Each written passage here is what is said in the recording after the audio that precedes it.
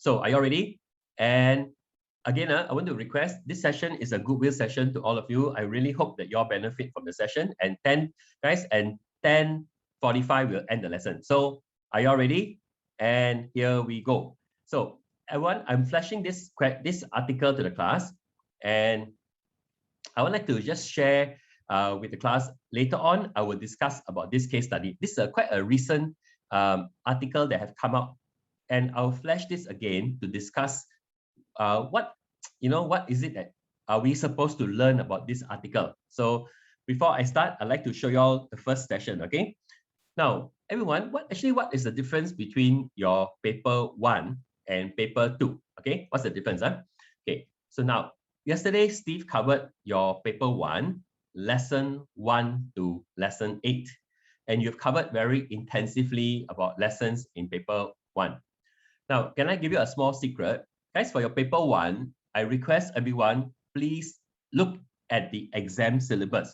Okay, most of the questions for paper 1, okay, most of the questions for paper 1, you can find it in your exam syllabus. So later on, when I orientate with the class, the RES exam syllabus, I request y'all, most of the paper 1 questions, the type of questions for paper 1, you can expect it in the syllabus. Okay, I will forward to y'all. Okay, now how many of you have seen your WhatsApp group RES exam syllabus? It's already inside there. Okay, now all of you, can you see paper 2?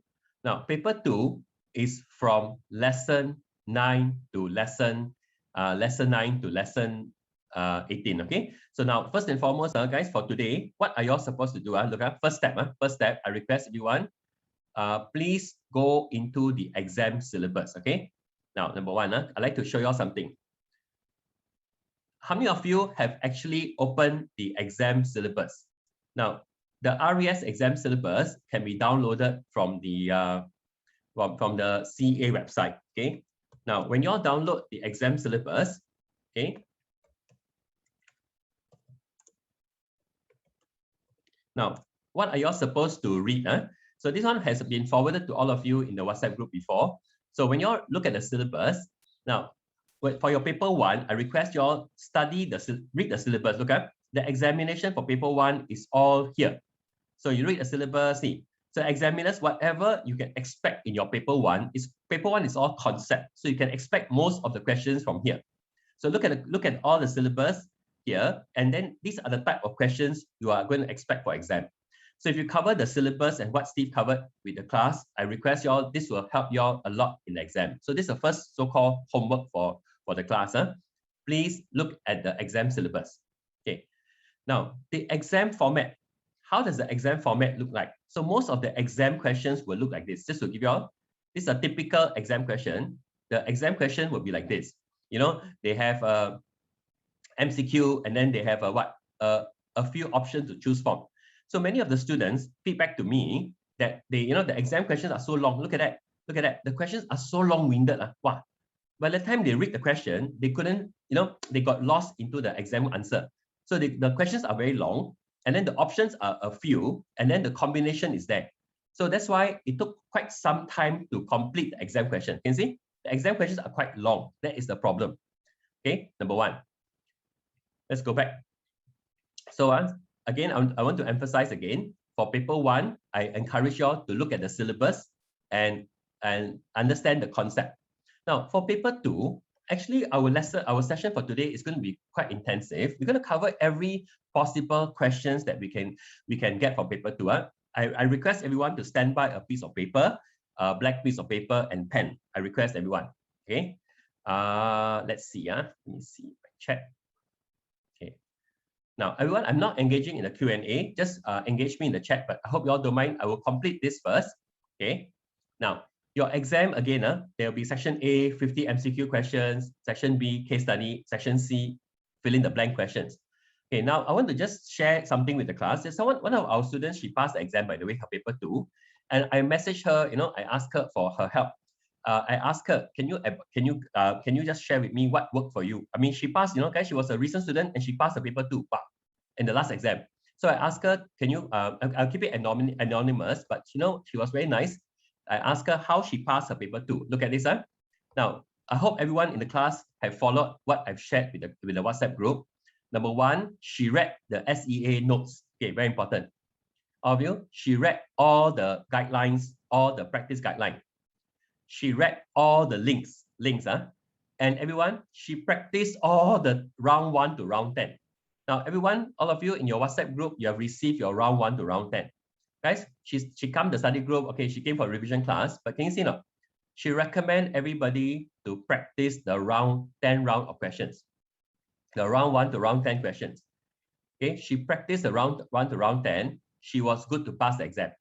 Okay, now, can I share with the class? Her strategy was to, when she attempted paper 2, she did section C to make sure she passed section C, and then she did the MCQ and so on. So I request everybody, this is very important, okay? Here we go. Any of you are in your class, the WhatsApp group, your round 1 to round 10 is in your WhatsApp group. Okay, all of you, any of you, your round 1 to round 10 is already in your WhatsApp group, the class that you belong to. Now, I request the class, please follow this so-called ritual. Read the notes, guys, read the notes. Okay, now, those of you who did not get the round 1 to round 10, again, those of you, please verify your class. You can WhatsApp me directly. You WhatsApp me directly. I will forward to the round 1 to round 10 once I verify your class. I repeat again, those of you who have not received your round 1 to round 10 in your WhatsApp group, WhatsApp me. I'll verify which class you're from. Then I will put it in your WhatsApp group. Okay, thank you. This is my handphone number. Just message me directly if you have not received your round 1 to round 10 in your WhatsApp group, in your class. Okay, everyone, can I tell you a secret? If you don't practice this, it's very hard to know what to come up for exam. So I just want to tell you, she passed the exam and she shared with me what worked for her. Okay, now, what are we going to do for today? Can you all see your paper? Can all of you look at your paper 2 syllabus? Paper 2 is from lesson 9 all the way to lesson 18. Can you see? Wow. So for today's session, lesson 9 talks about what? Everyone? Talks about the regulation for estate agency. What is the CEPCC? What is the COP? The dispute resolution scheme. Name the mediation center. Name the arbitration center. Now, guys, for all the rounds, it's open question. Guys, all the rounds, they're open-ended questions. You got to practice on your own, and it's open book question. Open book. Some of them got answers. Some of them you have to read and study. Now, for lesson 9 in the exam, they test you on all the acts, the regulation. Now, all the regulation under the Estate Agent Act. Now, lesson 10, all the acts, the Immigration Act, the Residential Property Act, the LDAU, the Law of Conveyancing Act, Rule 2011, the Consumer Protection Act. So there'll be questions on the acts. Now, lesson 11 talks about what? All the 4P, the marketing, the 4Ps, the estate agent, the practice guideline on ethical advertising, all the advertising questions. Lesson 12, factors in marketing properties, residential, commercial, industrial. Now, lesson 13, the uncompleted, the 12-month defect liability start from when, who can get a sale license, who can get no sale license. We're going to discuss. Now, this is very important. Okay. Now, last one. Yeah. Are you ready? What is the lesson 14? The procedure for completed. When you buy a resale condo, what's the procedure? Lesson 14, foreign worker housing. Lesson 14, collective sale procedure or policy. Okay. Now, lesson 15, all HDB topics, HDB policy, all the grant and all that. Lesson 17, all the what? All the loan calculation, CPF calculation and so on.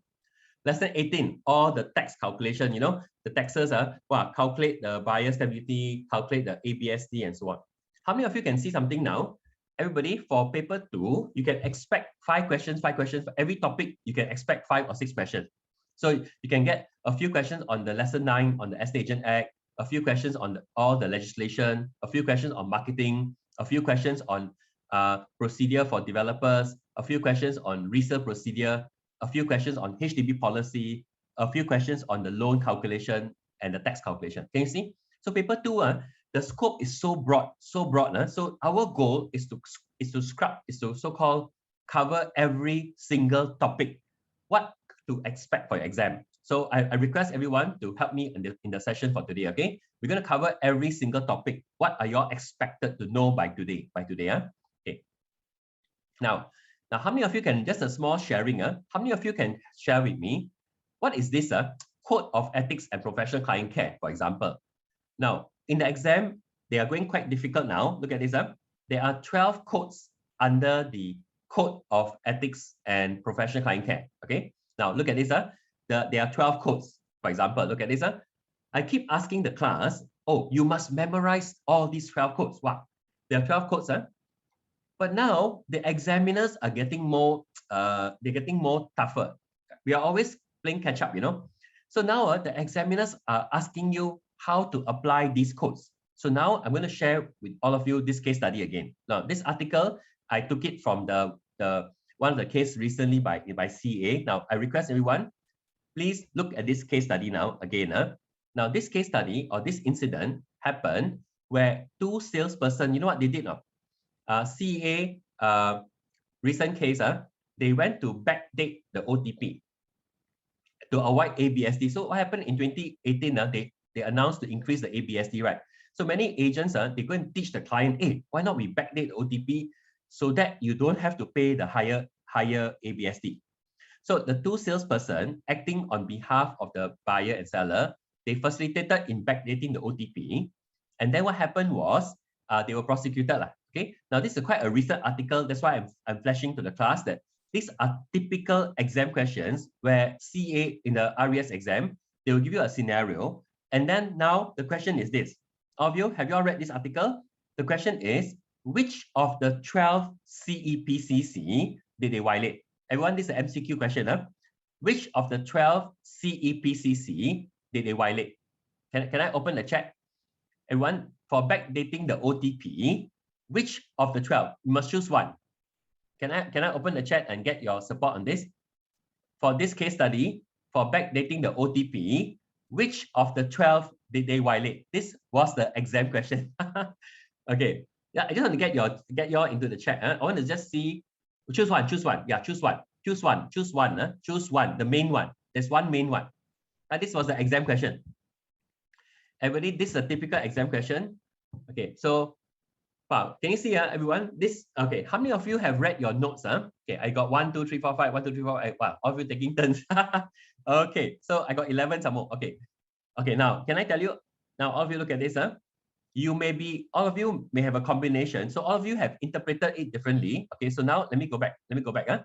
Everybody, for this case study, look, if any of you have your notes with you, for violating for backdating documents, honestly guys, for backdating documents, you are violating the law. I repeat, everyone, you are breaking the law. So which one is it? The answer, guys, the answer is the most prominent one is what?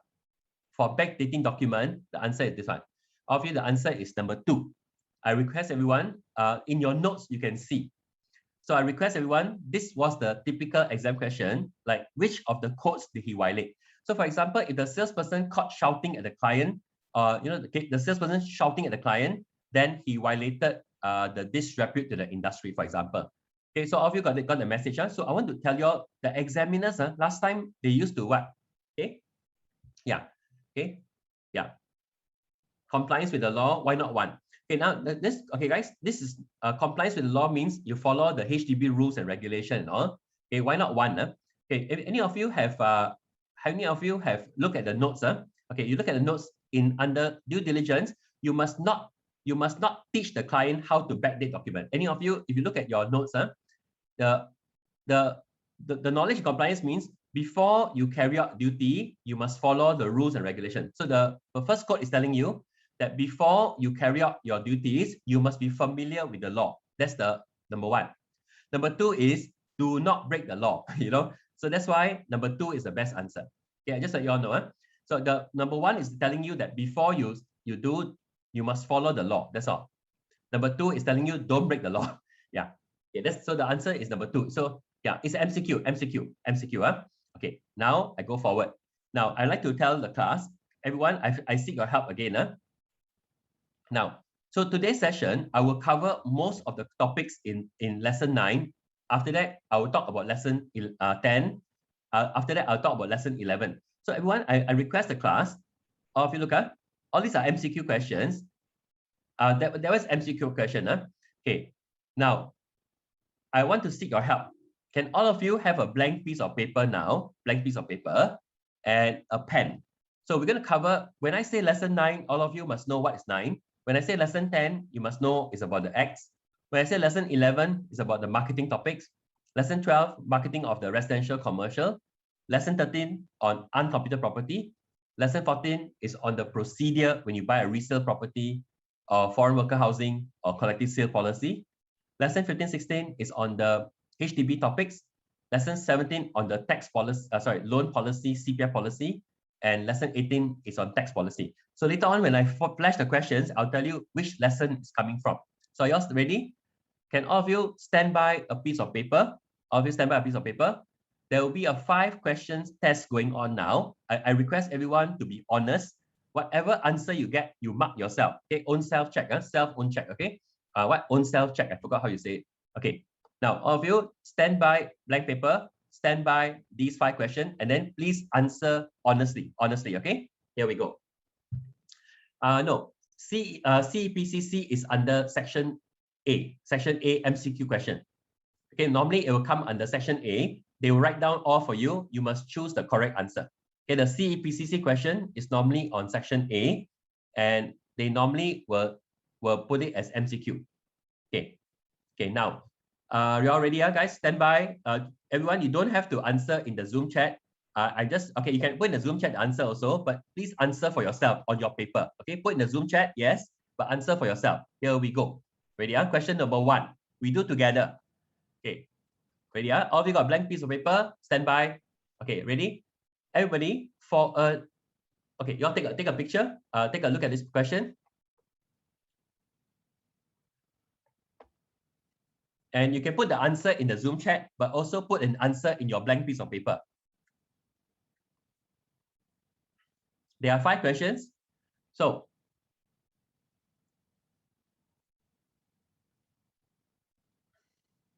you can post the answer in the Zoom chat as well. In the Zoom chat, yeah. Okay, so I got... Okay, so now I'm going to start my session. Okay, ready?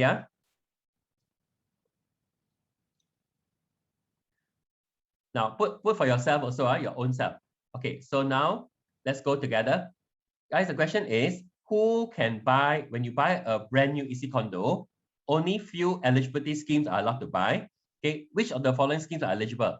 Public scheme, orphan scheme, non-citizen spouse scheme, or joint single scheme? This is a typical question. So now, before I give you the answer, can we do a small revision? Everyone, to buy a brand new EC condo, to buy a BTO flat, or to buy a resale flat. Okay, resale flat. Okay, how many schemes are there? So when you buy a resale flat, there are 8 schemes. To buy a BTO, there are 6 schemes. 6 schemes. And to buy an EC condo, there are 4 schemes. 4 schemes. So let's talk about buying a EC condo. To buy EC condo, number 1 is called the public scheme. Number 2 is called the joint single scheme. Number 3 is called the orphan scheme. For example, orphan scheme. And the last one is called the It's called the fiance and fiancé scheme. Okay, all of you, the answer, there are 4 schemes. Can buy a brand new EC condo: public scheme, joint single scheme, orphan scheme, and fiancé. So based on this picture, so the answer should be what? So all scheme can, this scheme cannot, and this scheme cannot. So my answer should be what? My answer should be all except 3. All of you, the answer should be B. Okay, just take note. So to buy a brand new EC condo, there are 4 schemes. These 4. So guys, when I answer, fiancé. Right? So but in the MCQ, they never give fiancé. So the best answer is these 3. Okay, this is just an example MCQ. So in the MCQ, they give you the best answer. Yeah, so they are purposely trying to confuse you in the exam. So the answer is this. Okay, yeah. So thank you. Yeah, FF means fiance scheme. Okay, FF means fiance and fiance scheme. Okay, joint single scheme, orphan scheme, fiance scheme. Okay, so all of you got the message. Okay, let's go forward. Everyone, I'd like to try as many questions today. So we're gonna go forward. So all of you, question number 1. I hope you mark yourself. You mark your own self. Okay, you mark your own self. Okay, next one. Ready? Next question. Are you all ready? Can you all go ahead? Now, this question again came out in the last exam. Just to let you all know. Okay. Now, the last exam, the same question came out. Surprisingly, we covered this in our study group last time, and the same question came out in the last exam. So can I open the chat, everyone? This was the exam question. That is quite scary. I'm looking at your chat now. I'm looking at all your questions. Please mark yourself. Please mark yourself, everybody. Mark yourself and put in the chat. Okay, good. Wow, I'm in trouble now. Guys, we're in trouble, you know. Okay, oh my God. Hey, I'm missing. Okay, now I'm getting a correct answer. Okay, guys, can you look at the chat, everyone? Guys, can you look at the chat now? Every one of you are giving quite a different answer. It's quite scary. So all of you, this is very important. I request everyone read the question carefully. Okay, read the question carefully. Okay, now everyone, with effect from 1st November 2019, the limit to make the small claim has been increased. Look at last time the small claim was 10,000 last time. Now it has been increased to 20,000. Okay, 20K. Okay, and all claims must be made within last time was 1 year. But we effect from 2019, now it has been changed to 2 years. I repeat, you'll be surprised that this was the same question that came out in the last exam. Let's just be honest with the class. Okay, and we covered this over again. So I feel the answer should be the small claim limit from 2019. Now it was last time 10K, changed to 20K, and all claim must be made within, it doesn't take into MOC. If it's MOC, then it's 30K. But you see, MOC is case by case. Okay. So if it doesn't say MOC, then you take it as 20K. Correct. Okay. Thank you. In the last exam, this came out exactly. Guys, can I tell you? Just let you know, our past student, she practiced all the round. She practiced all the study group and all. She came for the revision. She passed the exam. So I request everyone please follow what we are sharing. Our past student, she passed. I know she practiced all the questions. That's why she passed. So I request everyone, the answer should be what? This same question was tested before my last exam. So the answer should be this one. All of you, the answer should be 20K and 2 years. Okay, let's go forward. Everyone, let's go forward. Let's go forward. Question 2. Done. Okay, are you ready? Let's go to question 3. Today, I'm going to keep moving forward. Okay, question 3. Can all of you take your time to read this? I request all of you to look at this question. Now, this session is only for SEAA students. I hope all of you are thanks to the admin. They are helping us to ensure. Thank you. Okay.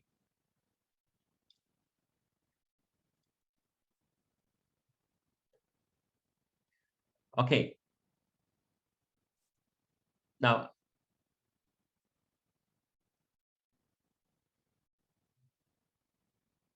okay, guys. I hope to get all of you in the chat. And the question 2 answer was 20K and 2 years. Answer was B. Guys, for question 2, the answer was B. B. Okay, so you guys on the roll, man. You guys on the roll. So all of you, the answer is D. The answer is D. So all of you got it. So everyone, this is a typical exam question. So what can the salesperson do in terms of collecting the national identification documents? These are the things you must know. Okay. Now, don't mind this question number 3. Now, don't mind. I go back again. Now, just on the question number 2, the answer is B. B. Okay. Now, all of you, I hope all of you are with me. Now, number 3, all of you got the answer. Number 3, your answer is D. So you mark yourself. You mark yourself. Okay. Now, all of you have already got 3 questions done. Please mark yourself. Last 2. Last 2. Okay. Now, I request everyone, please take this question seriously. I request, imagine you are in the exam hall. I request you, don't answer straight away. Please look at the question carefully. Thank you.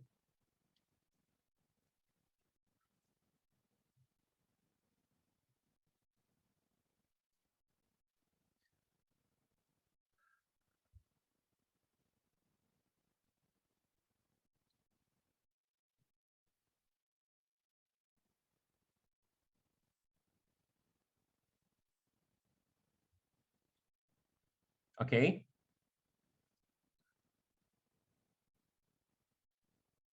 I got D, D, D. Thanks for your help, guys. Thanks for supporting each other in the class. Thank you. Wow, guys, we are in trouble. So I got a lot of B and D. So guys, I got a lot of B and D. So that's a thing. So I believe all of you have started studying. So are you ready? Okay. So now I want to ask the class, remission is for first timer. Okay, good. Thanks, Brian. Okay, good. Now all of you look. Wow, I got C some more. Wow. Okay. Now I'm getting. Okay. Now everyone, don't get me wrong. You be honest with yourself. Okay. Are you ready? Now, John and Susan are married couple. Okay. Now they both are Singaporean.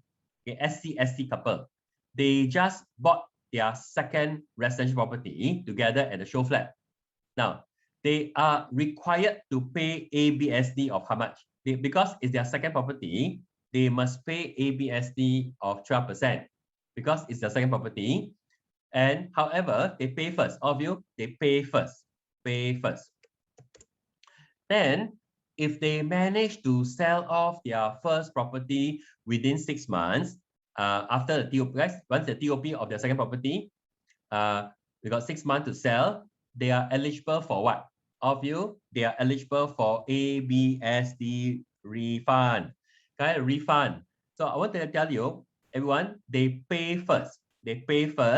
And if they can sell off their first property within 6 months, they can get a ABSD refund of the 12%. So what's the answer? Everyone, I request everyone, this is very important. They must pay, it's not remission, refund. You pay first, and then you apply for refund. Okay, the answer is this one. Okay, ABSD refund. Okay, now what is remission? Thanks for asking this question. Guys, you know what's remission? That's ABSD remission is for, now everyone, this is very important. Those of you in the chat, there are some, okay, here we go. What is ABSD remission? Anybody can share in the class? ABSD remission. Request for waiver. Okay, remission request for waiver. If you sold before you buy, no. Okay, now ABSD remission for married couple. No. Okay, guys, I will tell you, first timer couple buying first property. Correct. Now, any of you are married couple, when you buy your first property. Okay. Look, and one of you, for example, is Singaporean and one of you are PR, for example. As married couple buying the first property, one is a Singaporean or one a PR, or one is a Singaporean or one is a foreigner, for example. So if one of you are Singaporean, one of you are foreigner, what? You can apply to pay the lower ABSD. I repeat, So I want to tell you all something. ABSD remission means you pay the lower ABSD for married couple buying their first property. When one of you are Singaporean, one of you are foreigner, PR or foreigner, by right, you're supposed to pay the higher, but because you're married, you can apply to pay the lower ABSD. Married couple. So this is called remission. So that means you pay what? You apply to pay 0%. Okay. So I hope you all got the message, guys. ABSD remission is for married couple. You apply to pay the lower of the ABSD. You apply to pay the lower of the ABSD. Okay. Now, no problem. I'll go back again. Okay. So now, yeah, that means you, okay. So so therefore ABSD remission, you don't pay upfront the high one first. That's ABSD remission. You don't pay the higher ABSD first. You don't pay. You apply to pay the lower one. So for ABSD remission, the couple, they don't pay anything first. They apply to pay 0%. Okay, that's the answer. Okay, so have you got the message? Okay, now if one spouse already had a property when he was single, thank you. ABSD remission only apply for first property. All of you, ABSD remission only applies when you buy your first property, correct? Okay, now can I explain one more to the class? Now, all of you, if one spouse already had one property when he was single. Okay, now Darshan, your question. Okay, now everyone, can I look at? Can I open the chat below? All of you look at. All of you, I'm single. See, look at this. All of you, I'm single. I have my first property. Now, can I ask you something? I got married. I got married tomorrow. I got married. Now, when I bought my second property with my wife, How? Of you, I bought this second property with my wife. That means husband and wife, SC lah. Okay, SC. Now how? So of you, we have to pay ABSD of 12%, right? 12%. No, 12%, right? And then what? And then if I can sell off my first property within 6 months, so if I can sell off my first property within 6 months, then I can get a refund of the ABSD. Now this is called ABSD refund. Then I can apply for refund. Okay, all of you got it, huh? So guys, ABSD refund is for married couple buying the second property. You can get a refund. Okay, apply for refund. So all of you got the message, huh? So you must be married to get refund. You must be married to buy the second property. So all of you, if your first property, okay. So guys, remission is on top. Guys, ABSD remission is on top, huh? Okay, yeah. Okay, no problem. Can you give an example of for remission? So on top is remission. So your question, on top is for remission. So guys, Singapore and look at on top, look on top here. On top, remission is when you buy your first property. Okay, when you buy your first property, you pay the lower ABSD. Refund is when you buy the second property, then you must sell your first property within 6 months. Okay, what are the criteria for it to be considered as sold? Now, just now, Joseph, okay, I'll come to that. Yeah. Oh, yeah, you still got to pay buyer's stamp duty. Okay. No. You still got to pay buyer's stamp duty, guys. You got to still pay buyer's stamp duty, but you don't pay ABSD. Okay. Now, if your first property, you still got to pay buyer's stamp duty, but there's no ABSD. Buyer's stamp duty is always there. Buyer's stamp duty is always there. Okay, but apart from buyer's stamp duty, there is zero ABSD. Okay, there's zero ABSD. Okay. Okay, now I hope you all don't mind. Okay, yeah. How to consider as the first property has been sold? I'll come to that. I'll come to that. Okay, now I'm going to go forward. Now, trust me, guys, I'm going to come back to this topic, but this whole exercise is to go. Okay, yeah, single cannot get remission. For single owner, yeah, you cannot pay the lower ABSD. Okay, single cannot get refund or remission. Okay, remission means what? Guys, remission means what? When you buy as a married couple your first property, you pay zero ABSD. Okay, there's no such thing as ABSD remission. There's no such thing. It's called refund. Guys, the answer is refund. Okay, I go forward. Remission means you pay the lower ABSD when you buy the first property. So for example, everyone, I repeat, all of you, me and my wife, I'm Singaporean, my wife's a foreigner. We apply for remission. For my ABSD, we pay 0%. All of you, I'm a Singaporean. My wife is a foreigner. My ABSD for first property, I pay 0% ABSD. So all of you, this is important. Yeah, there's no such thing as 12% ABSD remission. No, there's no such thing as 12%. Remission means you pay the lower ABSD. Okay. Yeah. No, PR is PR, foreigner is foreigner. All of you, PR is PR, foreigner is foreigner. There's different. There's different. Okay. So PR and foreigner is just follow the Singaporean. We follow Singaporean. Okay. Yeah. Remission means, guys, again, remission means what? You pay the lower ABSD. Refund means what? You pay first and then you can apply for refund when you sell your first property. I repeat, guys, remission means what? You pay the lower ABSD for married couple buying the first property. Refund means what? You buy the second property as a married couple and you can apply for refund. Okay, within 6 months. Okay, now last one, guys, the last question. Oh yeah, okay, obvious. I don't mind. Question number one. Okay, the question number one. Just to recap, the answer should be B. Question number one. Okay. Now question number two. The answer should be. All of you look up. The question number two. The answer should be B. Wow, all B. Okay. Question number three. The answer should be D. D. Okay. And question number four.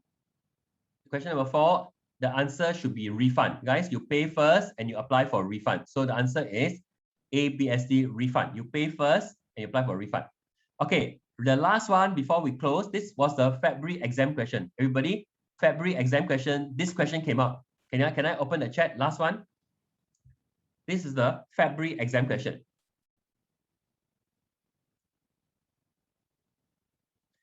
Can I open the chat to everyone? Can we try? This is the very important question. I request everyone to really practice this. John, Jane,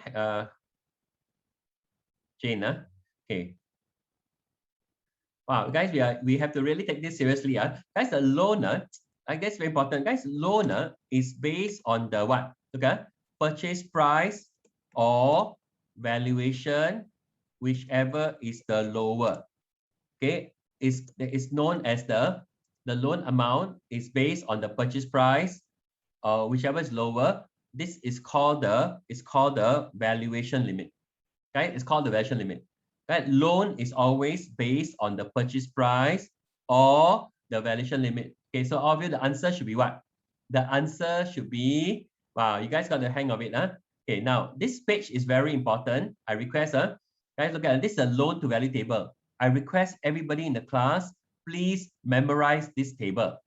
This is called the loan to value table.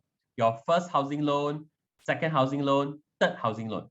So guys, can you see, all your second housing loan, your third housing loan, the minimum cash outlay, can you see? The minimum cash outlay is 25%. Can you see? From your second loan onwards, okay? Okay. Anyone got any question? Just put it in the chat, in the Zoom chat. I'll look at your question there. Okay. Of your second loan onwards, the second loan onwards is always minimum 25% cash. Can you see? Minimum 25% cash, minimum. So obviously the answer should be what? It should be 25% of the purchase price or valuation limit, which answer is, guys, valuation limit means what? Valuation limit means the purchase price or valuation, whichever is the lower, that's called the valuation limit. So the loan is always, guys, it's called loan to valuation. LTV means loan to valuation limit. Okay. Now in your exam, I request the class, please memorize this table. It's very, very important. So this question came up in the February exam, by the way. Okay, I just give you a hint. Okay. Now, okay, Rajiv, your question. Now, this table is your first. Do you remember your paper in your paper 2? Your first housing loan. Okay. Yeah. So valuation. No, sometimes so of you look at purchase price or valuation, whichever is lower. So valuation lower than purchase price.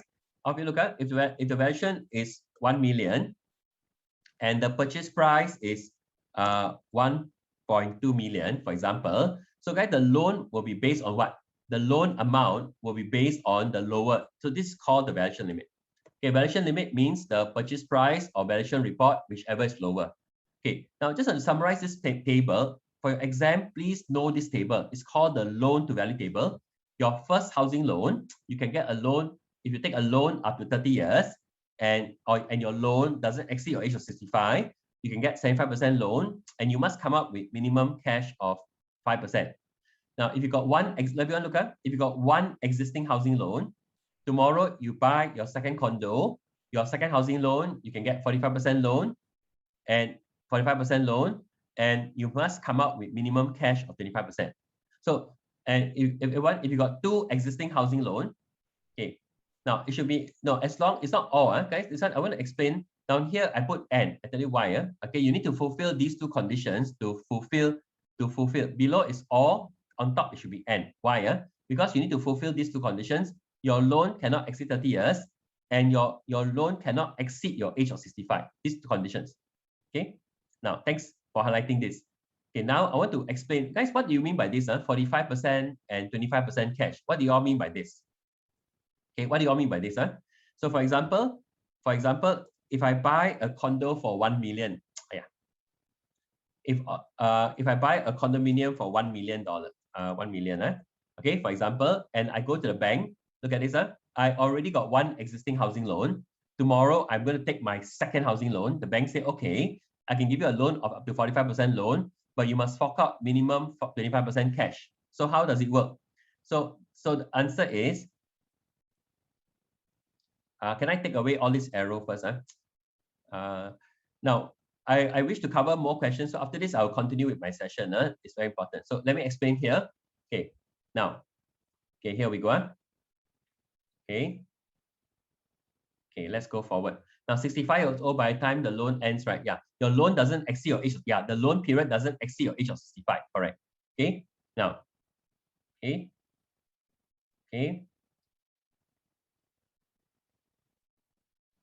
If both loans are no, that one is different. Masood, that one is for HDB loan. This is for bank loan. This the 95 one, that one is only for HDB loan. What you're talking about in the chat is for HDB loan. Now this table is for bank loan, so it's different table. Yeah. Okay. Now ready? I can get a loan of up to 45% loan. So look at, I can get a loan of 45% loan. Okay. And guys, look at. Okay. Yeah. Okay. I repeat. And my down payment, I must come up with minimum 55% cash. 55, not cash, down payment 55% down payment. Okay. Now, so how all of you, this property is 1 million. I must come up with down payment of 55%. Okay, because I got a loan. So all of you, I'm going to get a loan of 450K loan, right? 450K loan. Okay, now this is very important. The 55%, this 55%, down payment, right? That means everyone, I must come up with 550,000 in down payment. So look at 550K down payment. Okay. So what happens is 25%, guys, 25% must be in cash. That means 25% of 1 million, assuming the valuation limit is 1 million. That means 250,000 must be in cash. Okay. The balance 30%, I can use by, that means the balance 300,000 I can use by CPF. If I got CPF, if not, I can use by cash. Okay, I can use by cash. Okay, yeah. So obviously the answer is, just to explain this table to your class, what does this 45% mean and so on. Okay, okay. Now, okay, this is very important. So the why 45% minimum cash, you must count to 200,000. The rest can use CPF or cash. This is the explanation here. Now, I got a very good question. I want to ask everyone. I'm going to delete everything. Can I open the chat? One question to the class now. Okay, I'm going to delete everything here. Okay, now, everybody, if all of you, I own a HDB flat now. And you know what? My HDB flat, I still got an existing loan. I'm trying not to teach today. I want to really cover the questions, but let me finish up this one. If you have a HDB flat and you have a EXIST, existing loan. Okay, guys, this existing loan, this HDB flat, doesn't matter whether HDB loan or bank loan. You have an existing housing loan.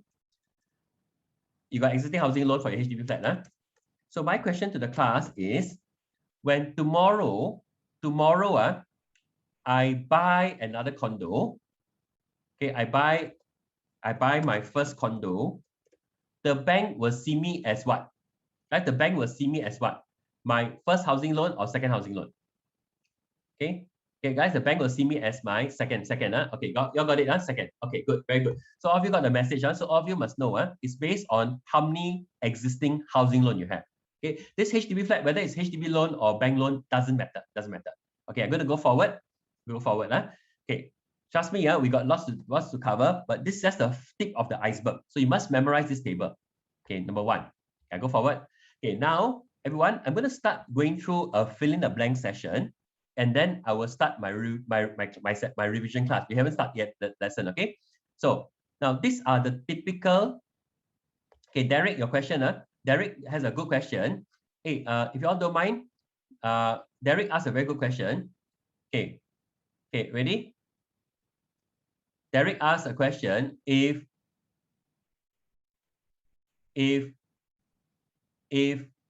my HDB flat is fully paid, my HDB flat is fully paid already, then if it's fully paid, then when I buy my condo, if I go and buy my condo, if I buy a condo, then the bank will see me as my first housing loan. You all got the message? Yeah, thanks for asking, condo. Okay, thank you. All of you got the message, very good. So the bank will see me as my first housing loan. So before we close the session, guys, the test, the 5-question test, I don't want to, I mean, I'm not here to judge how many marks you got, but please, I request you all, upon 5, please rate yourself. Okay, I know some of you got correct or not. So all of you, all of you, have you all managed to so-called rate yourself? 5 questions, that's all. I hope you manage to you get all the questions correct. That's my wish. Okay. Now, if you haven't got all the questions correct and you got most of them wrong, then I request you to really practice and maybe there's a gap in the understanding of the question and so on. Okay, so let's go forward. So the answer for number 5 is C. Guys, 25% off the valuation limit. Huh? Yeah, go forward. Now, can we fill up all the fill in the blank together? Come, this was the past exam questions. I like to do it together. Now, everyone, name a mediation center. Is it okay? We just keep it open in the chat. Huh? Just open. Those of you, please just share it with the class. Now, in the exam, you need to know the full spelling. In the exam, you need to know the full spelling, but I give you all the short form. Singapore Mediation Center. What else? SISV. What else? And case. Okay. Now, all of you must know this for exam. Okay. Now, all of you must know this and case. So, in the exam, please don't put short form. Don't put short form. Okay. Consumer Association. Okay, good. Okay, now, can I open the chat now? Everybody, the CA Disciplinary Committee is minimum what? Minimum 3, not less than 20. 20 members. Let's take note, 20 members. Okay, we go forward. Now, guys, the LDAU again came out in the last exam. Everyone, this came out in the last exam again and again. I don't know how come. Okay, now, can we try again?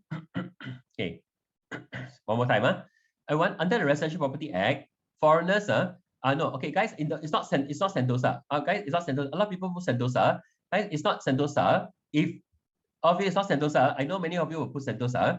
I request everyone to really read this carefully. Read this carefully. Now, condominium is correct. Lindia's, you all saw Lindia's answer. Now, in a condominium development, okay, condominium development. I repeat, now, do you know, guys, there are those old strata houses. Okay, there are old strata houses in a condominium. Last time they call it condominium. After I think 2012, they changed it to mixed development. So all of you, under Residential Property Act, foreigners need to apply for landed housing, but they're accepted to buy landed properties within a condominium development. Yeah, approved condominium development, correct. Okay, approved condominium development, no need. Okay, thank you. Yeah, go forward. Now, the renewal fee, well, 8 River Street is correct. Yeah, exactly. But 8 River Street, Leiden, correct. Now, if you put condominium, is okay. Yeah, condominium is fine. Yeah. Okay, now this one is important. Down here is 230. Okay, it's not 107. It's 5350. Now, I want to make an important announcement. Guys, this exam, I tell you this exam, I want to make an important announcement. Guys, every year I pay this amount. Every year. Now, do you know, everybody? 5350, right? Yeah. Just to let you know, CA made an announcement just recently. Do you know, guys? My company is called ABC Realty. Okay, my company is called. I'm from ABC Realty. Yeah. Okay, I paid. This. Now, do you know? Half the year I went to swap. I went to change company. So I went to change company to a new company. CHANG. Right, in the same year, I went to change. Okay, change the company. Change to a new company. So I went to join Z Realty, for example. So can I ask you, must I pay this one again? Okay, all of you, must I pay again to when I swap company? Now, just to let you know, CA has made an announcement. Okay, now guys, answer is this. Just to let you all know, this year, guys, by right, I must pay. By right. But this year, they announced, if you change company within the same year, no need to pay the fee again. I repeat again. I just want to let you all know, this year, they make an announcement that in the same year, if you were to swap, you pay the full year already, right? If you change company, you don't have to pay again. That's my answer. Okay, all the while you need to pay, but now no need to pay if it, in the same year, if you change the company. Okay. Okay. Now, sorry, I'm going to go forward. Now, what's the professional indemnity sub limit for salesperson? Anybody? What's the professional sub limit? Okay, we must buy 100,000 and the maximum deductible is 5K. 5K. Now, this just a small sharing only. 5K. Okay. Now, I go forward. Everyone, I think this will come up for exam. All of you, I'm quite confident. Again, it will come up for exam. Okay. No, every year you must pay this one. So every year you must pay. Every year you must pay. But what I'm saying is, if you change in the same year to another company, no need to pay. Okay, so annual fee you must pay every time, every year you must pay this fee. But last time, if you change company in the same year, you must pay again. Last time, now no need to pay. Okay, now no need to pay. Okay. But every year I must still pay. If whatever company I am, I pay every year. But if you swap company in the same year, last time need to pay. Yeah. Okay. Yeah, annual fee and renewal fee. Correct. Yeah, need to pay. You need to pay this amount. This amount. Okay. Yeah. Yeah, there's a processing fee only lah. Yeah, there's a processing fee of $50. Thanks for sharing. Yeah, thanks for sharing.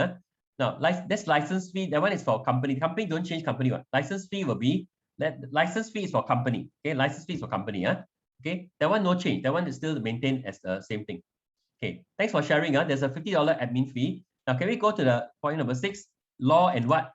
Law and, all of you got the answer? Law, law and regulation. Okay. Okay, I hope you all don't mind. I'm not going to type out the full thing. Now, everyone, I got some important announcement for all of you. There is a new rule. All of you, there's a new rule for CPD. I'm going to talk to you all about this later. Now, this is a hot topic, you know. I think this will come up for exam. So later on, can you all take note? Okay. Okay. Yeah. Okay. Yeah, in the exam, you must spell it out fully. Guys, in the exam, please don't spell out short form. I'm just putting short form here. You cannot put SMC and all. You must spell it out fully. Sorry. You cannot follow my notes here. Please follow. You must spell it out fully. Yeah. Yeah. Okay. No acronym or whatever. Okay. Yeah. Okay. Okay. I'll go forward. Last one. Okay. Can we go point number 7? Point number 7. Okay. Point number 7 is what? Guys, I seek your help. Point number 7 is very important for exam. 80% of what? Okay. Is it substitute proprietor? See guys, some of you are putting share value. Okay, any more? Some of you put substitute proprietor. Anyone can help me? The for collective sale to proceed, there must be 80% of what? Okay. Share value. Share value. I don't mind I put SV, I don't mind. I put abbreviation, but an exam. And what? And strata area, guys. There's no, so it's called strata area. Okay. Strata area. Okay. Now, and the development must be at least 10 years or older. Right? 10 years or older. Okay. Now, what is SV? Wow. Guys, what is SV? SV, look at the chat. Okay, what's SV? SV is share value. Thank you. Thank you. Okay, SV is share value.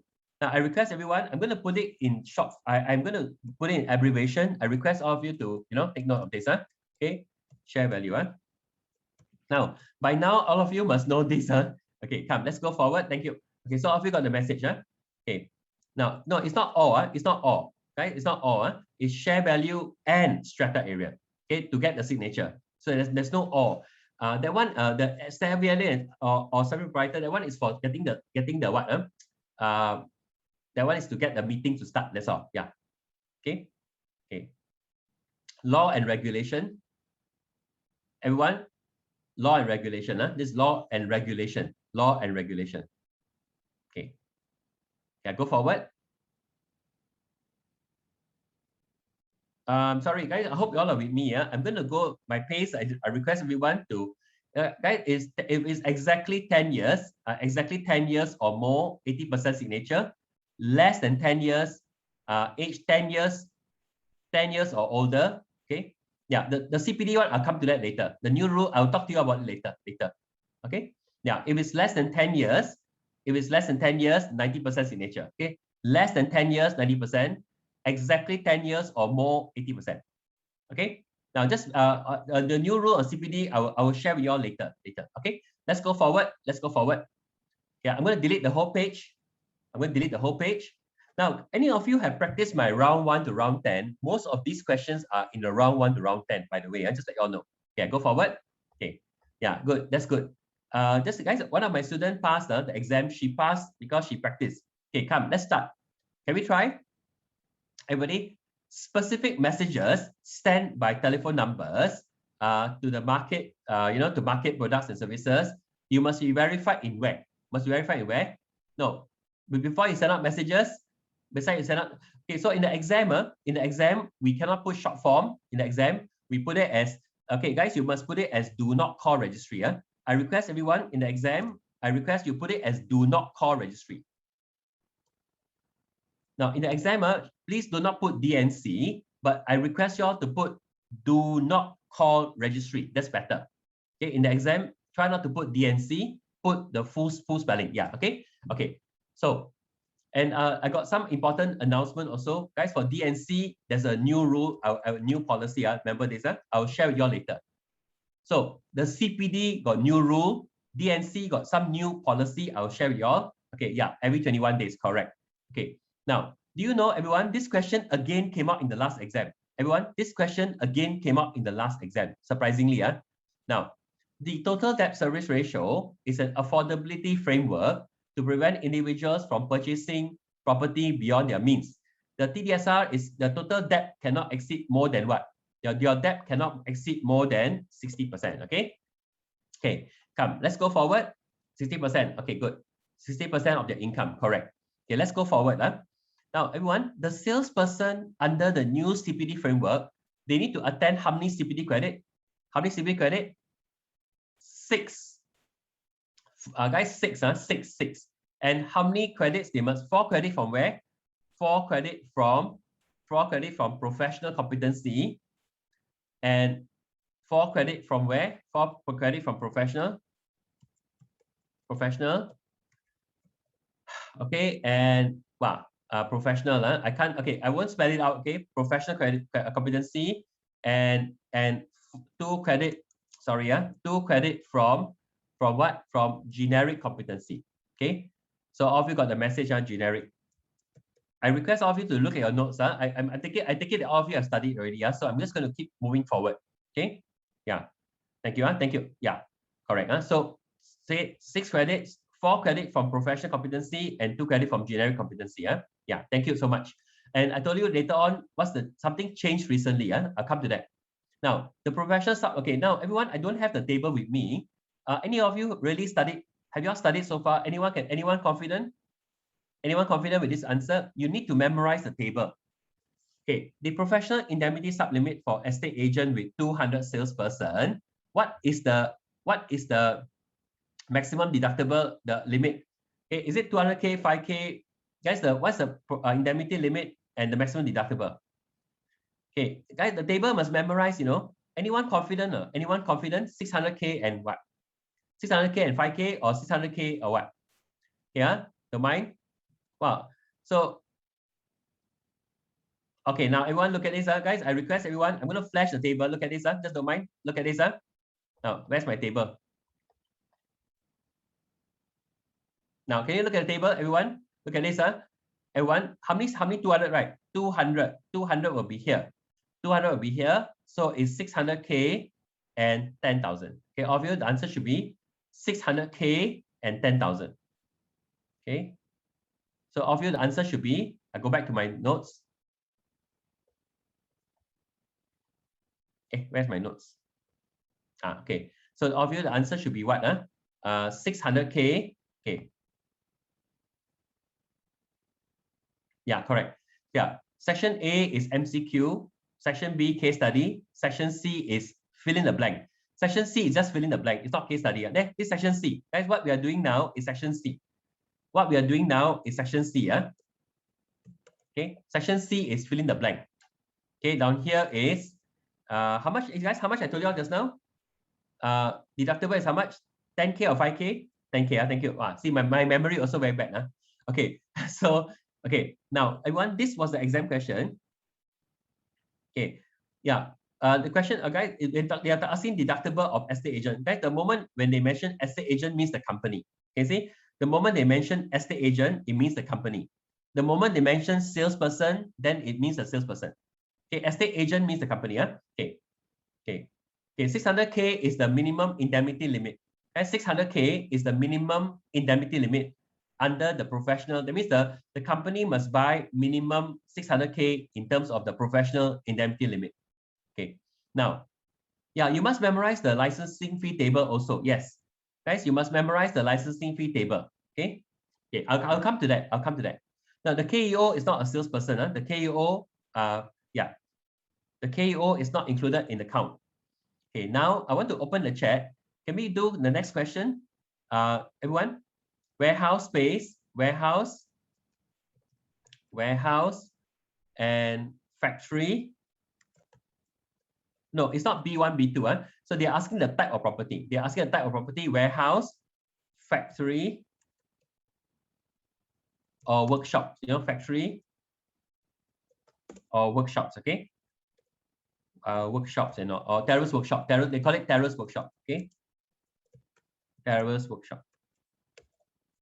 Okay. Now, I really hope by today, all of you have cleared your round 1 to round 10. Trust me, I got many of my students keeping practice. They really are ready for exam, So I request everybody.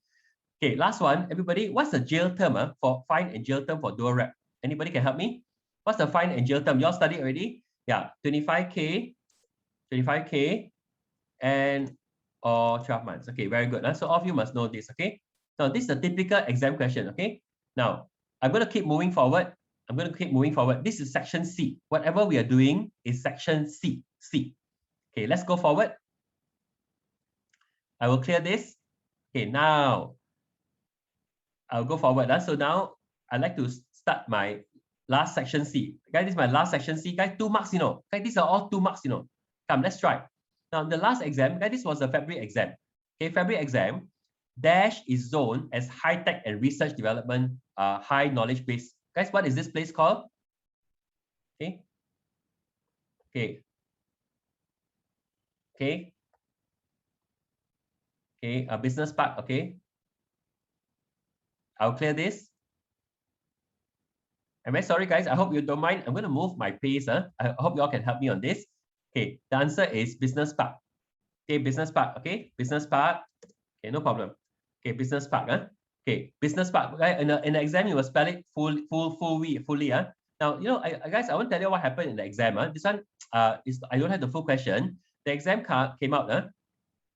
Guys, there are 2 acts in countering of terrorism financing and money laundering. So the act, they call it the Corruption, Drug Trafficking, and Other Serious Crime Act.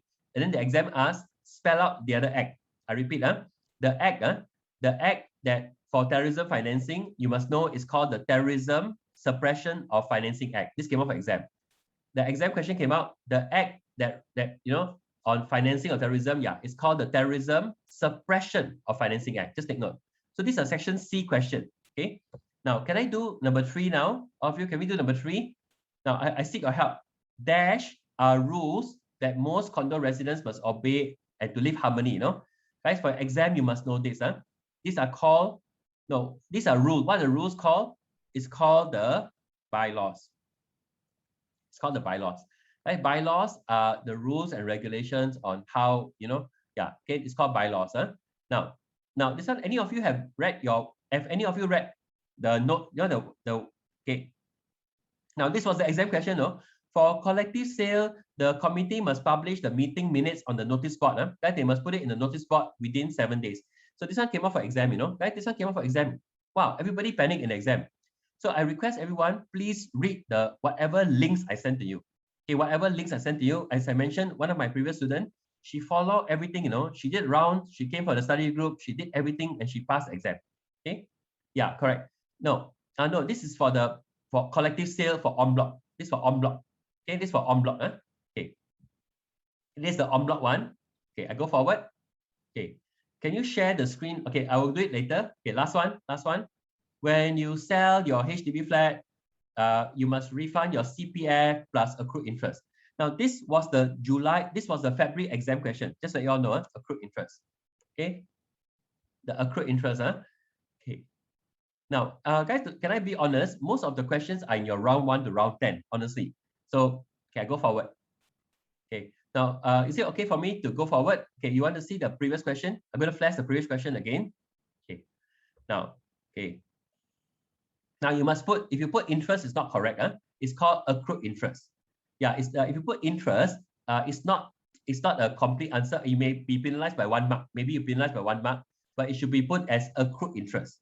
Okay, the proper answer should be accrued interest. If you put interest, I think maybe they penalize you for 1 mark. Okay. Okay, I go forward. So everyone, no, the fill in the blank is 2 mark question. Guys, the fill in the blank is a 2 mark question. Okay, this is a 2 mark question. Hey, we cannot lose 2 marks, This is a 2 mark question. Okay. Okay. Guys, any of you are my students, SEA students? I told you that yeah, if you don't have the 10 round questions, yeah, 10 question, 2 marks, exactly. So guys, remember I told you one of my students, she practiced, she must make sure she passed section C. She must clear section C 100%, okay? Now, those of you are SEA students, right? I believe you will see your round 1 to round 10. The round 1 to round 10 is in your, okay? It's in your WhatsApp group. It's in your WhatsApp group, guys. Those of you who have not received it, then you WhatsApp me directly. Maybe you're not in my class. Guys, any of you are SEA students, you can WhatsApp me directly.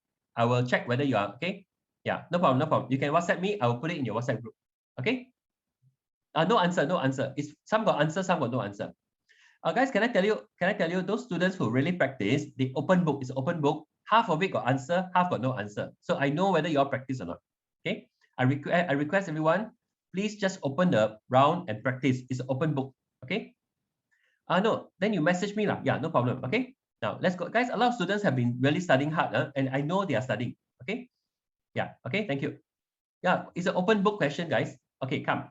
Now, okay, any more? Can we do one more session? Ready? Guys, Singaporean and Malaysian, when they rent out bedrooms, maximum is 3 years.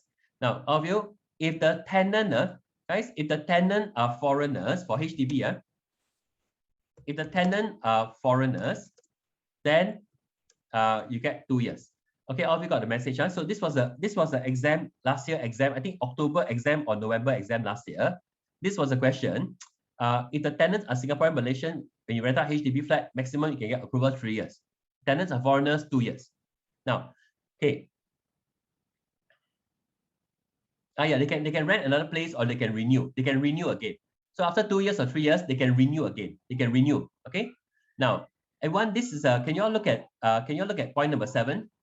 Now, this one is important, guys. This one I tell you will come up for exam. Okay. Now, I request everyone to read this carefully. The CEA has a what? Anybody? To check the salesperson whether it registered. Now, is it called public registry or public register? All of you, it's called public.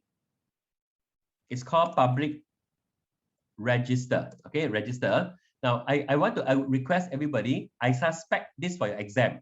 All of you, I suspect this for exam. In the MCQ, they will probably ask you this question. Okay, what information can you find in the public register? Okay, what info can you find in the public register about the salesperson? Okay, I request everyone to take this seriously. Can you all read on your own? Okay, in the register. Okay, I suspect this will come out in your MCQ. Yeah, you can check private and residential in the last 2 years. Correct. Awards, correct and all. Okay, y'all must know this for exam. Okay, y'all please take note. Okay, now can I go to question number 8, please? Question number 8. Okay, question number 8. Okay, I go forward. Okay, now the answer is the management corporation will appoint the services of the managing agent. Guys, it's called the managing agent, full form, the property managing agent. You can put that as managing agent or a property managing agent to manage the condo, MA. Okay, now can we do question number 9? Now this one came out in the exam. That is very serious. Thank you. Okay, MA. Okay, 8 is MA or managing agent. Thank you. Okay, now can we look at question number 9? Can we try? Question number 9. Okay, deferred down payment scheme. Okay, Brian, thank you. Okay, any more? I got Cheng. Okay, Cheng Hui, enhanced contract. Anybody can help me, guys? I need your help. Okay, anyone can help me? Question number 9 came off for exam. You need to know the full spelling.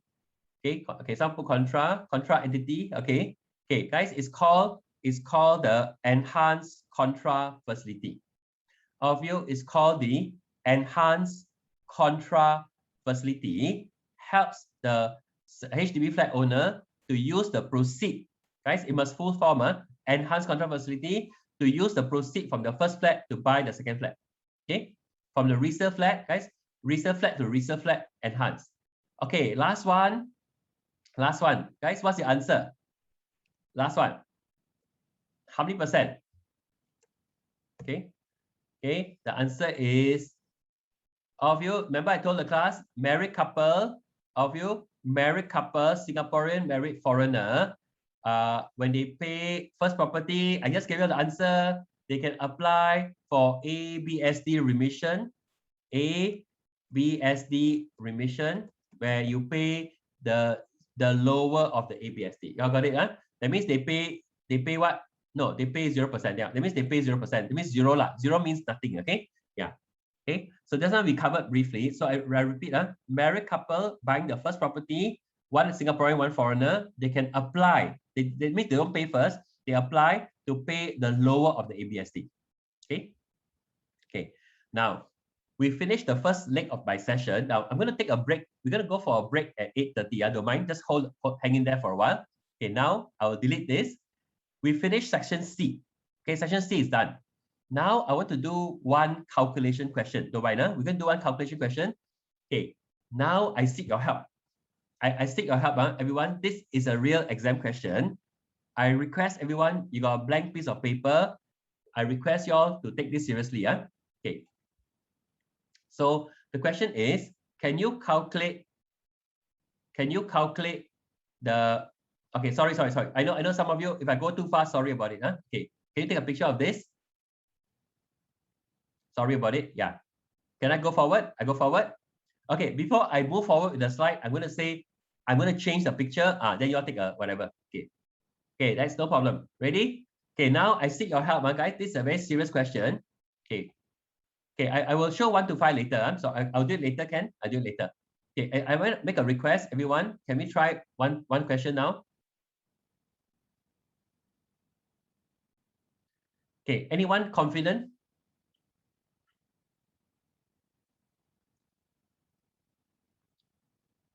Anyone can give me the answer?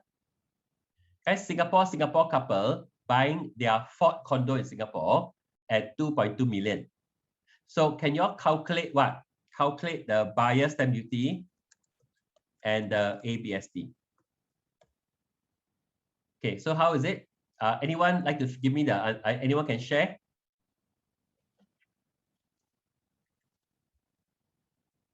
Anyone willing to share in the chat? How do you break down? Okay. Okay, thank you so much. Okay, so thank you so much. Wow, you guys are fantastic. Thank you. Okay, so 396. Wow, you guys 50, 30. Okay, good. So now I hold your chat. I'm going to hold your chat. Guys, the buyer's stamp duty, because it's 2.2 million, the buyer's stamp duty is 4% of 2.2 million. 4% of 2, because it's above 1 million, right? 4% of 2.2 million, okay, minus 15,004. Okay. How much is it? Apologize. Anyone? What was the figure? The buyer's stamp duty is what? 72.6, right? Okay. Okay, 72.6. I take it. I take for you. I take it. Okay. Thank you. 72,600. Okay. Now the ABSD will be based on what? Based on the ABSD will be based on how many percent? It will be based on 15%. Because it's your third, guys, third, fourth property, fifth property, ABSD 15%. Okay. Whether it's the third or fourth or fifth property or ABSD is 15%.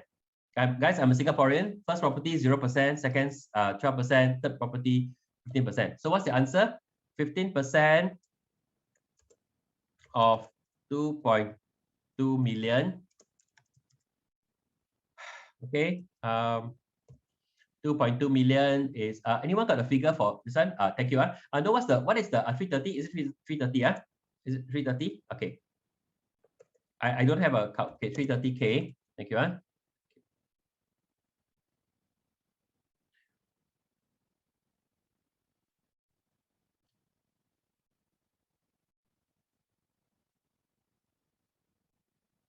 It's a formula. Okay, this is a formula. This is a formula. 15,004 is a formula. Okay. Okay. Yeah. No, above 1 million. Above 1 million. Guys, above 1 million. Okay. Guys, the formula is what? 4% of 2.2 million minus 15,004. Correct. Okay. Guys, 4% of 2.2 million, whatever, minus 15,004. Okay. Okay. Sorry. Anyone? 15% of 2.2 million is how much again? Sorry. 330. Thank you. Okay. Thank you. Okay. So, no. No. If it's below, if 1 million, then it's different. Then I will tell you later. Okay. Now ready?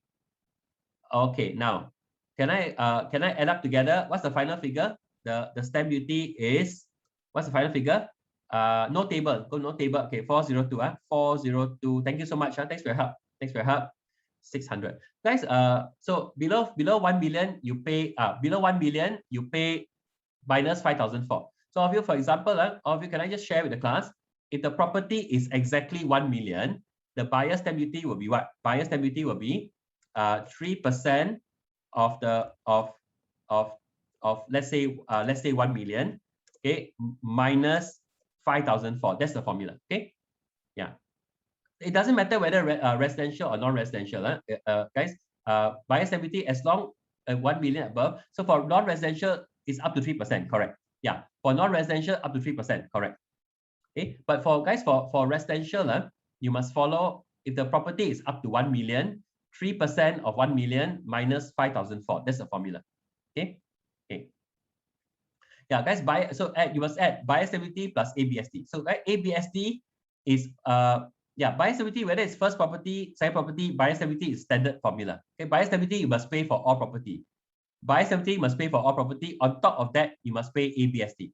So all of you must take note, buyer's stamp duty and ABSD must pay together. Yeah, on top. So ABSD is on top of the buyer's stamp duty. Correct.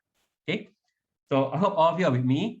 Yeah. So all of you, buyer's stamp duty must always pay. On top of the buyer's stamp duty, you must pay ABSD. Okay, I go forward. So guys, I know many of you have studied or may have not. Okay. Yeah, no, buyer's stamp duty doesn't matter whether first, it's the same formula. Right? Buyer's stamp duty, the formula is always the same. Yeah, it's always the same. Above up to 1 million, is this amount, this formula. More than 1 million, this is the formula. Okay. Yeah, whether it's first, second, third, fourth, it's the same formula. Correct. Same formula. Thank you. Okay. So are you all okay? I go forward. Okay. I hope all of you are doing fine. And now, before we take, I'm going to call for a 5-minute break shortly. Now, before I call for the break, I got to make a final announcement. Now, guys, for your exam, what are y'all supposed to read up on your own now? This is very important. I suspect in the exam, like guys, like from now people cannot collect your IC and all, right? Remember I told you, we effect from 1st September 2019, private sector organizations cannot collect your IC. Okay, cannot collect IC. Oh, you'll take a picture? Okay, come. Okay, sorry guys, I'm going to delete this page now. Okay, can I delete this page?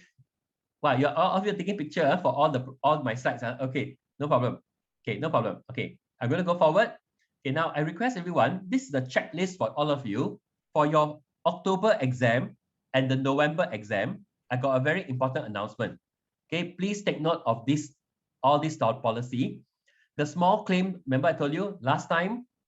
Okay, yeah, okay, look at this for small claim. Yeah, so guys, buyer's stamp duty below 1 million. Yeah, below 1 million is 3% minus 5,004. Correct. Okay, yeah. Okay, now of your small claim last time was 10,000, changed to 20,000. We effect from 1st November 2019, and now the claim is within 2 years. Now I want to tell you all, I request everybody to please read up on this HDB. Okay, yeah, buyer's stamp duty is for HDB also. Yeah, HDB also must pay buyer's stamp duty. Now of you, can you take note, under HDB there's a new product for elderly. Please read up on your own. For elderly, I think this will come up for exam. So from now on, I'm going to give you all a checklist. What are you supposed to read up on your own? Please read up on the HDB community care apartment for elderly. Please read up. Okay. Now, all of you, please take note the new guideline, guys. Salesperson, if you fail to make an STR report, the fine last time was only 20,000. Now it has been increased to 200,000 and a jail of up to 3 years if you are charged under the Corruption, Drug Trafficking, and Other Serious Crime Act. Take note, okay. Now another announcement. No, 5 years. Now again, everyone look at, if you are charged under the Corruption, Drug Trafficking, and Others CDSA, then it's 3 years. Now if you are charged under the Terrorism Suppression of Financing Act, then the jail term is 5 years. Okay, I repeat again. All of you, if you are charged, if you're failing to make an STR report, always you can be fined up to 12,000, and the jail term, if you're charged under CDSA, the Corruption, Drug Trafficking, Other Serious Crime Act, 3 years. If you're charged under the Terrorism Suppression Financing Act, 5 years. Okay. Now, can I tell you something? I suspect, guys, the only thing I can confidently tell you, this one I think will come up for exam. Whether it's your February exam or November exam, this will definitely be tested. How many of you know the Do Not Call registry? If you do a search, right, the search result is valid for, yeah. Okay, the fine is the same. Right? The fine is the same. Okay, 3 years, same fine. Okay, same fine. Okay, now, okay, the fine is the same. Only the jail term is different. Okay, the jail term is different. Okay, now, can I ask you, the Do Not Call registry last time was 30 days. So all of you must know this for exam. 21 calendar days. Yeah, thank you. It's 21 calendar days. You must know this for exam. Now, last time, it was 30 days. Of you, the Do Not Call registry, the search result was valid for 30 days last time. Now, it's 21 calendar days. You must know this for exam. Okay, we effect from 1st February 2021. Now, everyone, if you don't mind, the only thing I can suspect for your exam is this one. This one will sure come out for exam. Okay, because this came out this year only. And so far, in the last exam, they never tested. So can you take note? The validity of the search result is now valid for 21 calendar days. After that, you must do a search again. Last time was 30 days, now change. Now, I want to make another announcement. When you rent out your property, if the tenant is a Singaporean or PR, you must know there's a checklist that you must follow. I'll show you the checklist. If the tenant is a Singaporean or PR, there is a checklist that you must check on the tenant. Okay, I will show it to you all. Now, for your exam, you must know there's a new Estate Agent Act Amended Act. The Estate Agent Amended Act from 30th July 2021. The Estate Agent Amended Act. There's some amendment in the fine and all that. I'm going to show it to you all after this. Okay. And the last one, guys, can I tell you something? The new CPD rule. Just now someone was asking, right? Last time, I went for the CPD. Last time, the generic topics. Generic was 16. Yeah, thank you. Last time the generic topics was 18 topics. Last time. Now they just change it to 16 topics. So now, guys, it's no more 18. They just announced it. Just announced it last 2 weeks ago. So that any announcement made within 1 month before the exam will not be tested. Any new rule announced within 1 month before the exam will not be tested. Unfortunately, this announcement was happening just before 1 month before your exam. So this happened just recently. So maybe I don't know, guys. Maybe October. I'm not sure about October exam, but November exam definitely. But I would encourage you all to know for those October exam, just take note, because this announcement happened. The announcement was made before October. So I think it may be tested in your October exam also. Okay, so of you, the rule is it was 18 topics, now changed to 16 topics. That's all. But I'm going to show you all the topics. Okay, I will show it to you. I'll show it to you. Okay, I'll show it to you all. So all of you, I'm going to show all of you what is this community care? What is this new guideline for for checking on Singaporean tenant or PR tenant? What is this new Estate Agent Act? You must know this for exam. Okay. Okay. Now. Okay. Now, COVID measures, guys. COVID measures regulations required. Now, COVID measures. Yes, you must learn about COVID measures. Normally, they may test it in paper 2, but sometimes they test it in paper 1 as well. Just take note of what are COVID measures. You can check the CA website. How many people can go in and all. So I'm going to show it to you all now. Okay. One last one. So I want to make a request for this page. Please just read on your own. Okay. Whether developers can reissue option came off for exam. So can you see there are 4 or 5 areas that we need to read? Number 1, the community care apartment. Number 2, the checklist on checking foreign Singaporean tenant and PR tenant. Number 3, the new CPD framework. Number 4, the new Estate Agent Amended Act. Number 5, the DNC has been changed from 30 days to 21 days. Guys, can I tell you, the examiners will always test you on the latest policy. Okay, so now, is it okay we go for a 5-minute break? After the break, I'm going to start going through all these checklists for the class. I request everyone, we take a 5-minute break. I will look forward to seeing you back exactly at 8:35, and then I'll start my session again. Okay? Yeah. Which screen do you like? Okay, any of you missed out any of the screen? I'll do it now for y'all. Even when I lose, I'm winning, 'cause I give you. I'm gonna go back to the screen. Okay, question 1 to 5. Of me, and you give me all of you, and I give you all of me, and you give me all. Screen 1. Of you. Yeah, I'll come to that. I'll come to that page. Yeah, thank you. Okay, I go forward. Forward.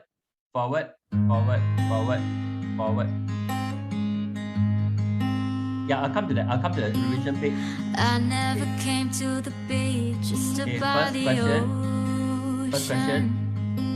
Second. I never sat by the shore under the sun with my feet in the sand, but you brought me here.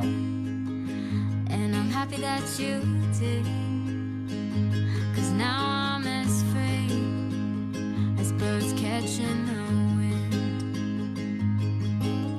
I always thought I would sink, so I never swam.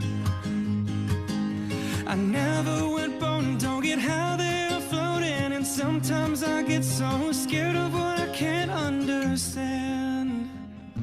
But here I am, next to you. The sky's more blue in Malibu, next to you in Malibu, next to you. We watch the sun go down as we're walking.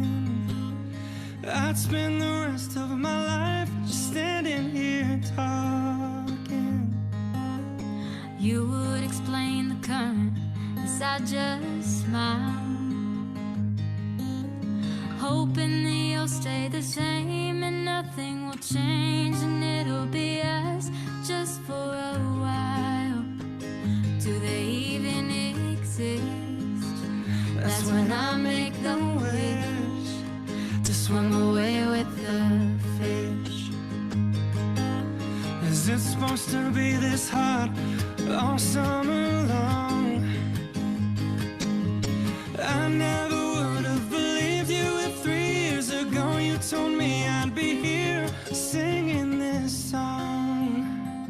But here I am, next to you.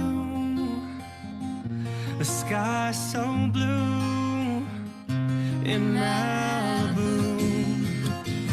next to you in Malibu, next to you.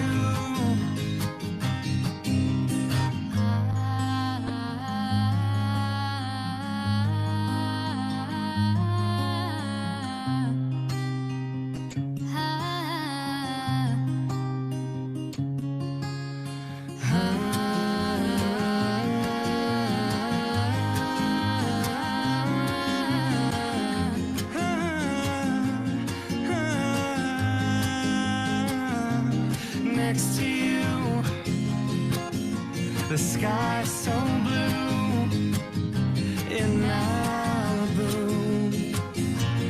next to you. We are just like the waves that flow back and forth. Sometimes I feel like I'm drowning and you're there to save me, and I wanna thank you with all of my heart. It's a brand new start, a dream come true in Malibu.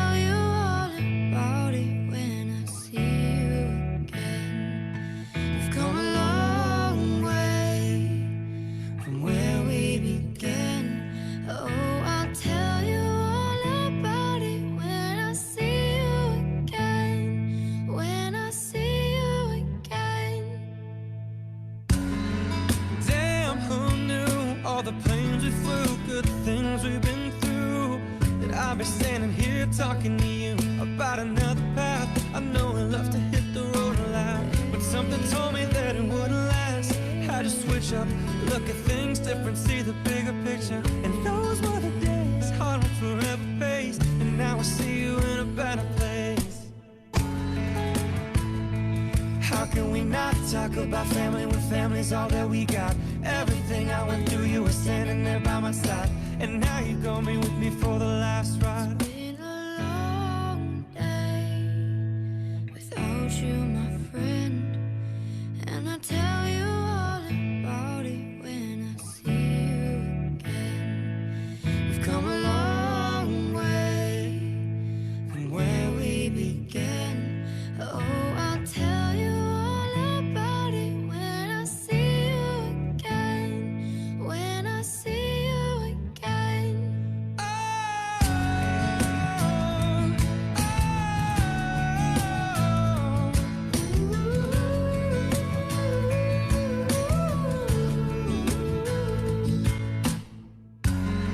Oh, first you both go out your way and the vibe's feeling strong. Small turn to a friendship turn to a bond. The bond will never be broken, love will never get lost. And when brotherhood comes first, the line will never be crossed. Established it on our own when the line had to be drawn. The line is where we reach, so remember me when I'm gone. Hi, everybody. Welcome back. I hope all of you are doing fine. Now, just to let you know, some of you have messaged me about the rounds, right? I will just check your class and I'll forward your class. Now, I want to just one more time flash this. Now, before I start the session, I got someone to ask me to flash this. I want to ask you, how many of you have read our SEAA notes already? How many of you have read the manual, all the guidelines? You must read all the links that we sent to you. You must practice all the rounds. Now, I don't know any of you. Wow, guys, please, I request, guys, honestly, the exam is not easy, but the fact that she can pass the exam, she followed everything. Everyone, she followed everything, you know. Yeah.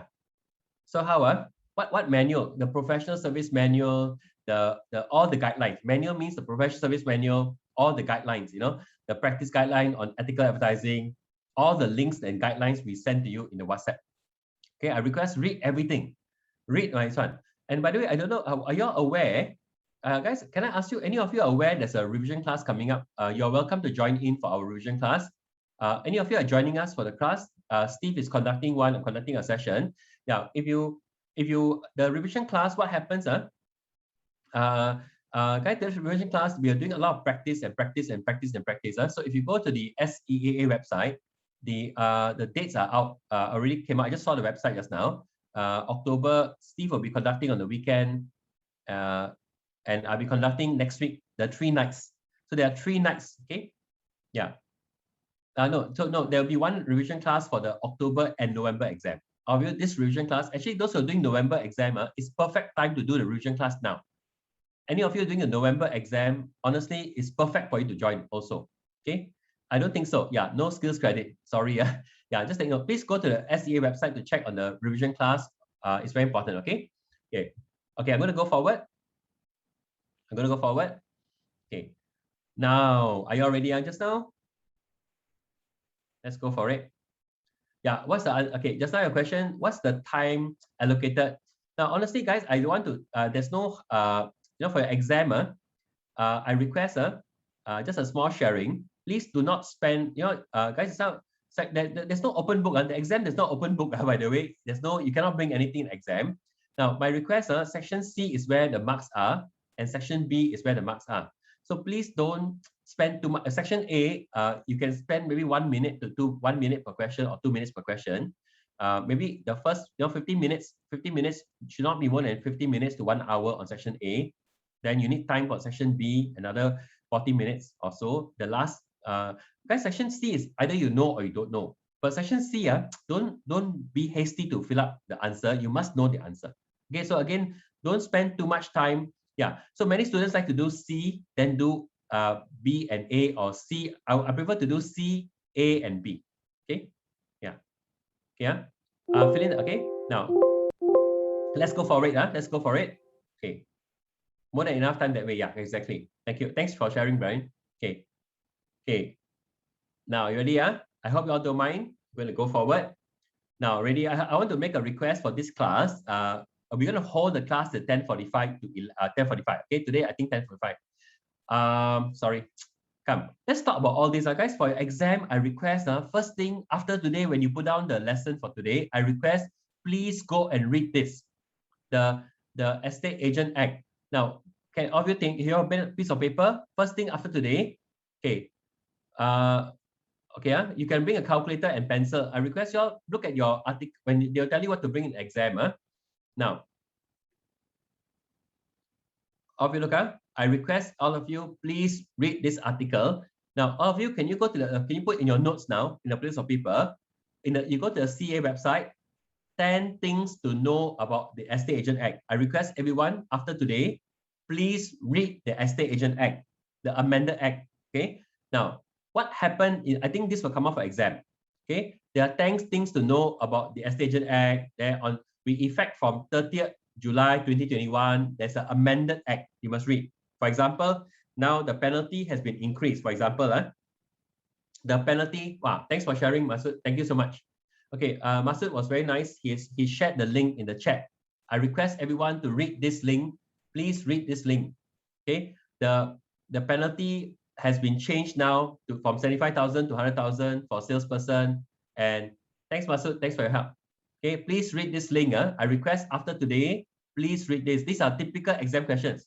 Okay, guys, what can the salesperson do? What can CA do to the salesperson? You know, guys, CA, they can actually check. Guys, they can actually check your, if they need to investigate, they can check your handphone, you know. They can even they can investigate your electronic device if they want to do.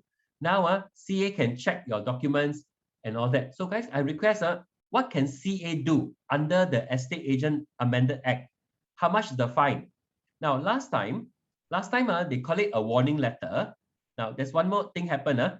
Last time it's called a letter of advice. Last time, the warning letter, was called a letter of advice. Now, they changed the warning letter. It's called LOC. LOC is called the letter of censure. And now you can also have a penalty of up to 5,000. I request all of you, I expect one exam question from here. I request all of you to read this. Now, if you have the time, read the actual act. Now, if you got the time, I request you all to actually read the actual amended act. So if you go to the CA website, you can see the actual amended act is here.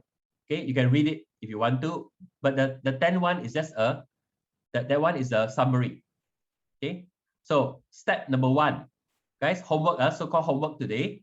After today, I request everyone, please read the new amended act. You must know this for exam. Step number 2, what are the changes to the, guys, what's the new changes to the CPD? Can you take note of this? Come, let's talk about this now. Okay, can I request all of you to take a picture of this one if you don't mind? Now, all of you, the new CPD, last time this was 18. Okay, now it's 16. The generic. And everyone in the exam, we effect from 1st October 2021. The CPD, the professional competency, no change. But generic competency has been changed to what? 16 critical core topic. Yeah. Okay. Only here. So all of you, I request everyone to take note. Now, again, October exam, I'm not sure, but November exam, definitely. October exam, because it just amended recently. Now, I suspect this will come up for exam.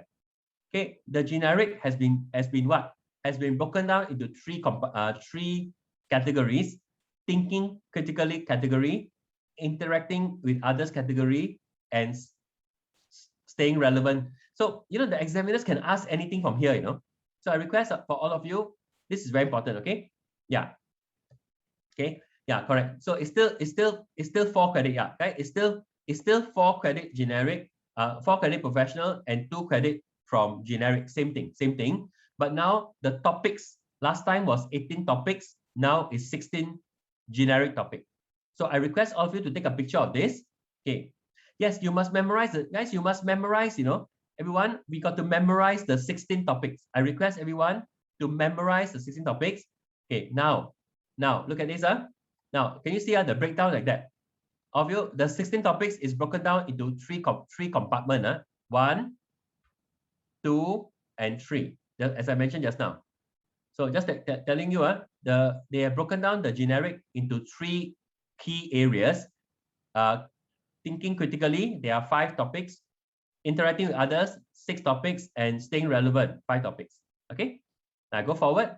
So this is the first takeaway for today. If you can memorize this, it will help you in one exam question, hopefully. Okay, it will come out. Okay, go forward. Okay, I go forward. Now, I told the class you must memorize about the community care apartment. So guys, I screenshot a lot of things for y'all so that y'all can memorize. Now, in the exam, I think this will come out. What is community care apartment for elderly? I think this will come out for exam. And you know what? In the last exam, again, this came out, guys, what can the salesperson do for the client when you submit documents for HDB? The last exam came out. What can salesperson do for the client for HDB? Salesperson do for a client for HDB. So this was the exam question. Guys, estate agent in Singapore, when you sell HDB flat, of course, you will do the option to purchase. We will do we have this estate agent toolkit where you can submit the application for them. We can request valuation for them, for the client. We can check the status of application. So this was exam question, estate agency in Singapore, subscribe to the estate agent toolkit where you can submit documents for the client and so on. This was the last exam question, by the way. Okay, I go forward. Go forward. Now, guys, I'm not trying to overload information, but it's for all of you to read up. For paper 2, it's all reading up. There's no. Okay. Now this one is filling. This is normally for MCQ. They always give you an option. Okay. Okay. Okay. I repeat. What can a salesperson do? Now this one, the CPD can come out in the short answer. Normally it will come out in the fill in the short answer. Fill in the blank. Okay. Name what are the generic topics, can come out under fill in the blank, or it come out in the MCQ. Again, depends on how the question. That depends on how the questions are worded. Depends on how the questions are worded. So the exam question was, what can a salesperson do for the client when you submit HDB? Well, these are the answer. Okay. The estate agent toolkit is a platform where estate agency in Singapore can submit your application for the client and so on. Okay, this is the answer here. Okay. Yeah. Okay, I go back. Okay. Now, you know, guys, we are doing the whole paper 2 tonight, So all of you, are you all ready? Okay, let's go forward. I go forward. 1, 2, and 3. Okay, now we go forward. Now, all of you, I just want to tell you, this is one policy, again, just for your knowledge. I'm just flashing some articles. You know, guys, the HDB got a rental flat scheme for those, the low-income families and all. Now, HDB has started this pilot program. Last time it's only for families, but now for public rental flat, now they allow singles to apply for rental flat. Those low-income, you can apply for single. Normally, you must at least have 2 applicants to rent HDB flat directly from HDB. Now, HDB got a new policy where you can apply first, then you can find a flatmate later. Okay, this is just for your knowledge. Knowledge not important, but I'm just sharing with y'all in case it ever comes out for exam. Okay. Now, guys, in the exam, open booking came out. Okay. Yeah, you can stay without a flatmate first. No problem. You can stay without a flatmate, no problem. Okay. But it's not, that means, but they may put another flatmate later. Okay. Now, guys, in the exam came out, what is open booking flat? This was the exam question in February. What is open booking flat? Open booking flat, whatever unsold SBF, everybody, whatever unsold SBF flats, sales or balance flats, will come under open booking. And this was tested in exam, under the new open booking model, flat buyers can apply online anytime after they receive a queue number, okay, for first time, first come, first serve. And once they get the queue number to book, the next working day, they can go online to book. Now, this one came off an exam, this whole thing came off an exam. So I request all of you, the examiners are asking some technical questions, okay, for HDB. Okay. Okay, I'm just flashing, I'm cutting and pasting some information that I feel is relevant. Okay. Now, I want to open the chat now. This was the exam question. Okay. Unsold SBF flat. Guys, remember unsold SBF flats? Yeah. Okay. All of you remember we covered this in your paper 1. SBF means what? Unsold sales or balance flat. Okay. All of you, whatever unsold in the sales or balance flats will come into open booking. Okay. Whatever, okay, whatever unsold in the sales or balance flat, yeah, SBF means sales or balance flat, okay, will go under open booking. Okay, can I open the chat now? I want to ask y'all, how many of you know about the policy for housing developers? You know, when they issue option, this one came up for exam. They cannot reissue OTP for new flat, new project to the same buyer for the same unit for how many months? Can I open the chat? Now, this was the exam question, you know. Guys, housing developers, they cannot reissue OTP to the same buyer. Okay, now, I want to make a request, everyone. Can you take a screenshot of this page? I request everyone, please take a screenshot of this page. Now, we effect from 20th September 2020. Okay, guys, controller housing, you cannot reissue. So I request, this one came up for the February exam. COH says that they restrict developers to what? To reissue OTP to the same buyer within 12 months. Okay, this one came up for exam. So I request you all take note. This one came out twice already. Now, there are a lot of articles. I wish for all of you to take a picture. Now, okay, when I say change, I'm going to change already. Okay, now, later on, we got about 20 or 50 questions to go to. Still got a lot of questions. Okay, now, is that COVID, guys? COVID 1, I won't mention. It's the O1. I won't show you all. It's O1. O1, not important.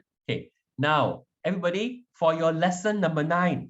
Lesson number 9 in your guys, what are y'all supposed to remember by today? Everyone, this is a checklist. The checklist is you must know the professional indemnity insurance table by now. All of you must know the CEA licensing fee table. You must know, guys, in the last exam, this one came out. CEA row. All of you, there are 6 rows. You must know the 6 rows. All of you must know there are 6 rows by CEA. You must know by heart. What's the KO row? There are 3 rows. You must know by heart. Okay. I won't go into detail. Now, all of you must memorize the fine and jail term. Then I won't. What's the fine and jail term for submitting false document, for operating without a valid L number, license number, and all that? Now, in the exam, what's the KO criteria? Just came out in the last exam. What's to become a salesperson? What's the criteria? Okay. Now, here, this one came out in the MCQ. All these roles came out in the MCQ. They purposely put in the MCQ. Now, those of you who are attending my revision classes, I will be showing you all, we'll be doing more practice sessions, okay? Now, guys, what can I open the chat, everybody? What do you mean by fit and proper? This was the exam question, you know. Everybody, what is considered as fit and proper? Anybody can help me? Guys, to be a salesperson or estate agent, you must be fit and proper. No criminal record, okay? No criminal record. Not physical. Wow, I got physical minor. No, that's not physical. Wow, mental. Wow. Okay, no bankrupt, no complaint. Okay. Now, everyone, later on, I'm going to flash. Guys, fit and proper got nothing to do with your physical, not mental. No. Okay, bankruptcy. Okay. So now I'm going to show you all the exam. Guys, I'm going to show you all the slide. This is very important. It came out exam in the MCQ. What is considered as fit and proper? Okay. Now, can I open the chat? I'm going to give you all the answer later about this. Guys, what's the fine and jail term for dual rep? Anybody? What's the fine and jail term for dual rep? Fine and jail term for dual rep. How many months and jail term? Okay, 25K. 12 months, okay. Then how about holding transaction money? Holding transaction money. So all of you must know, okay. Guys, all of you must know, okay. I won't fill up now. But I request everyone to really, okay. I request all of you to memorize this by heart, okay. 10K, 6 months. So again, I won't go into details because of the time constraint. So I just want all of you to give you all an idea what you're supposed to know, okay? So all of you, I request you all to practice the rest. Now, every exam, there's a question coming up from everywhere here. The last exam, again, the CA dispute resolution scheme came out. Guys, a process where what's a mediator do? A process where the mediator will facilitate the both parties is called mediation. The mediator will not decide. Guys, in the exam came out, what's the difference between mediation and arbitration? A mediator is where you facilitate an amicable solution, but the decision is finally by the both parties. Arbitration, the arbitrator will make a decision. So there is a difference between mediation and arbitration. This one came out for exam. Now, the 12 codes in the CEPCC, you must know what the codes are. I gave you the example just now. Now, the 4 codes under the COP. Anybody can help me? What's the 4 codes in the COP? Anybody like to try? The 4 codes under the COP. The Code of Practice for Estate Agent. Anybody? Yeah, handling claims and complaints. Okay, handling claims plus complaints. Okay. Any more? Any more? Handling claims and complaints. Okay. Estate. Okay. Issuing of estate agent card. Okay. Issuing of estate agent card. Okay. Card. And then training and training and supervising. Supervision and supervision. Management and supervision. Guys, it's called management and supervision. And retention of documents for 5 years. All of you, retention. This one came up for exam, you know. Retention of documents for 5 years. Okay, retention of documents, documents for 5 years. Now, all these are normally MCQ questions. Right? Normally, when you have a long question, it's normally MCQ questions. So again, I repeat, the examiners can ask whichever way. So of you, what are the 5? Management and supervision, retention of documents for 5 years, issuing of estate agent card. My spelling is off. Issuing of estate agent card, and handling claims and complaints. Again, it's for you all to read on your own. Okay. Now, all of you must know, we effect from 30th July 2021 the Estate Agent Act. The Estate Agent Act was passed in 2020, but the Estate Agent Act was passed in 2020, but it was put into effect from this July. Now, the penalty now is increased to how much? All of you, the penalty, 10:45. We will end at 10:45. Now, all of you, the penalty for salesperson is 100,000. Okay, all of you is 100,000, but for estate agent is 200,000. Okay, the penalty for salesperson is up to 100,000. The penalty for estate agent is now up to 200,000. So all of you must know this. Last time, the penalty was only 75,000. Now, for salesperson, 100,000. Estate agency is up to 200,000 penalty. Okay. Now, again, if you don't mind, I don't want to teach the session today. I just want to tell y'all that you must know everything on this page. So I'm going to delete everything. Now, don't mind. This is your checklist for lesson number 9. I request everyone, please take this seriously. You can score at least 5 questions in this page. Okay, I go forward. Okay. Now, this is can undo. Can undo. Can undo means, okay.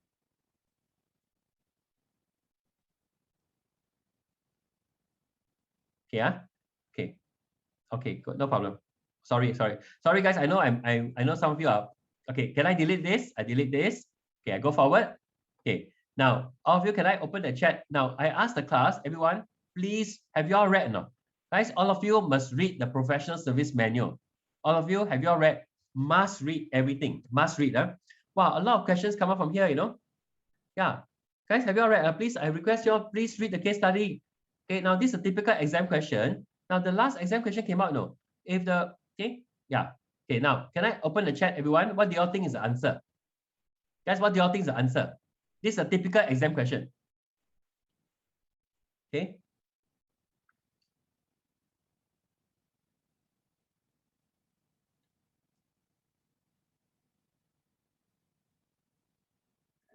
Thanks, Masood. Masood put a guideline again. Thanks, Masood, for your help. Thanks for your help. Okay, guys, the answer is, all of your answer is B, okay? All of you got it, So, again, this is a typical exam question, but honestly, the examiners are asking a lot of tough questions, and I request if you read the guideline. So, all of you, can I ask everyone, the exam question came out, estate agency A, guys, salesperson A is representing the buyer, okay? Now, all of you, salesperson B is representing the seller, okay? Now they are from the both of them are from the same company. They are from estate agency A. Salesperson B is also from the same company, estate agency A. So can I ask everyone? This was the exam question. If salesperson A is from estate agency A, salesperson B is also from same company. Now they are doing a co-broking. This agent are doing a co-broking. So what must they do? Each of them are representing a different. They must declare what? They are from the same company. They must declare what?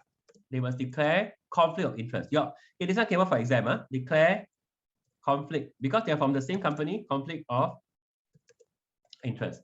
So this one came up for the exam. Just so you all know, this was the exam question.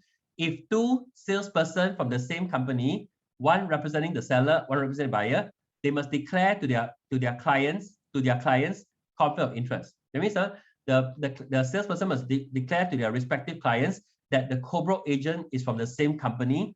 Are they okay with it? Okay. Yeah, I go forward. Guys, I'm going to go forward. I'm going to go forward. Now, I request everyone to read the manual. Okay, go forward. Now, all of you, we're going to end the session at 10:45. 10:45. Go forward. Now, I ask the class, please memorize this table. All of you, we must memorize the professional indemnity insurance table. Look at that. Guys, we must memorize the table. So the exam question, this was the exam question. Look at that. The exam question was, an estate agency with 10 salesperson. What is the indemnity insurance? Look at this. Estate agency with 10 salesperson. The indemnity insurance is 200,000 and the maximum, and the salesperson is 100,000. Can you see? The estate agent is, for the estate agent is 200,000 and salesperson is always 100,000. Can you see the answer? So guys, can I tell you something? If we don't memorize this table, we can't attempt the question. This is called the professional indemnity insurance table. Okay, go forward. Now, I'm just giving you a sample exam question. So when you all study, what are you supposed to study? Okay, go forward. I go forward. Okay, okay. Now, guys, I'm going to give you all the answer now, if you don't mind. Now, this was a typical exam question. Now, for example, the exam question is, salesperson, which of the statement is false? For example, salesperson operating without a written agreement, this statement is true, Then, I'm giving you the answer because of the time constraint, because I would like to cover more questions. So, true. Then, salesperson making a false representation, they belong to this company. True, true. Now, this statement is false. Okay, this statement is false. Why? Down here should be 50K. Down here should be 3 years. Okay, guys, down here should be 3 years. So I'm just giving you a sample question. I'm just telling you that the examiners are going to test you on such questions. Okay. Now, another exam question was an estate agent with 800 salesperson. See, guys, the examiners are repeating the same question. An estate agent with 800 salesperson. What's the answer, everyone? Guys, what's the answer? What do you all think? Okay, the answer is D, right? I put the answer already. Okay, the answer is this one. So I put the answer for you all already by mistake. Okay, so everyone, this is a typical exam question. Okay, what statement is true? What statement is false and all that? Okay, I'm going to go forward. So guys, I was telling you all, if you cannot memorize the fine and jail term, you can't answer the question. If you never memorize the professional indemnity insurance table, you can't answer the question. Honestly, guys, those of you, I encourage you all to attend our revision class. If you are not, if you want to practice, the more practice session, we'll be doing it during the session. Okay. Now, I request all of you to read the guideline, the CPD guideline, the guideline on the CPD by CA. You must read the guideline, must read one time. Okay. Now, as I mentioned last time, the guideline says that it's 18 topics, right? But we effect from 1st October 2021, it has been changed to 16 topics.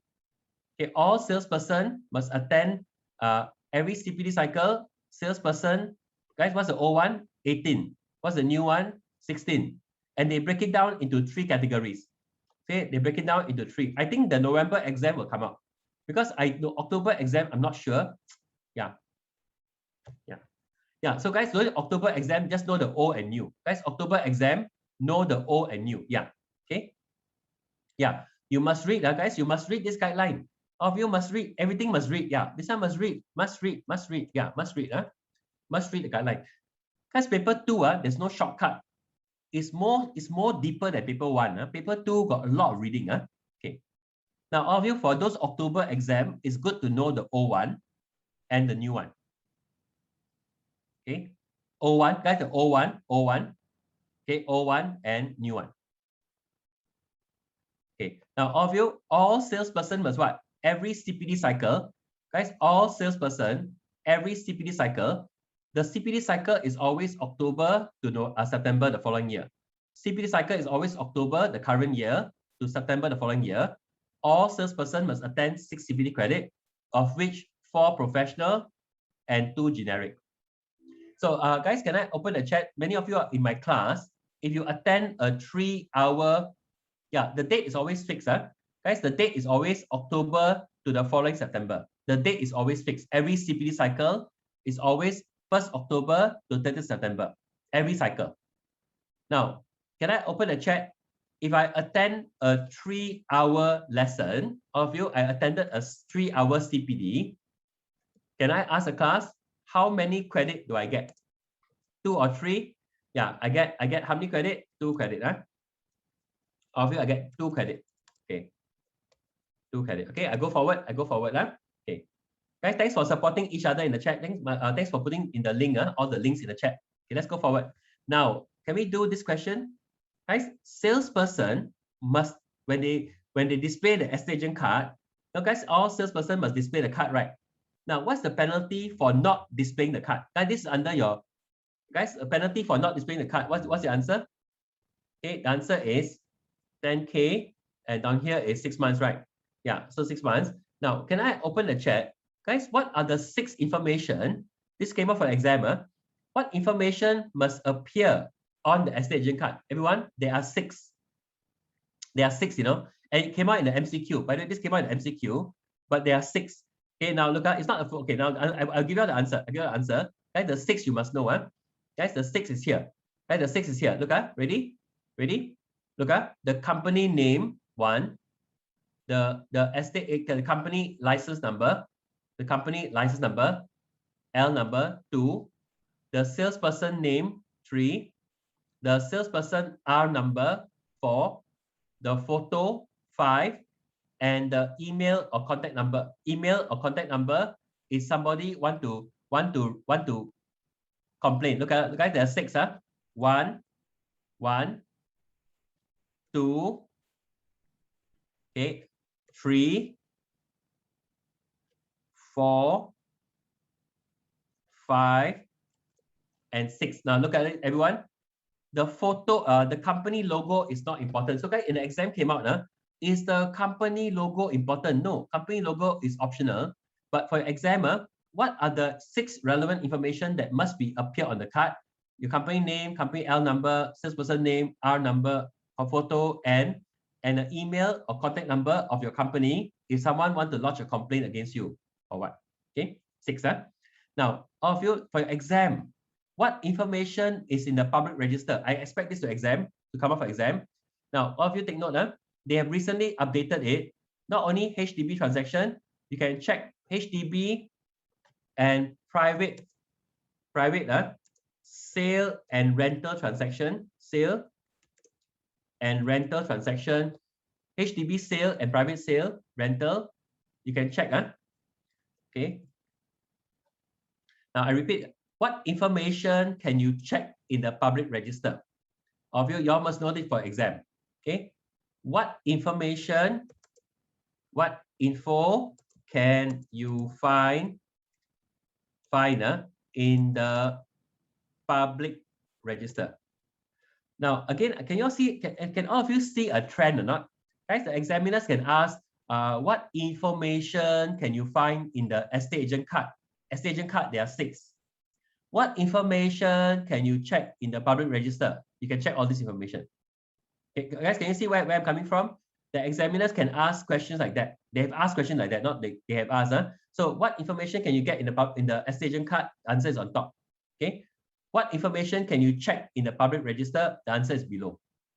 Okay, I request these are the typical exam questions in the MCQ. Okay. Yeah. Point 5 is private and HDB transaction.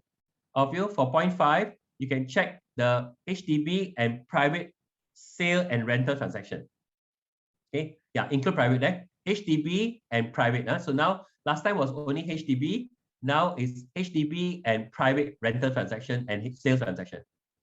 Okay, yeah, thank you for sharing. Okay, so yeah, the salesperson have been disciplined. Yeah, they can see the discipline in last 2 years. Yeah, correct. Thank you. Now it's 2 years. Correct. Thanks for sharing. Yeah, thank you. Now, has he been disciplined? Now it's 2 years. Thank you. Yeah. Now they change it to 2 years. Thank you for sharing. Okay. Now, all of you can take a picture of this. I request.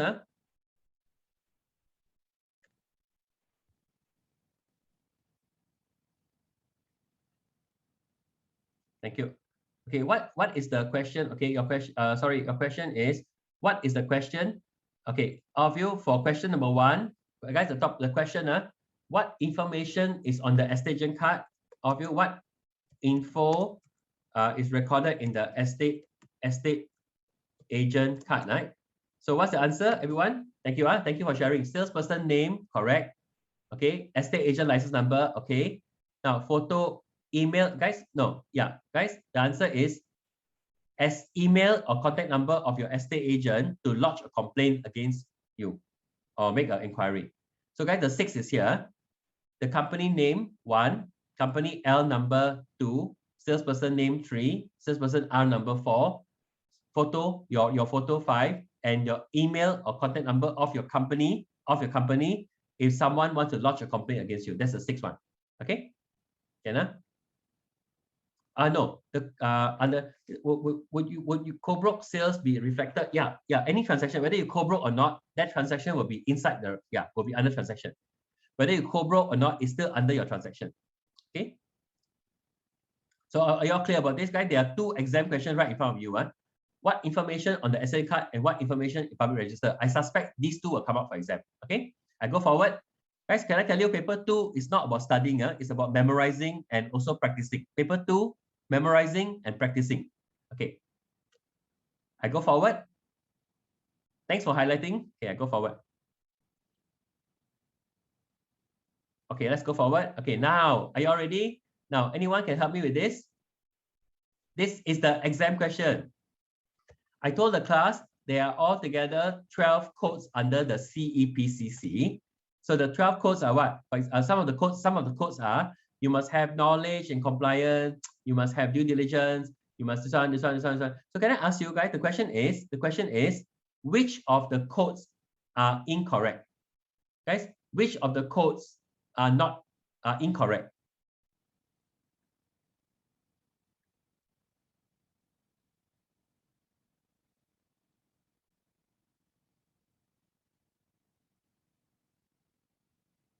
Okay, guys, the answer is, guys, because of the time constraint, I will give you all the answer straight away. Okay, guys, all are correct. All correct. Guys, all are correct. So there's none of them are incorrect. Guys, none of the above. Like this was the exam question. All are correct. Okay, so that means none of them are incorrect. So the answer is E. Okay, I go forward. Now, I go forward. I hope you all don't mind. I'm going to keep moving. I got so much to share. Guys, as we go along, you know what's the exercise for today is to give you all a feel of the exam question. So we're not here to spot the question. Okay. Now, can you see, guys, the answer is here. There. All these can you see? There. These are the 12. You must memorize the 12 by heart. Okay. Knowledge, compliance, and so on. Okay, I go forward. So whatever is here, the answer is E. The answer is E. Okay. Now, all of you, just now I told you what's the 4 COP. I told you all just now, the 4 COP. There, this one. Okay, now this one came up for exam. You must retain documents for how many years? 5 years. This one came up for exam. Under the code of practice for estate agent, estate agency must retain documents for how many years? 5 years. This came up for exam. Last time was 3 years, by the way, but they changed it to 5 years. Okay. Okay, now I go forward. Now, I hope you all don't mind. All of you, can you look at this question? This was the February exam question. All of you, this was the February exam question. Can we try? In settling a mediation, guys, which of the center is not for mediation? Guys, which one is not for mediation? This came up for exam, you know. Wow. Wow. You guys are on the roll, huh? Yeah. So all of you, yeah. Okay. Okay. Now, all of you, the answer is, okay, the answer is,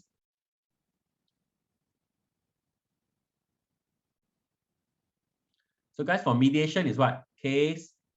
For mediation is what? Here. For mediation is here. So all of you, the answer is, this one came up for exam. This was the MCQ question.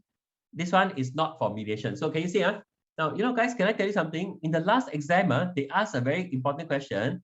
What is the difference? Guys, exam, the last exam, they asked a process where the client and the agent, where the person facilitate amicable solution, where the decision is decided by the parties concerned. That's called mediation.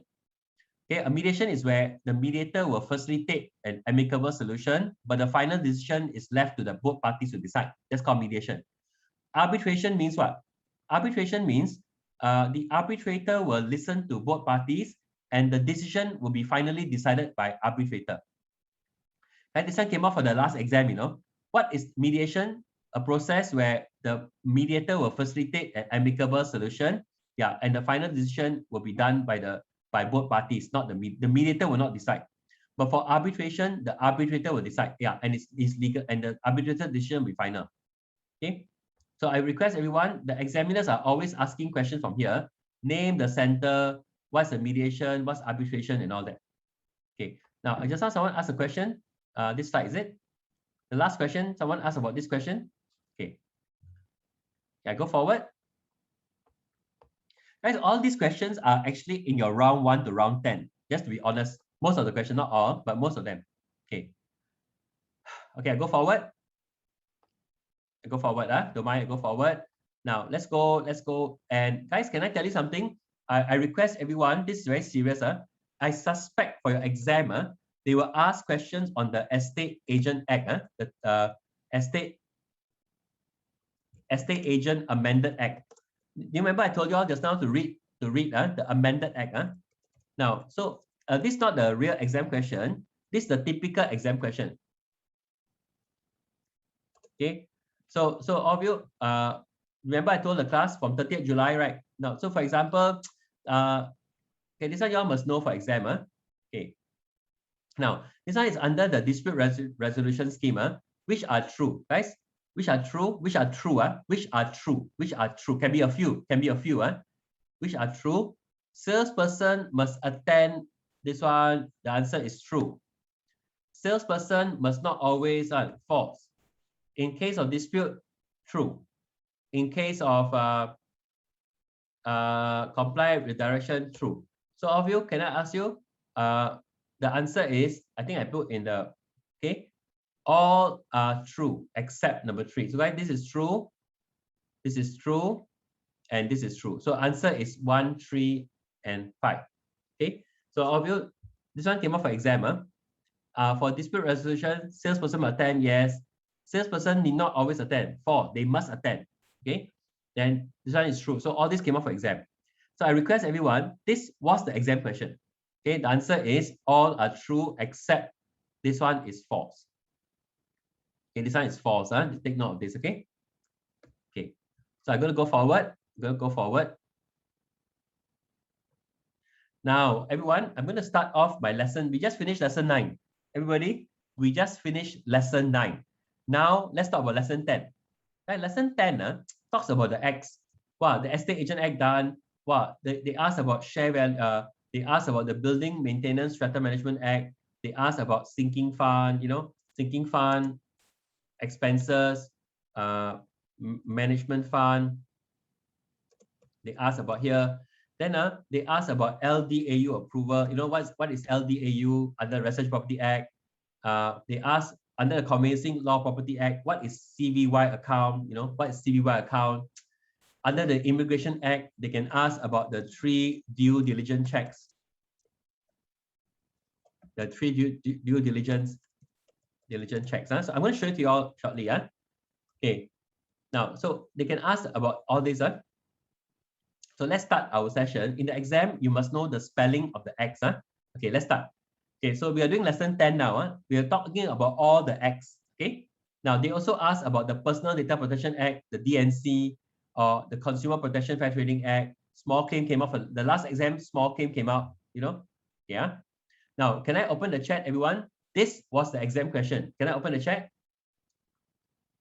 Okay, this was the exam question. Everybody, maintenance fee consists of management fund and sinking fund. Which items can be deducted from sinking fund? Okay, can be a few options, can be a few. Which item can be used under the sinking fund? All except what? Or okay, ADE, yeah. So all of you say what? Repainting the condo, ADE. Okay. Now, can I give you an answer, everyone? Look, all of you. Everyone, please take note for exam. Of you, management fund is for your what? For your day-to-day recurring expenses, and it's the cost of looking after your common property, payment of insurance, recurring expenses. Sinking fund is for what? Sinking fund is for what? For your painting a condo, repair, replacement. So guys, the answer is, of you, insurance premium is management fund. So what? Repainting a condo, sinking fund. Purchase of mobile property, sinking fund. Upgrading a lift, sinking fund. Purchase of gym equipment, sinking fund. Guys, all except C. Guys, the answer should be all except C. I repeat, guys, sinking fund is all except C. Okay, thank you. The answer is all except C. To take note of this. So can you see how the exam is, everybody? The exam questions will give you a lot of options. They will ask you what item can deduct from here. So the answer is all except C. Okay. So I hope you can take a screenshot of this. Okay, this is a typical exam question. Okay, I'm going to go forward. Okay, by the way, I'm giving you all the answer, you know. So all of you, I'm giving you all the question, I'm giving you all the answer so that you know how to find the answer. Okay. So before I go on, I hope all of you are doing fine in the class. I just want to take a 1 minute timeout with the class. I want to just ask, are you all okay or not? Everybody in the class? Are you all doing okay? I hope all of you are benefiting from today's session. You guys are okay? Okay, all okay? All okay. Hang in there, hang in there. Okay, good. Just hang in there, okay? We are not done yet, but I just request just hang in there. And I know some of you may be overwhelmed. Guys, all of you, I know you're overwhelmed, but you know what? It's better to know it now, and then we can still help each other. Okay? Yeah. Yeah. It's still not too late. Guys, my answer to y'all is it is not too late. Not too late. Yeah, still got time. Yeah, still got time. Don't worry, got time. Okay. Okay, let's go forward. Okay. Yeah, 3 weeks, 3 weeks. Okay, let's go forward. Now, all of you, can I ask you, according to the guys in the exam, according to the Building Maintenance and Strata Management Act, they always ask this question. Look, they always ask what expenses can deduct from sinking fund, or they ask this question. Okay. No, I'm trying to be encouraging. Well, thanks, Jermaine. Yeah, Steve say got no time. Yeah, guys, I'm telling you, it ain't over till the last day. Okay, come. Ready? What is a strata roll? Guys, you all must know. Guys, what is a strata roll? You must know. Okay. Yeah. Then, guys, what information can you find in the strata roll? I request everyone to read this one. Guys, I remember in your WhatsApp group, I sent to all of you the BCA strata book. Guys, in your notes, there's a BCA strata book.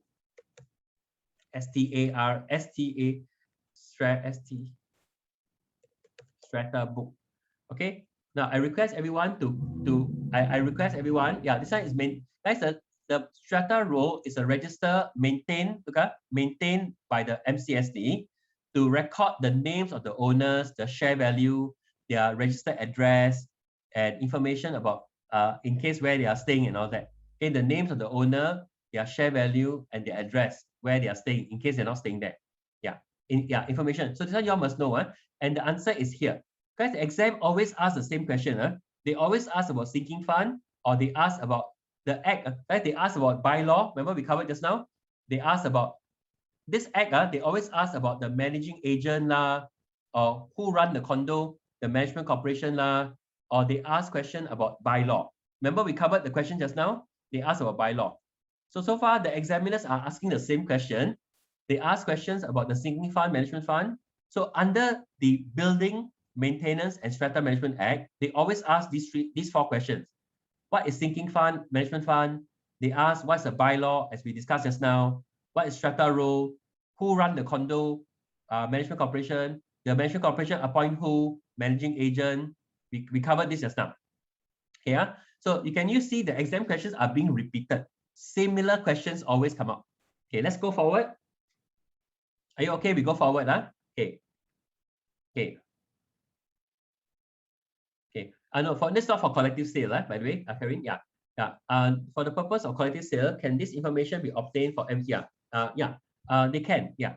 Yeah. For purpose of collective sale, the strata book can have a record to keep the owners updated as well. Correct. Okay. No. Thank you. Okay. Now, are you all ready? Are you all ready? Next one. I hope you all are doing fine. I'm just giving you all what you're supposed to know. Even though you don't know, it's okay. I need your practice. Now, all of you, I told the class you got to read this Strata book by BCA. Right? Every exam, this is called the Strata book by BCA. STRATA. Strata book is a small PDF copy by BCA. Now, what is share value? What is sinking fund? So online, guys, I put it in your WhatsApp group already. It's all in your WhatsApp group. In my class, all of you attended my class. I put it in the WhatsApp group, or you just Google. It's by BCA. It's just online. It's a PDF copy. Okay. I request you all what is sinking fund? What is management fund? So what's the answer, guys? What's the answer for this one? Now, every exam, there's a share value question come up. Guys, for 251 units, what is the share value? 10. All of you put 10, is it? 251 units, 10? 8. Wow, I got 8. Okay. Wow, 9. I got 9 also. 9. 10. I got 9, 10. Wow. Okay, guys, can I go to the answer if you don't mind? I'm going to go to the answer. Guys, this is a fill in the blank question. If a unit is 251 square meter, what is the share value? Look up. The answer is what? And this is a typical exam question. Ready? The answer is, everybody, 251. Your answer is, all of you, your answer should be what? Based on the table, your answer should be 10. Okay? All of you, 10. 10. Okay? 10. All of you, your share value should be 10. 10. Okay? 10. So all of you, I know many of you put 9 or what. So the answer is 10. Okay? Thanks a lot. Wow. Thanks, Mohammed Rasli. Thank you for helping out. Guys, Mohammed Rasli has put in the Strata book. The link is in the WhatsApp group. In your. Thanks, guys. Yeah. No, there's no table in the exam. Everyone, there is no table in the exam. Your exam is not open book. I request everyone. Thanks, Rasli, for putting it in the chat. The Strata book is in the WhatsApp in your Zoom chat now. Thank you. Yeah, everything memorized. Yeah.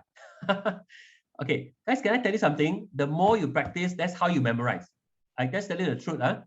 The more you practice, you will automatically memorize by default. Okay, I go forward. Now, all of you, do you remember, can foreigner buy landed housing? Do you remember my paper 2, everybody? Can foreigner buy landed housing in Singapore? Or can we buy landed housing? Can we buy landed housing in Sentosa? So all of you, my goal is to discuss with the class what is the policy. Ready? Ready? Here we go. Guys, can we look at this question? All of you, before I give you all the answer here, what's the policy for Singapore? And guys, what's the policy for Singapore and Sentosa? Okay, can all of you look at this exam question? Everybody, I request this is a typical exam question. Can we try? Okay. Now, all of you, can we look at the question? What do you all think? I request all of you think seriously about this. The question is, which statement is true? Guys, there's only one statement that's true. One statement is true. Okay.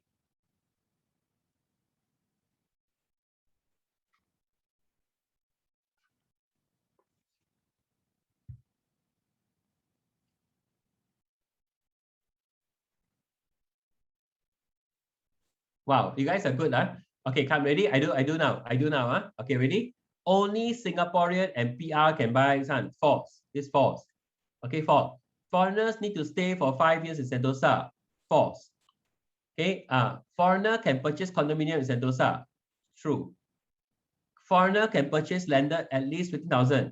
False. Guys, foreigner cannot foreigners can purchase up to, it's not at least, it's up to 18,000. Correct.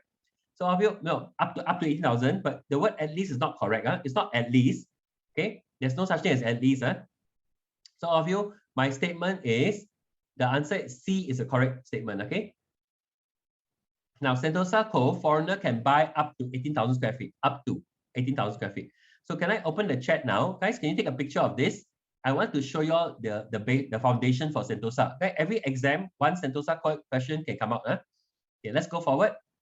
Everyone, I'm going to delete this. Okay, now, can you all of you take note of our notes, guys, in our paper 2?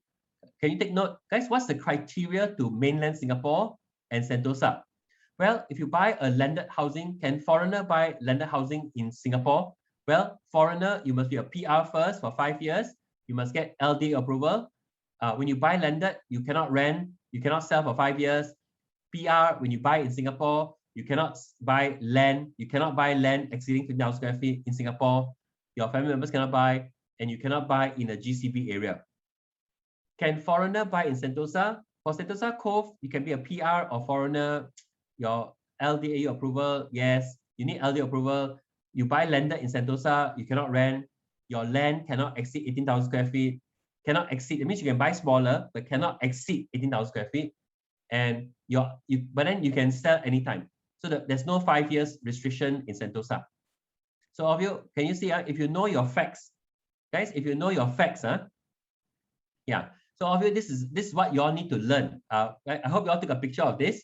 Okay, so of you, if you can memorize this, then you are ready, you can apply that. So guys, you know how if you know your foundation, nobody can shake you in the exam. So if your foundation is not correct, then the examiners can go after you. They give you the tricky question. I'm going to go forward. I go forward if you don't mind. Okay. Now everyone, can I just make a small request? Guys, foreign developers, when they buy residential land, they need to apply for QC. Of you, foreign developers, when they buy residential land to develop, they need to apply for QC. Okay. Okay, QC. Now, all of you must know this one. All of you must know this in your notes. Okay. What is the extension charges? I won't teach today. I want to tell you all, in the exam, they tested if a foreign developer cannot complete the project on time, what is the extension charges? You must know this for exam. And guys, can I make a request? I suspect the next page will come out for exam. All of you, there's an exemption for QC. Can all of you take a picture of this? It's already in your notes, by the way. And this one is your notes. I suspect this will come out for exam. This is a new policy that started in February 2020, but so far they never asked this question. In February 2020, they relaxed the rule for QC. I request everyone to read this. What's the relaxed rule for QC? It's already in your notes. It's already in your notes. Okay. Yeah. Okay. Okay. So all these are your notes. Yeah.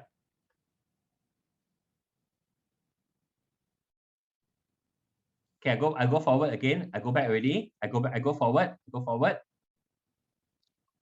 All these are your notes. These are your notes. And these are your notes. Okay. If you don't mind, I go forward. Is it okay? I hope I did it. Okay. I go forward. Okay. Now, everyone. No, the new rule started. The February 2020 started for the new QC. The relaxed QC rule started in February 2020. The relaxed QC rule. Okay. This new rule started in February 2020. Okay. Then relax the rule for QC. That means, guys, foreign developers now no need to get QC anymore if you are incompetent in Singapore. If you are, most of your chairperson Singaporean, majority of you are Singaporean, then you do not need to get QC. Okay. Yeah, go forward. Okay. Now, can I open the chat, everyone? This was the last year exam question. Anyone can help me?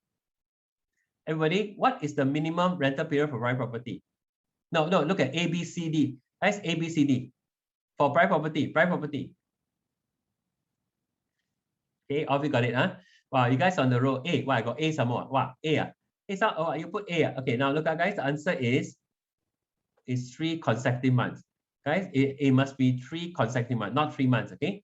All of you, for private property is 3 months. Now for HDB, guys, for HDB is 6 months. HDB is minimum 6 months.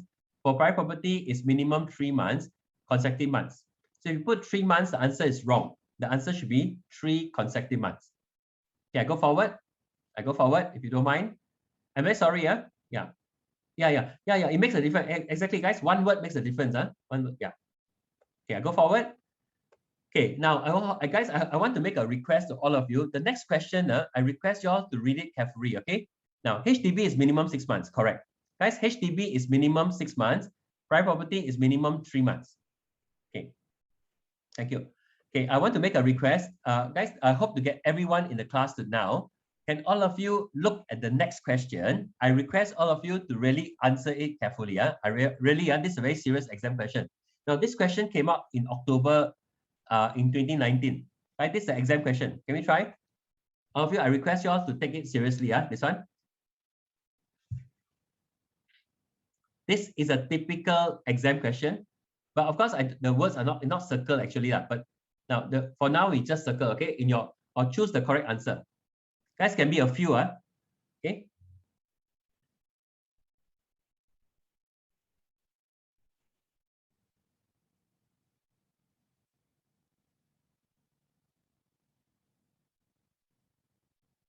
Guys, this was the exam question, Yeah, okay, good. I got, okay, so I got two of, some of you got the, okay, most of, okay. Wow, all above, wow, all, all, okay. I did not give you the sub answer, but actually, is it all or, okay, all except D, okay, all, no doubt, not in doubt, okay, not in doubt, okay, good. Wow, you guys are on the roll, guys, answer, guys, can I tell you something? The answer is A. Okay, guys, okay, correct. Guys, B, correct. C, correct. Guys, D, guys, this statement is not correct. No. Why? Yeah, guys, no, the answer is, guys, it is not in doubt. Guys, look at this. The word is if in doubt. Can you see now? It's not if in doubt. It's must. Yeah, the answer should be what? Must. Yeah, must. So guys, the answer is must. Can you see now? Guys, this is the exam question. Honestly, if you don't mind me sharing with the class, the examiners, why some students fail? Why? Because the questions are tricky. Yeah, it's tricky. Can you see my point now? Guys, it's not that you never study, It's because you never look at, we kind of missed up. Guys, you cannot use the word if in doubt. The answer should be must. Yeah, exactly. Bully. Bully. Yeah. So this is a typical trick in the exam. So when you all read the exam question, I request you all to read it carefully because many people got caught in the so-called. So the answer should be what, guys? The answer should be A, all except D. Guys, should be all except D. Okay, all of you must know. Okay, yeah. So all of you got the message, Yeah. So yeah, leave the trick to magician, Okay. So don't mind everyone. Please don't get caught in the exam like that. Okay, let's go forward. Okay. Yeah. Okay. Tenant must check with MOM or only for foreigner. Okay. Now I must check. No, not now. Is it foreigner? I will come to that. Is it foreigner or Singaporean? Okay. Now let's go forward. Okay, later on, I'll tell you. Guys, you know what happened? Any of you, the last exam, this one came out. Guys, the last exam in my revision, we talked about this. The same thing came out. So, guys, all salesperson, okay, guys, all salesperson must check what? Now look at this. All salesperson must conduct the 3 due diligence check. You must check the original pass of the tenant. Okay, guys, assuming the tenant is a foreigner. All of you look at. I want this very important. Yeah. Yeah, it's the same question. Yeah, exactly, guys. The questions are same. It's just in a different way. That's all. Guys, can I ask you? You must check what? If the tenants are foreign tenant, right? Okay. You must check what? You must check they call it the 3 due diligence check. Look at the last exam came out. Guys. What is the foreigner, the work pass, hey, work permit check where? They came out for exam. Oh, work permit, you must check in the Ministry of Manpower website. Student pass check where? ICA website. Can you see? So all of you, what is the checks? Ready? If the tenant is a foreigner, you got to check the original pass. You cross-check against the original passport. and then you go into the MOM or IC website. Remember, the exam came out from the last exam again. So what kind of checks do you check in the MOM website? MOM is the Ministry of Manpower. Work permit, employment pass, S pass, dependent pass, MOM. What kind of passes you go to ICA? ICA is the Immigration and Checkpoint Authority, student pass, long-term visitor, long-term social visit. Right, it's called long-term visitors pass. Okay, all of you, now it's called the long-term visitors pass. Long-term visitors pass, and then PVP is the professional visitors pass. I repeat, student pass, long-term visitors pass, and professional visitors pass, ICA. Work permit, employment pass, S pass, dependent pass, DP is dependent pass, you go to MOM. Everyone, this one came out for the last exam again. What kind for this permit, guys? For this permit, you check which pass. So you must know, guys. DP means dependent pass. Okay, PVP is professional visitors pass. Okay, professional visitors pass. Yeah. Okay. Yeah. Visit pass. Yeah. Okay. Professional visitor or visit pass. Yeah. Thank you. Okay. Yeah. Came out in section C. Exactly, guys. Can I tell you? S pass is just a specialized pass. S pass means those specialized industries. Okay. Yeah, guys, this one came out for the exam again. You know, honestly, guys, whatever we discuss in the study group or in our revision, it does come out in the exam, but it just come out in a different format. That's all. Okay, it comes out in a different format. Okay. Yeah, EP means employment pass. Correct. EP is employment pass. WP means work permit. Okay, thank you. Okay. Okay, go forward. Okay, depends on what, guys. Those in the service industry, you probably hold a work permit. Yeah. Okay. Now, what is a professional? Those professional visit pass, people who come here for temporary work, you know, professional visit pass, that means they come for a work attachment. It's called work attachment. Yeah, business pass. Professional visit pass is more like a work pass. You know, they come here for work attachment. That's all. Yeah, business pass. Okay. Okay. Yeah, business like a business that you can work for longer. Now, everyone, can you all take a picture of this? This is very important, everybody. Everyone, this is very important. All of you, I suspect for your October, November exam, everyone, if your tenant is a Singaporean, of you, in accordance to the Women's Charter and the Immigration Act, if the tenant is a Singaporean or a Singapore PR, what checks must you done? All of you, what checks must you do? And if the tenant is a foreigner, what check you must do? So all of you, I request everybody. This came out in the February exam. Guys, if the tenant is a foreigner. So everyone, who's supposed to conduct the checks? All of you, the tenant agent must conduct a check. Landlord agent also must conduct the check. The landlord also must conduct the check. All of you, who is supposed to conduct the checks? The tenant agent, the landlord agent, as well as the landlord must ensure the checks are done. So if the tenant, so guys, in accordance to the Immigration Act and the Women's Charter, if the tenant is a Singaporean or PR, you must conduct these 3 checks. If the tenant is a foreigner, you must conduct these 3 checks. I request everyone to take note. I tell you the truth. I believe in the October or November exam, this will definitely be tested. So far, they've not tested it yet, you know. Honestly, this is very important. In accordance to the Immigration Act and the Women's Charter, they want to check all tenants. So all of you must do. Yeah. So all of you, this one came up for exam. Okay, now, all of you, this was the exam question. Okay, ready? Ready? The exam question is, some of you who are in my class, how to do it? All of you, the last exam question was this. Hey, where do I do it? Where do I type it? Yeah. Give me 1 second, please. Everyone, if you don't mind, I'm going to do it on top here. Now, all of you, if this is a co-broke case, landlord, this was the exam question, guys. Landlord is represented by salesperson A. Tenant is represented by salesperson B. So in the exam came out, you know, guys, who must conduct the checks? Who must ensure the checks are done? So what's the answer? Guys, who must ensure the checks are done? Everybody? who must ensure the checks are done? Okay.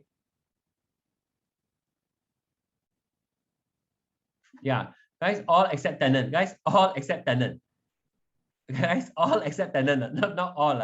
Hey, guys, the tenant won't check. Guys, the answer is the landlord must make sure the checks are done. The landlord agent must make sure the checks are done. And the salesperson B must check. Okay. Now, okay. Now I repeat again, guys. When you rent out the property, okay, here we go. Okay. I repeat again.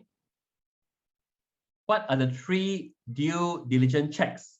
Okay, check the original for the landlord, for the sales. Sorry, the tenant don't do any checks. So who must conduct the checks in the transaction? If they're doing a co-broking, who's supposed to do a check? The answer is landlord salesperson, and tenant salesperson. The 3 of them must do the check. 3 of them. Okay. Yeah. No. This is a woman's charter. It's not for women only. It's a woman's charter to ensure all tenants. They don't want to have human trafficking. So all tenants, whether it's a woman, guy or girl, doesn't matter. Okay. Yeah. It's a woman's charter to ensure that all tenants are checked. Okay. Thank you. Yeah. Go forward. Guys, this is very, very important. Okay. Yeah. Do we need to check landlord? No. Guys, landlord, you must check. No, landlord, you must check their legal landlord. That one is your duty. Yes. That one is the landlord to check whether the landlord is the owner. Yeah. That one you must check, of course. Yeah. Okay. Now, of you, the landlord, you must check whether the landlord is, of course, your landlord agent, you must check. Okay. Yeah. Yeah. Ready? Of course, before you rent the property, guys, you must check your landlord is legally, is the legal owner. That's all. Yeah. Now, everyone, I want to tell you all the PDPA. Let me try to show you something. Now, all of you, can you take note of this? We effect from the DNC. Okay.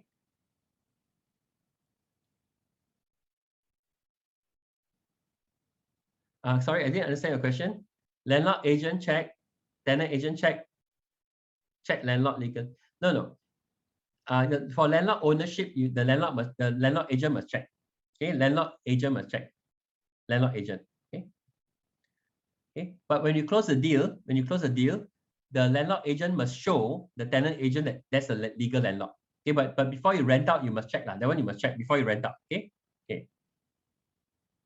Yeah, tenant agent must check when you're closing the deal. Okay, the landlord agent must show that the tenant agent is the landlord agent must show the tenant agent that he's a legal landlord. Okay, okay. Yeah, now can I open the chat? Okay. Yeah, you cannot. Yeah, exactly. You cannot. Okay, guys, thanks Ken. Thanks for highlighting. Guys, what Ken mentioned, guys, you cannot verbally. The landlord agent must show evidence to the tenant agent that he's a legal landlord. I repeat again. Guys, before the landlord and tenant agent close the deal, right? The landlord agent must show evidence to the tenant's agent that this is a legal landlord. Okay, that's the way it should be done. Not verbally, correct. Okay, guys, can I open the chat now? I want to ask all of you a question here. Everyone, I just mentioned this, guys. If ever this come up for exam, please just give me a tinker, okay? I don't know how to tell you this enough. It was not tested in the last exam, so I suspect in the October or November exam, the do not call registry, guys, the do not call registry, now the search result, now the validity of the result is valid for now 21 calendar days, okay? Yeah. Okay. Now go forward. Can the tenant ask the sales rep to share the due diligence information after the checks? Now that one is the tenant won't ask anything because the tenant is just you need to check on them. That's all. Okay, you just need to check on them. That's all. The tenant won't ask actually because you're doing a check, just basic checks. Yeah. Okay. Okay. Oops, you cannot take a picture. Okay. I hope you all don't mind. I go forward. I go forward. The one in front. Okay. Is it okay? Sorry, guys. One more time. I will repeat myself here. This one, okay? Okay. One. This one not important. This one, okay? Now, all of you, I tell you the truth. I suspect the DNC. You know what they'll tell you? The DNC search has been shortened from 30 days to 21 days. That's what I suspect for exam. Okay. The DNC the validity of the search result now has been shortened to 21 calendar days. So guys, if I do a search today, the search result, the 21 days start from tomorrow. Okay, the 21 days start from tomorrow. Okay, go forward. Okay, now guys, this was the exam question, by the way, on the small claim tribunal. Okay, I know they won't ask the search. There's no fixed amount. The search result, it depends on how many numbers you search. So they won't ask. Guys, the penalty for calling someone in the DNC is $10,000, per number. And the penalty to call someone in the DNC is $10,000, per number. Okay. Now, the small claim tribunal, for your exam, what kind of property transaction can you go to small claim? Everyone, this came up for exam. What kind of property transaction cases can you go to small claim? The answer is only rental residential transaction you can go to small claim. Now, can you see all of you the yellow color? All of you, can you see yellow color? The small claim tribunal do not handle any sale transaction dispute, commercial rental dispute, and industrial rental dispute between landlord and tenant. You cannot go to small claim. So for your exam, the small claim tribunal handle what kind of transaction dispute? Property transaction dispute? Only residential rental. Okay, the rest all cannot go to small claim. Okay. Yeah, go forward. Now again, I'm just telling you what was tested in exam. Okay, no, sale also no. Any sale transaction, no. Guys, any sale transaction, no. Any sale, whether sale or residential or commercial, no. Okay, I go forward. Thank you. Okay, now just now the question, right? Guys, this one came up for exam. The small claim, we covered this already, so I won't cover now. Okay, now this is a O1. Guys, this is a O1, just for your knowledge. Okay. Okay, now I go forward. Let me tell you what happened in exam, okay? Now, all of you, can you look at this? I asked everyone to read this guideline. Everybody, all of you have to read this guideline. Again, the exam question came out. I don't know how to tell you all this. Can I open the chat now? Guys, can anyone help me? Can all of you look at this question? This was the exam question. Anybody? If you all have read this guideline, you can attempt this question.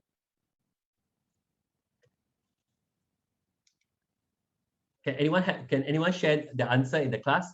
Guys, when you know, guys, according to the Corruption, Drug Trafficking, and Other Serious Crime Act, right? All salesperson must conduct a CDD on the client, right?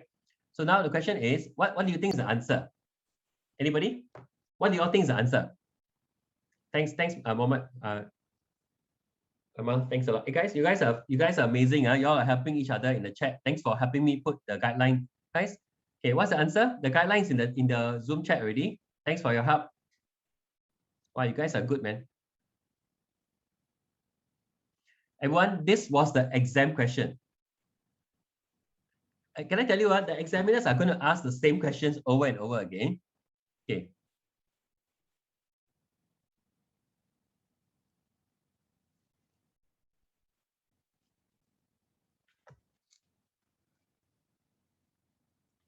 So all of you look, whenever I ask you a question, right, I'm going to show you where you see, guys, I purposely put the guideline here to tell you that if you never read the guideline, you can't answer the question, you know. So of you, my answer to y'all is, the answer is guys, when Amy is a salesperson representing her client, Tom. Okay, she's representing Tom. Okay, now the question is, Amy must do a CDD.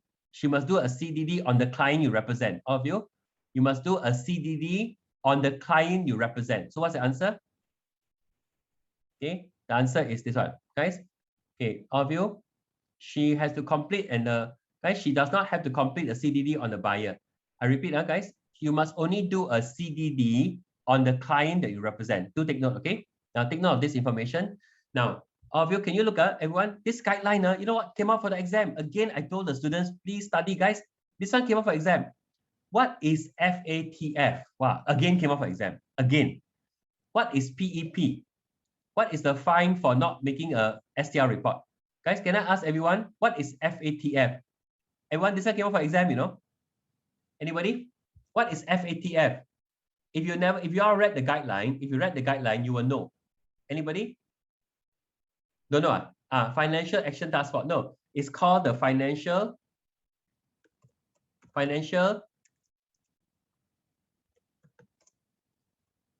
action. Now, guys, if you don't mind, it's already in the guideline. Now, task for financial action. Now, this one came up for exam, guys. I keep telling the students, guys, can I tell you something? If you have read the guideline, you would have answered this question. Okay. Now, this one came out in the last exam, you believe it. Okay. And and this one is inside this guideline. Now, what is PEP? Anyone? PEP means politically exposed person. Now, people, yeah, thanks for trying. Okay, it's called politically exposed persons. Okay, yeah, PEP means, guys, PEP means politically exposed person. Okay, so this one came up for exam. Okay, and then what is STR report, guys? STR means suspicious transaction report. You must know. Okay, yeah, page 7 on the guideline. Thanks for your help. Okay, so of you, can I tell you something? The examiners got nowhere to go. They always ask one question on the guideline, on this guideline. So the last question they asked about FATF, this question came up already 3 times in the exam. What is PEP? Politically exposed person. Yeah. Now, thanks, Brian. Okay, the fine can be is 250K. The fine is 250K, and then the jail is jail can be 3 years if it's CDSA. 5 years if it's TSOFA. Okay, thank you. Yeah. For not there's a fine for not fun. This fine is not to make a report. Of you, there's not a fine for not. The fine is not for checking. The fine is if you fail. Okay. This fine if you fail to make a report. Okay, guys. The fine if you fail to make a STR report, fail to report. Okay, this is the fine. Okay. Thank you. Okay, now we go forward. Guys, can I tell you, you cannot go wrong. You just need to follow the guideline. The questions are all inside here. Okay, I go forward. So can you see, guys, you know what to study now? After today, all of you know what to study. Okay, this is a checklist for y'all. I go forward. Okay, go forward. Oh yeah, guys, in the last exam, last year exam, what are examples of suspicious behavior? Now, I don't want to go into the exam. Right? This one came up for exam. Okay, what are the behavior pattern to suspect? Okay, and guys, you know what happened last exam? What are the 3 stages of money laundering? So can you see the exam questions are asking from here? They ask what is FATF. Okay, they will ask. No, the client will not know. When you do a CDD, it's confidential. The client will not know. Okay, when you do a CDD, client will not. It's confidential. Now, anyone can help me? What are the 3 stages of money laundering? Anybody like to try? Okay, yeah, thank you. It's called placement. Okay, wow, layering on here. Okay, all of you must know. This was the exam question. It's called placement, layering, and integration. Okay, placement, layering, integration. Okay, so guys, can you see in one guideline, these are the typical exam questions. Either they ask about CDD, they ask about FATF, PEP, STR, and all that. So these are the typical exam questions from the guideline. Okay. Okay, I'm going to go forward. I'm sorry, guys. If you read the guideline, you can be ready for exam. Okay, go forward. Okay. Now, what guys? What is CDD? Anyone can help? What is CDD? The answer is that CDD means customer due diligence checks. Okay, guys, it's called customer due diligence checks. Thanks for asking the question. Yeah, customer. Yeah, thanks for helping out. Okay, CDD means customer due diligence check. Correct. Thank you. Okay, okay. Yeah. Okay. The client that you represent, yeah, the one that you represent. Thank you. Okay. Thank you. Thank you.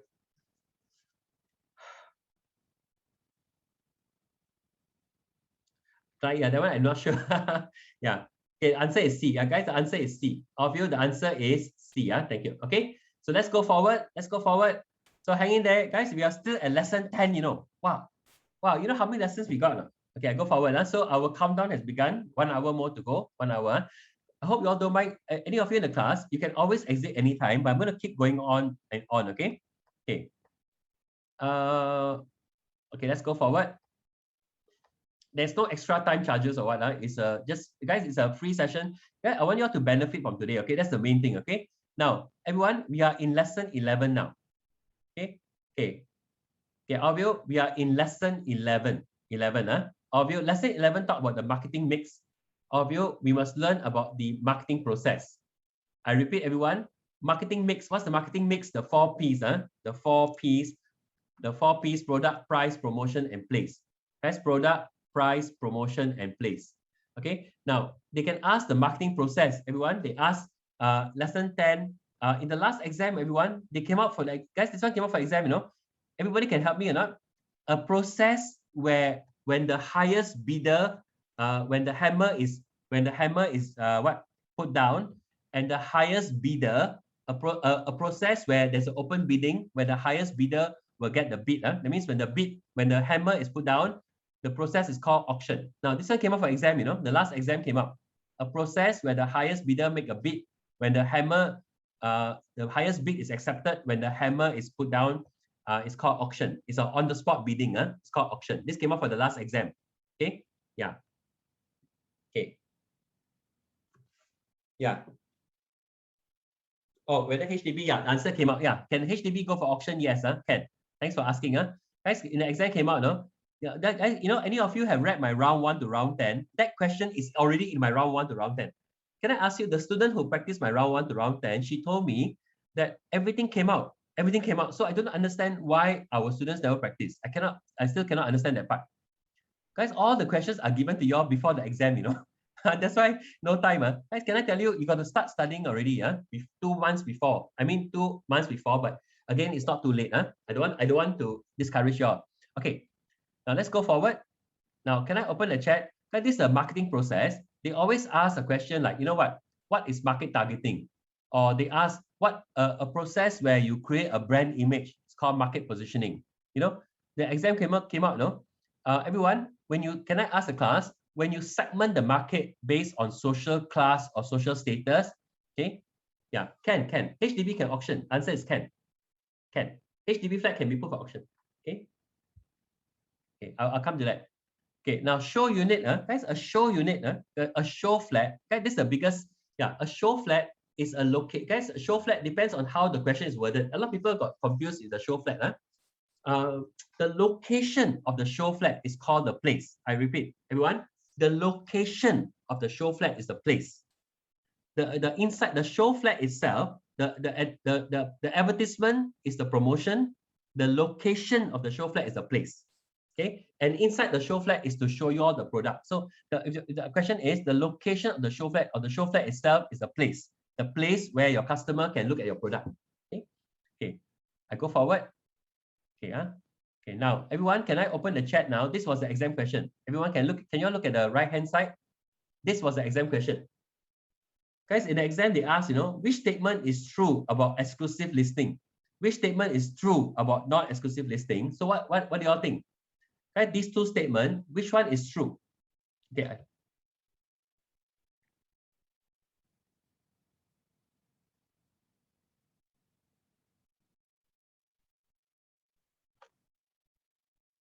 Or is it both false?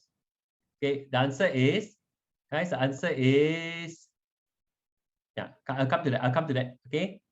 Okay, ready? The answer is, everyone, this one is false, and salesperson must come up with a marketing plan. Everyone, this one is true.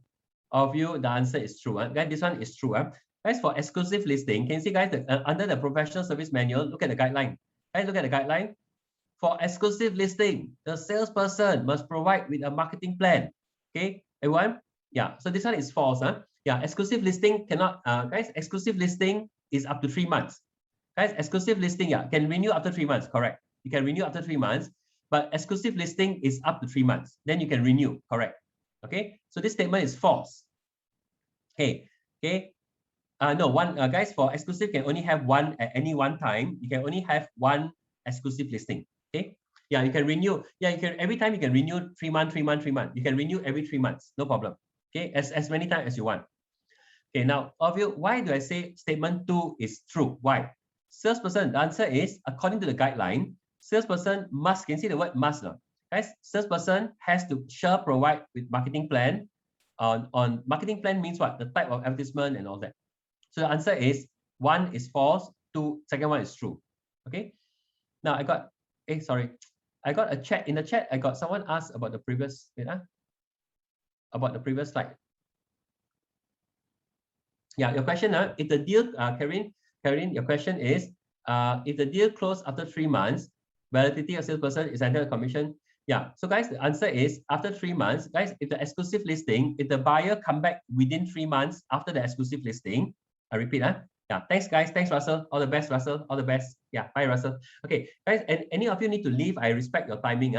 Now, guys, for any buyer the same buyer come back within 3 months after the exclusive listing, yes, the agent is entitled to commission. I repeat, if the buyer A come back within 3 months after the exclusive listing expire, the same buyer come back and buy the property, the agent is still entitled to commission. Okay, I go back to the previous slide. Guys, the previous slide is which one? This one?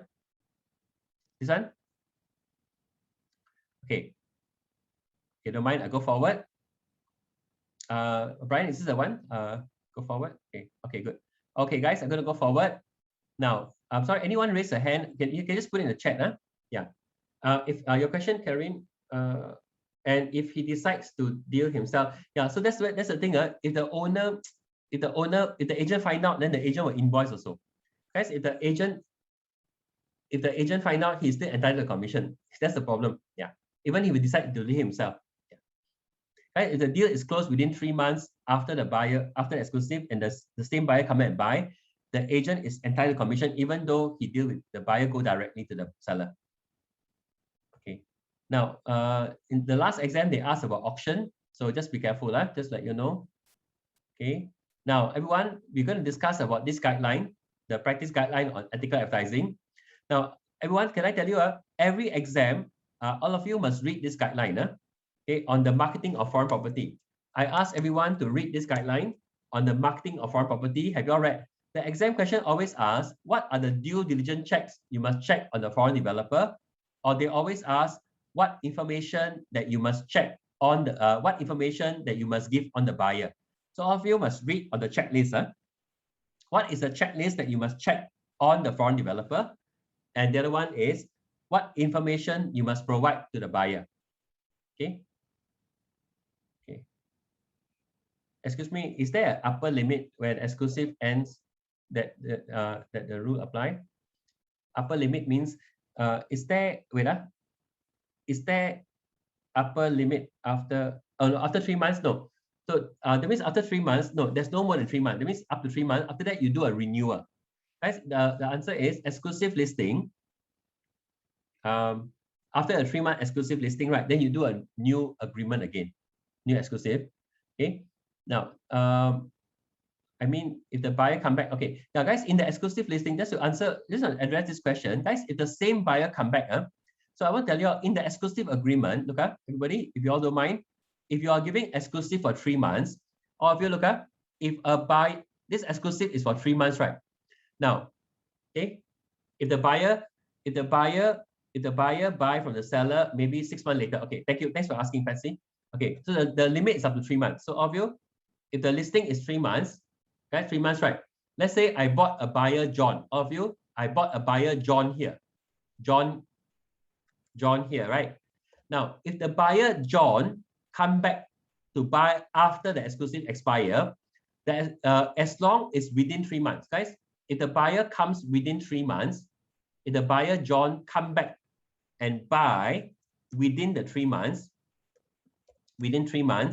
after the exclusive expire, then I get the commission. Now, guys, after 3 months, guys, after 3 months, then I cannot get my commission. I hope y'all got the answer. Yeah. Okay. Yeah. No, it means no, after the exclusive 3 months, after the exclusive listing expire, within 3 months. Okay. Yeah. Okay. Yeah. Okay. Now, okay, I'll come to that. Okay. Thanks. Okay. Now, everyone, can I go to the lesson? Now, everyone, I request everyone, please read the guideline. I request everyone, the checklist is in the guideline. Okay. What are the checklists? I request everyone, there's a long checklist. So now, okay, now I want to, you don't get it. Okay. Now I'm going to give you the answer. You read already? Okay, you read it already? Now this is a checklist. Now, can I ask you, this was the exam question. Okay, this is a checklist, but what do you all think? Anybody? What do you all think? This is the exam question. Remember I told you all must read the checklist, right? So if you all read the guideline, what do you all think is the answer? Okay. What guys, can be all, can be some, or what? So all of you must know. So what's the checklist? The answer is the checks before they market. They must check if the foreign developer, yes.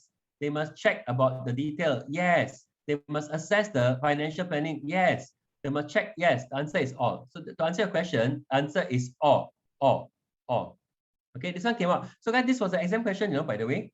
Everyone, this was the exam question. Of course, the answer, so all of you, the questions that we got from the students, so I want to just give you all the answer, okay? The answer is all, okay? Now, I go forward. No, not only for, all. Okay, guys, the answer, circle the correct statements. So, okay, the answer is all. The estate agent must do all the checks. These are all the checks on the developer as well as the buyer. Okay, all. Okay, so the salesperson, no, there are much more. But in the exam, so all this, the whole checklist is in the guideline. There are many checklists actually, but this is just 4 here, but there are many more. Yeah. Okay. Okay. In based on the question, these all 4 here. Okay. But you know what? For example, the estate agent may need to fly there. Guys, we need to verify the land exists. We need to fly there also. To check whether the land exists. So there are other factors as well. Okay. So there are more than these 4, by the way. Yeah. Okay, I go forward. Okay. There are more than 4, by the way. There are more than 4. This was the MCQ question, but there are more than 4. Okay. No, this one will come out in the fill in the blank MCQ. Right? This one is a MCQ question. Yeah. Okay. You know what happened? They'll give you much more question in MCQ. Okay, I go forward. Okay. Guys, in the last exam, they asked a question. What businesses can apply under the home office scheme? So obviously this was the exam question. What businesses what businesses are permitted under home office scheme? There are 8. All of you must know this for exam. What businesses are permitted under the home office scheme? This came out for exam. Now, everyone, can you take note that this is the answer? Guys, the permitted businesses under the home office scheme are here. Okay, I go forward. So this one was tested in the MCQ. Okay, this one was tested in the MCQ. Okay. Okay. Okay, go forward. Now, everyone, we're going to go forward. I hope everyone is doing fine. Okay, good. Go forward. Now, everyone, if you all don't mind, I request everybody, please memorize this page, this one. Now, can you take note? Do you know your advertising? All of you must know when you advertise, okay? Yeah, you must know. Guys, do we need to know what are not? So it's better to remember what is. Okay, guys, it's better to remember what is. It's better to remember what is. Of course, you must know what cannot. But so as long as you know what is, what can, then the rest all cannot. Okay. If you can remember what can, then the rest all cannot. Okay. Now. Yeah. Now, if you don't mind, we are doing a crash course today. Now, can you all take note, everyone? This was a typical exam question.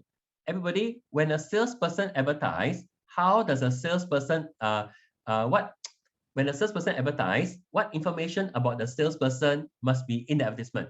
Like for example, when he advertise in the classified, he must ensure his name and contact is there. When he advertise by SMS, he must ensure his name and contact is there. When you advertise in the banner, guys, in the banner, you must have all this information. Okay. Now, for outdoor banner, you must ensure that all 5 information, your name, your R number, and all must be there. When you have a pamphlet or flyer, all 5. Now, all of you, for your exam, when a salesperson send out an email advertisement, what information must be there? You must know. So I request everyone to take a picture of this. You must know this for exam. Okay, I'm going to go forward. Guys, these are all in your notes. I will just go forward. Okay, name and contact. Guys, TM means for classified, minimum is your name and contact. NC means minimum is your salesperson name and salesperson contact number. Okay, must be in the advertisement. Okay, go forward. Go forward. Go forward. Okay, now the BCA one I won't cover. Okay, now can I open the chat, everyone? This was the exam question. Can I open the chat, everyone? Yeah, NC means name and contact number. Thanks for your help. Okay. Can I open the chat, everyone? This was the exam question.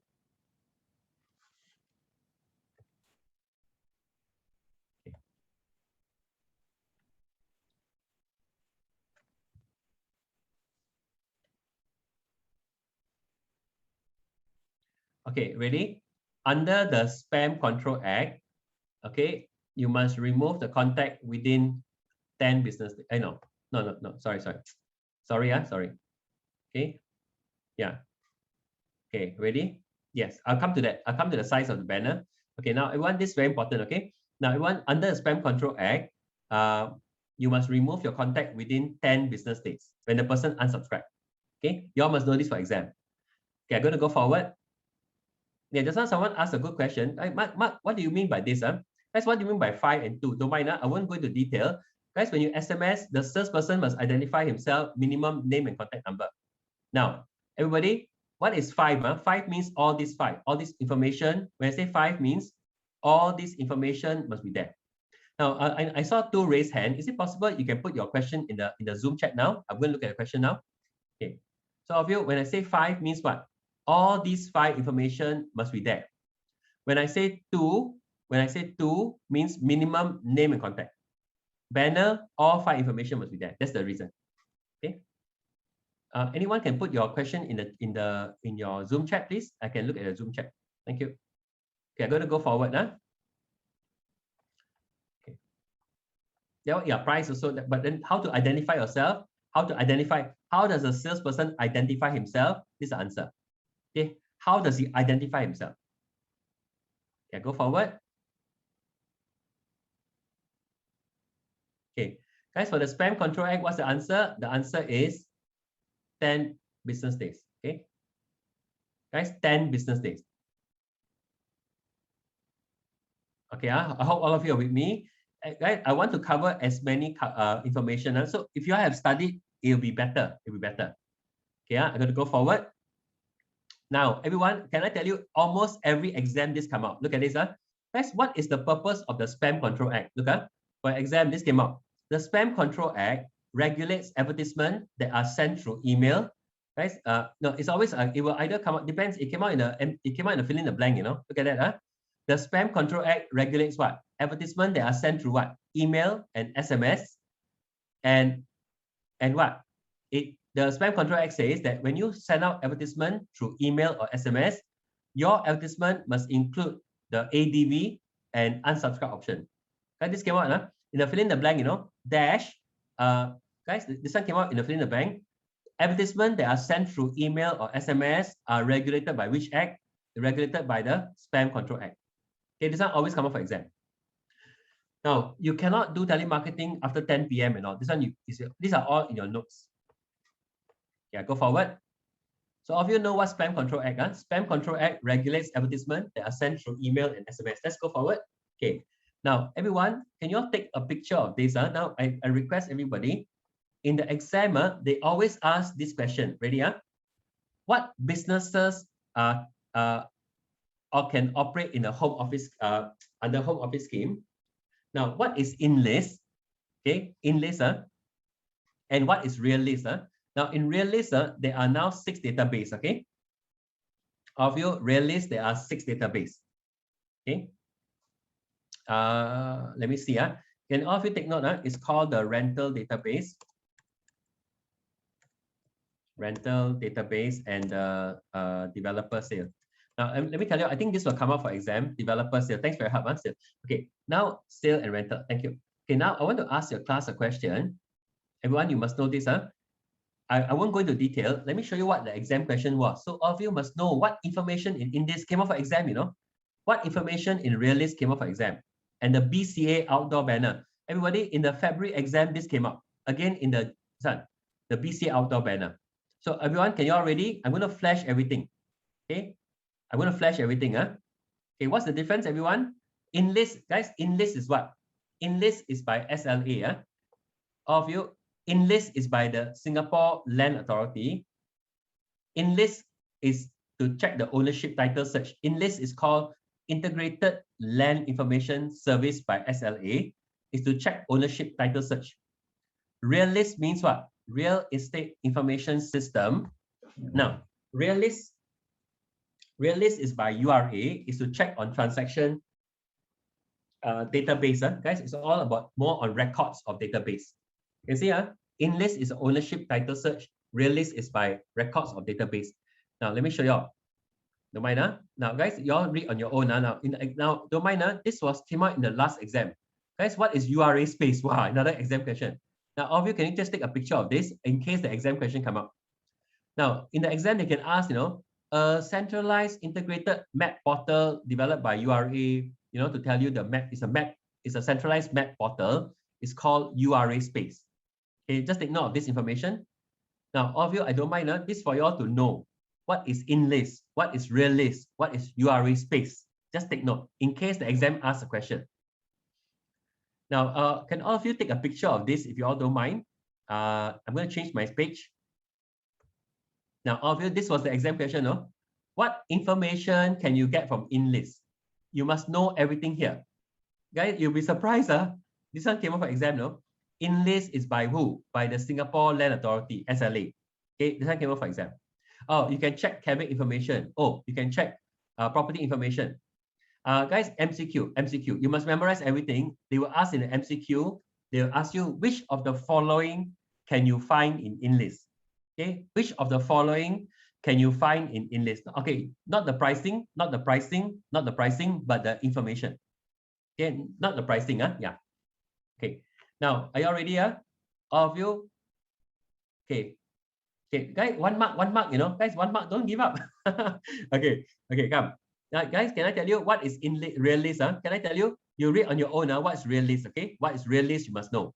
Okay, guys, in the exam came out. Look, there's transaction database. You can check records since 1995. Wow. For guys, there's time series database. You can check statistics. So you know what happened in the exam? No? All of you must know. What can you find in InList and Realist? Okay. Now, all of you look at this. The exam question look like that. Guys, for example, this one came out for exam. What information can you find in Realist? This was the exam question. Oh, you can check transaction database. You can check this one. Guys, all. Guys, all of you guys, this came up for exam, You can check transaction. Yeah, guys, you must know the content. Yeah, you need to know the content for the 6 database. All of you, thanks for. Yeah, you're right, Pauline. You must remember all. Guys, answer is all. Yeah, all. Everyone, the answer is all. All. Okay. No. InList is ownership. InList is ownership. Ownership search. Okay. Now look at. Can you see? Everyone? Can you see here? There. Can you see transaction database? Can you see here? Records of cabinet lodge 95. Okay. So D is under Realist also. Okay. InList is only title search, ownership search. That's all. Okay. Thank you. So of you, the answer is all. Of you, the answer is all. Yeah. So can you all see everyone what's going on? If we don't study, I don't know how to help. So honestly, it's not an easy paper. Paper 2, the scope is much more broader. Everyone, paper 1 actually is easy. If you really study understand the concept, paper 1 can pass. If you know the concept. For paper 2, if you don't read up the information, you cannot answer. Okay, let's go forward. Now, just now, guys, I want to ask a good question. Guys, can you all take a picture? This is the outdoor banner guideline.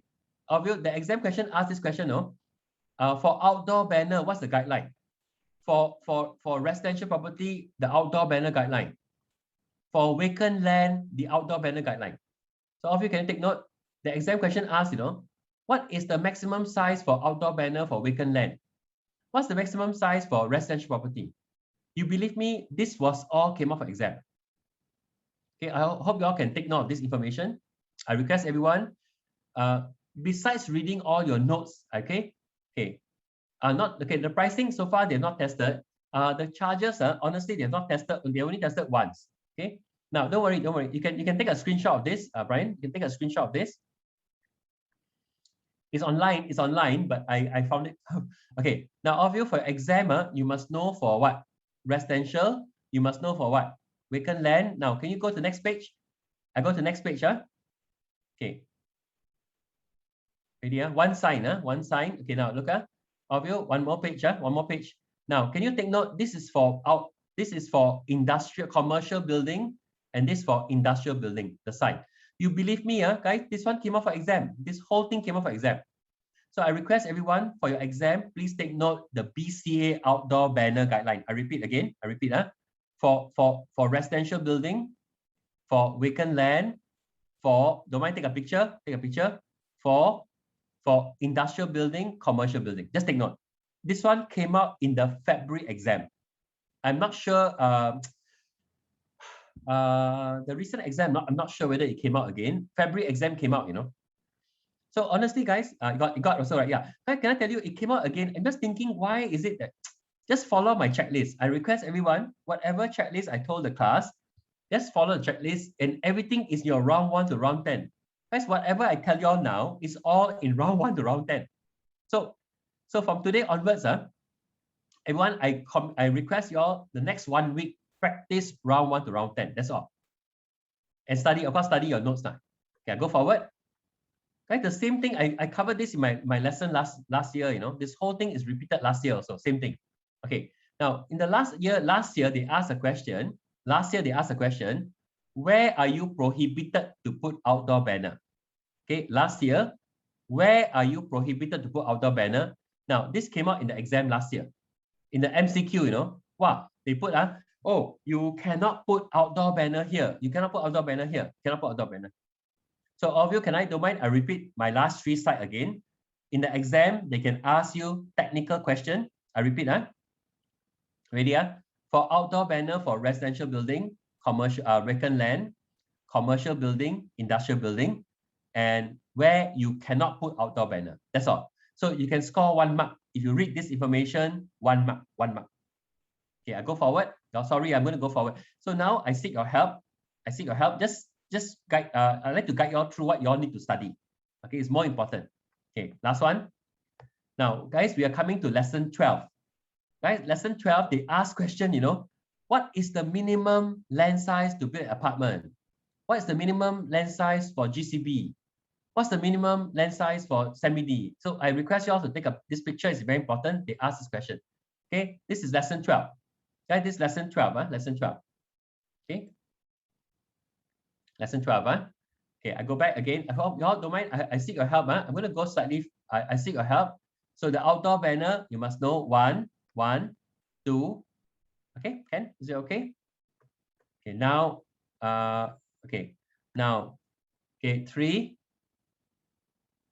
Sorry, I know you guys are, okay.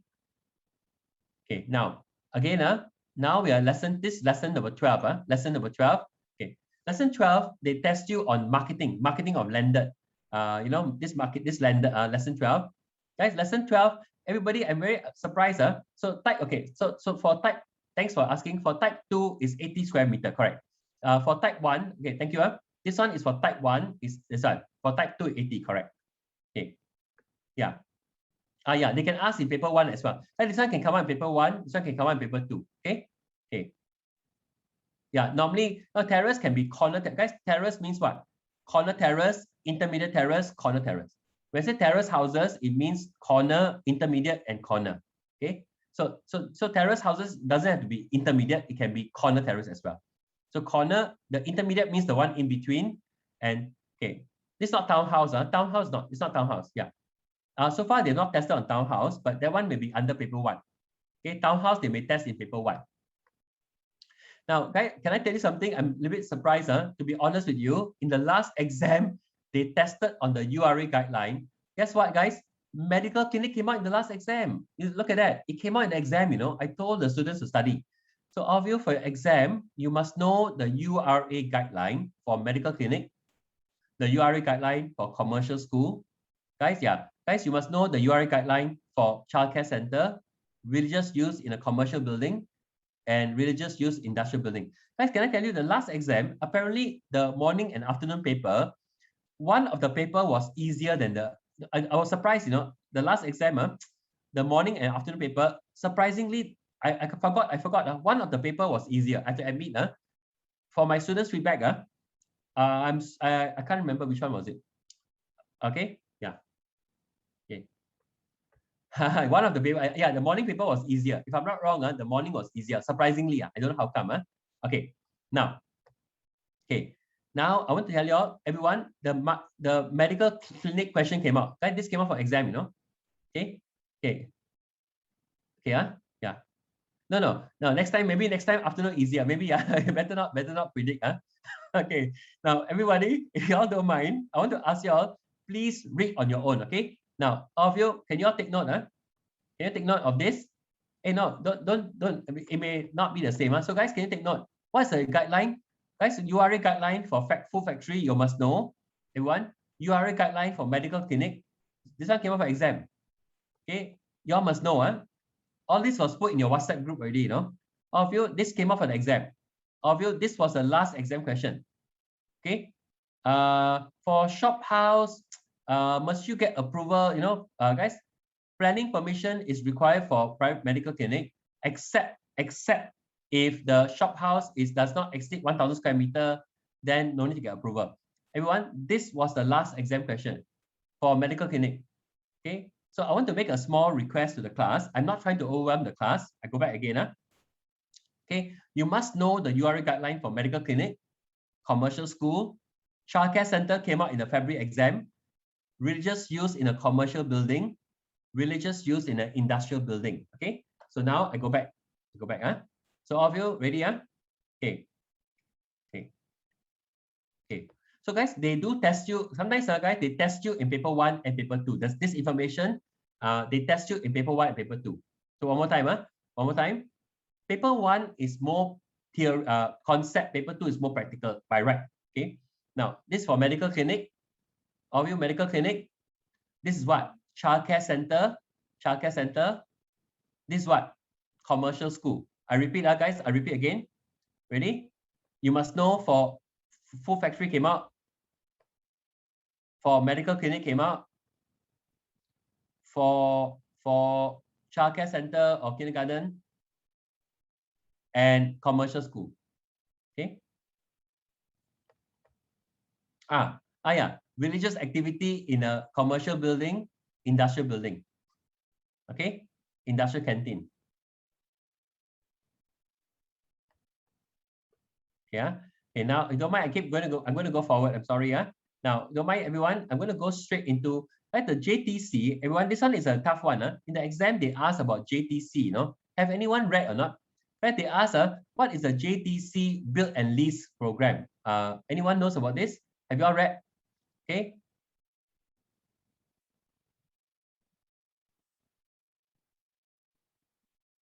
No, everyone, please. I request everyone, if can you all read on your own this one, if you don't mind, everyone. Can you all read on your own? Can you please take a picture? Please take a picture first. Okay, I'm sorry, I'm going to keep moving forward. Okay. So all of you, the answer is 1, 2, and 3. Anyone raise a hand? Just put in the chat. Please. Okay. Now, guys, can I ask the class? This was the exam question. Guys, HDB got no more industrial property, you know, by the way. All HDB industrial property have moved over to JTC. You know, in the exam question came out, you know, who owns industrial property in Singapore? Well, industrial property in Singapore are by who? By okay. I'll come to that. This one came out for exam, you know. Guys, industrial property, all in HDB industrial have moved over to JTC. So industrial property is owned by private owners, owned by JTC and the state land, government land. Okay. So just like you know, this one came out. This HDB do not own industrial. Okay. So obviously the answer is 50% and subsequently 70%. Now I request everybody. I request everyone. I request all of you. Okay. So like Mapletree will manage. Mapletree will buy over JTC property and they will manage it. Yeah.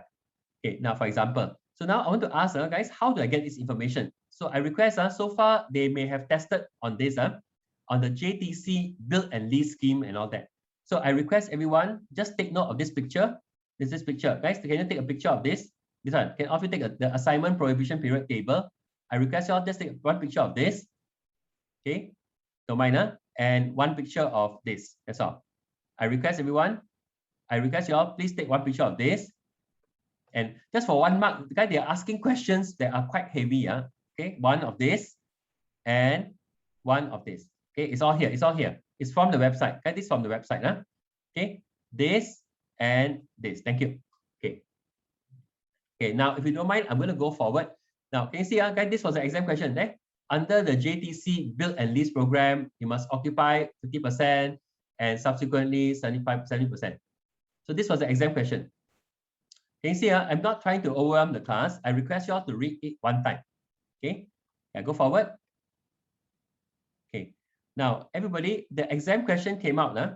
Build, guys, you can read. This is the JTC Build and Lease. That means you. Okay, go forward first.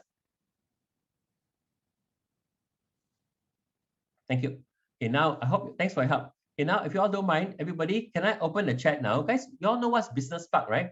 The exam question came out, look, Business Park, 40%, 60-40, right? Now, the exam came out, can I open the chat, guys? How many percent of Business Park space can be allocated for commercial purpose, commercial use? Anybody?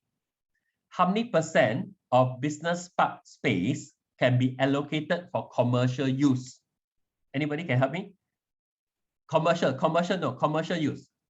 Okay, all of you, the answer is 15%. All of you, the answer is 15%.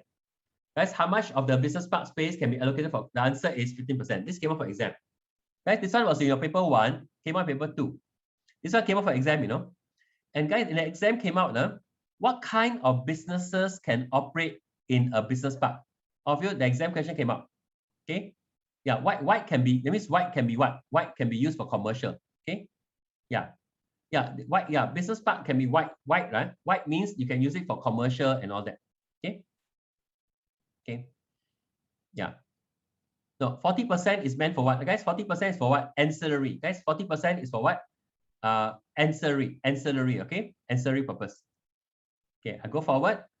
Yeah, don't mind everyone. I'm going to go back. Okay, your question. Okay, I go back. Previous question. Sorry, what's your question again? Now, I request everyone just read. Okay, read on your own. Okay, if you all don't mind, I won't go into the this part here. Previous question. So the question is, how much of the business park space can be used for commercial purpose, commercial use? Okay. Then they ask. Okay. Yeah. Would they ask how many percent space in your lease area can be used for office? No, they can ask how much of this space can be used for ancillary, for business park. Up to 40% can be used for your so-called ancillary purpose, like your office. Yeah, this one they ask. They can ask this question. 60-40. So guys, your business park, 60-40, 60% for industrial, 40% for ancillary, but 15% can be allocated for commercial use or white land, white space for other purpose. Okay. No, so the exam came out, 40% is not necessarily commercial, 40% is meant for 40% or 85%. You see guys, can you look at the chart here? 40% is from here. The 60-40 is here. You break down the 60-40 based on the 85%, correct? So 40% of this portion here. Okay, so the 50% is open to white. White means for commercial use and all that. So a lot of people thought 40% is commercial. Okay. Yeah. If not, business park cannot be used for, exactly guys, business park cannot be used for commercial. That's why only up to 50% can be used for commercial space, commercial space, Yeah. Normally business park, you must use 60-40. So the 40% is from the based on the 85%. Can you see the chart here? Yeah. Okay, I go forward. Now, guys, you know what? The last exam, they are so lucky. Anybody?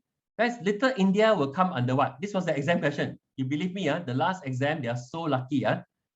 Everyone, they asked a question. Little India will come under which conservation district? Little India is under historical district. Wow, the last exam came out, Little India will come under historic district. This one so lucky. Okay. Now, the exam question asks, what are the various conservation areas in Singapore? They got the historical district, residential. This one came up for exam. Okay. Now, can all of you, in the exam, this came out. All of you look at what businesses, everybody, what businesses are not allowed in historical district? I repeat, everyone. I request you guys, I request you all, this one came out for exam. Okay. Now the exam, guys, conservation area got different areas. So it's zoned as conservation area around Singapore. But what businesses are not allowed? I'll come back to that.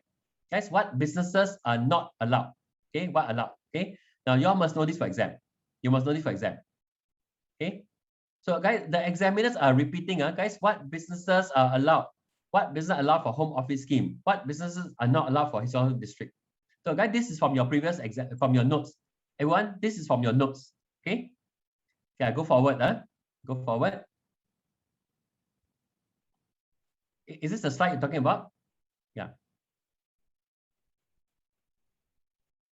Yeah, the previous one, those who got approval before, they maintain. Guys, those who got approval before, maintain. But those new one cannot. New one cannot. Yeah, no, yeah, new one cannot. New one cannot. New one cannot. Okay. Yeah, no more new one. Yeah, no more. Wow. Okay. Okay. So all of you can, this one came for exam. Okay. Now last one before we close. Now let me go. Guys, in the exam, you must know what are the 3R principle. This came up for exam.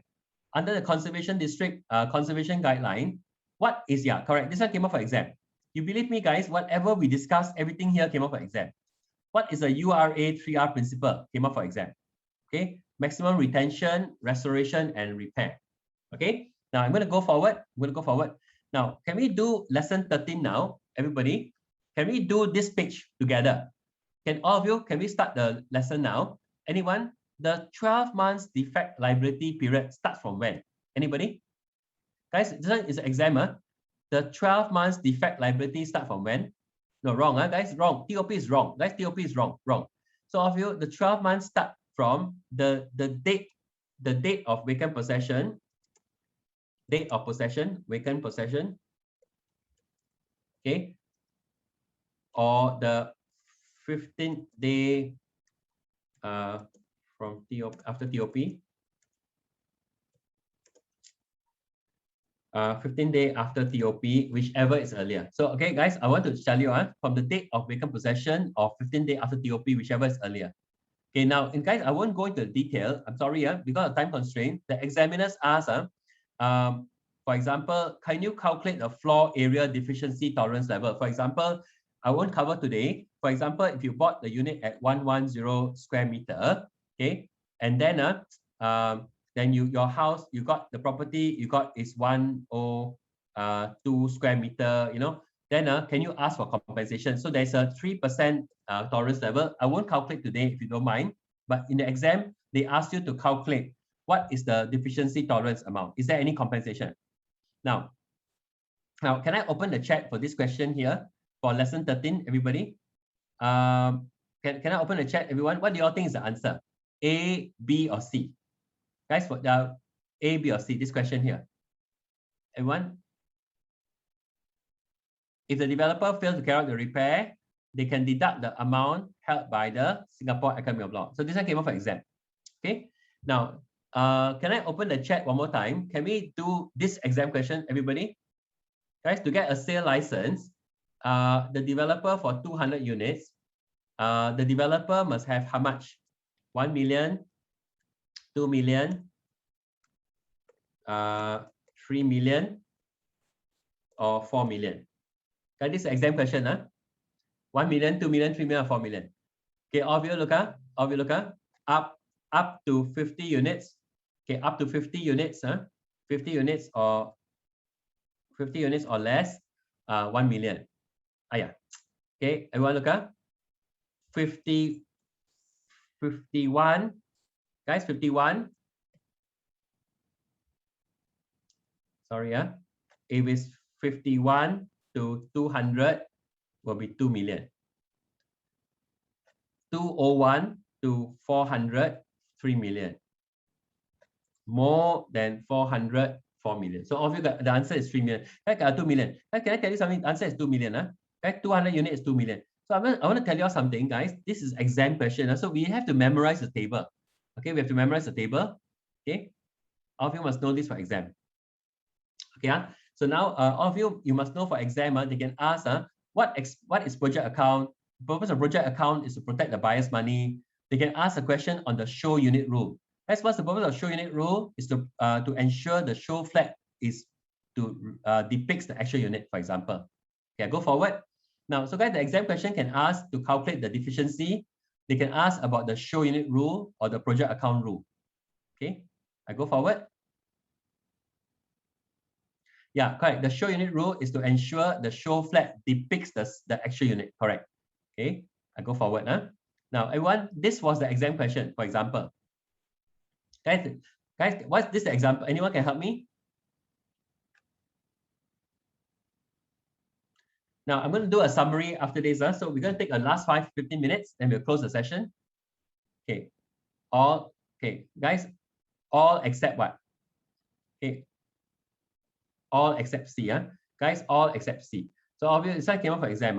The answer is, okay, all except C. Now, I will not go into the detail, but just telling you all, in the exam, they ask which of the following cannot be deducted or can be deducted from project account. Okay.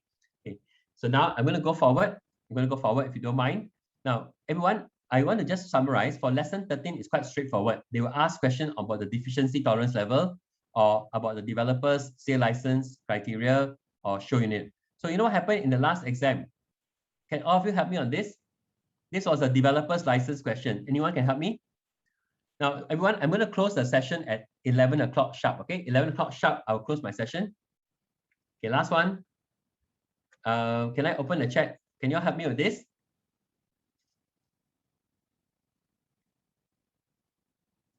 Okay, the answer is, all of you, 10 units. The answer is B. Okay, B. To get a sale license, you must have track record. Okay, B. Okay, now anyone has a question, you can put it in the chat.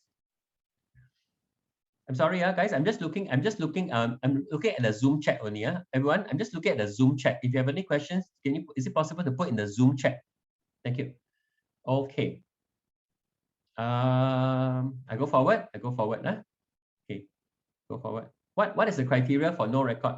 No. Okay, now I'm going to come. Okay, you can't see the question. No, more, guys. To get a sale license, right? More than not equal to 4. More than 4. More than 4. Okay, more than 4. Okay. Now this is the answer. Okay. More than 4. Okay. Okay. Now, if you don't mind, I'm going to summarize this again. Right, all of you, to get a sale license and to get a no sale license. Okay. Yeah. I repeat, guys, to get a sale license, you must show track record in the last 5 years, and this is a criteria. To get a no sale license, this is a criteria. Okay. Now I go forward. Go forward. Yeah. Just now, don't mind, just do a fast one, everyone. This is a checklist. Guys, you must know for lesson 12. Okay, I go forward. Lesson 12. Yeah. Okay. Now, if you don't mind, I'm going to go forward. I got something more important to share. Sorry, I'm going to go forward. If you don't mind, sorry about it. Okay. Coming. Wow. Hey, how to finish? Haha. No sale license means what? No sale license means what? You can build, but you cannot sell. A no sale license means you can build, but you cannot sell. You can only sell after TOP. Okay, you can only sell after TOP. Okay. Yeah. Okay. Okay. Yeah, Kingsford. Yeah, exactly. The Normanton Park, right? Now, everyone, the last exam, they asked this question, don't mind, a very fast one. They asked this question, can a developer remove the wall? This one came off for exam. Can developer remove the wall in the show flat? Okay, the answer is can, provided they indicate on the floor the thickness of the wall. Okay, now, all of you take note of this. For your exam, what's the show unit rule? The show unit rule is to ensure the show flat depicts the actual unit. Okay. Okay, now I go forward. Guys, the more important one is coming. Now, for your exam, what information, when a developer advertise, what information must be in the advertisement? Now, when you advertise according to the Housing Developers Control Licensing Act, okay, what information must appear in the advertisement? The name of licensed developer, the tenure of the land, the expected date of vacant possession, the expected date of legal completion. All this information must be in the advertisement. Okay, you all must know this for exam. Okay, now everyone, the last exam they asked, everyone, BCA is guys, CSC is issued by who? Everybody, everyone, CSC is issued by who? BCA. Guys, this one came up for exam. CSC. Now, no problem. Everyone, you all must know, CSC is issued by BCA. Okay, CSC, Certificate of Statutory Completion, is issued by BCA. Okay, BCA. All of you must know this. BCA. BCA means the Building and Construction Authority. Okay. Now let's go for, guys, many of the slides are in your notes. So the ones are okay. Now all of you can take a picture of this. Now all of you must know this. What is the main difference between the Housing Developers Control Licensing Act and the Sale of Commercial Property Act? You must know this for exam. What is the difference between the Housing Developers Control and Licensing Act and the Sale of Commercial Property Act? You must know this for exam. Okay, you take a screenshot of this. Now, guys, if any of you are attending my revision classes, when we attend a revision, we are going to practice and practice and practice. Any of you are attending my revision classes next week, we are just going to practice and practice and practice. So we're going to just keep practicing. So I hope all of you study. Please study, and then we'll practice and practice next week. Okay? Yeah. You can the revision class, you must log in. Guys, any of you need to register, you can go to the SEA website, the REC course. Please just register, okay? If you are coming in, okay, come. Guys, you must study and come. Okay, now, guys, for lesson 14, everyone, for lesson 14, you must know what's KW MTOR. Lesson 14. Yeah. I think there are some charges by, yeah. Okay, guys, lesson 14, you must know what is a resale condo procedure. Okay, the KW MTOR means let the buyer beware, correct. Then you must know the collective sale procedure. Right? You must know the collective sale procedure, and you must know the foreign worker housing.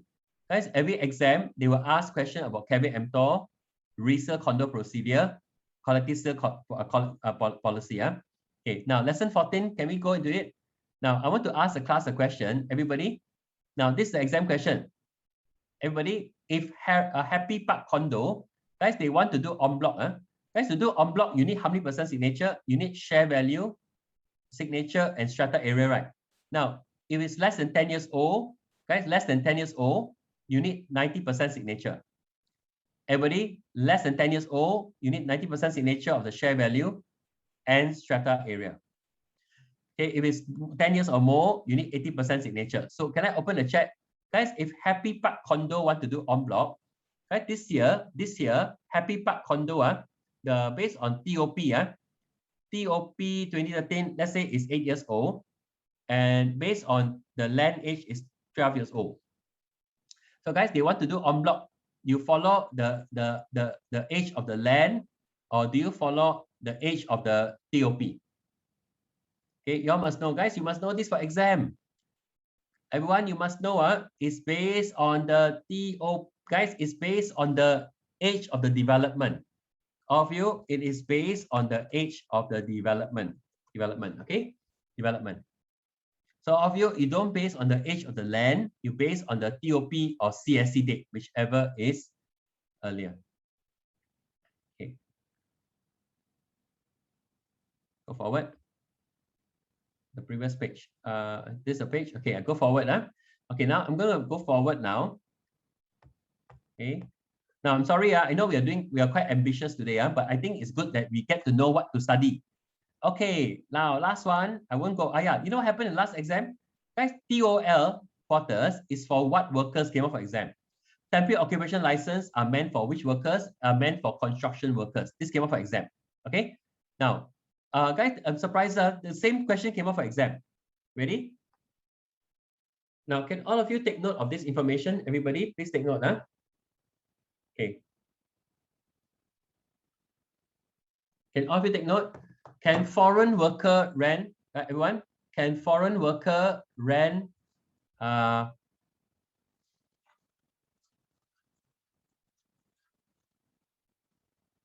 for guys, you don't have to register for membership, no. Okay. I'm not sure when you're gonna check with the sorry, you gotta check with the you gotta check, huh? Okay. Now I repeat, huh? Okay, what was your question? Now, are you all ready, guys? Can foreign worker rent HDB flat? Now, foreign worker from these 4 sectors cannot rent HDB flat. Guys, if the foreign worker is a non-Malaysian, they cannot rent HDB flat. Okay. Okay. If the workers are from construction, marine, process, and manufacturing, they are non-Malaysian, they cannot rent HDB flat. Except for manufacturing, they can rent the room. Now, do you know, guys, this one came up for the exam. Okay. Okay. Can foreign workers stay in TO? Construction workers can. Construction workers can stay. Okay. TO quarters are for foreign workers, only for construction workers. Okay. Now, everyone, I request, guys, this one came up for the exam. Again, I'm quite surprised. Honestly, actually, I'm surprised the last exam, everything came out. Everything here came up for exam. The last exam, same question came up for exam. Can foreign workers rent HDB? Foreign workers from these 4 sectors cannot rent HDB. If they are non-Malaysian, except for manufacturing, they can rent the room. Okay. Okay. Now, everyone, we're going to start our last one. Room only can. Now, last one, I hope you all don't mind, lesson 15. Now, everyone, can I ask you all of you must memorize the resale levy table. All of you must memorize the resale levy table. You must memorize the table. Now, all of you, you must memorize the race quota. All of you for EIP quota, guys, by block and neighborhood, you know, for Chinese families, for Malay families. So all of you must memorize the percentage. You must memorize the percentage by block and neighborhood. You must know by heart. I won't do it now. Okay, for Chinese families, Malay families, Indian and other families, SPR quota, you must know.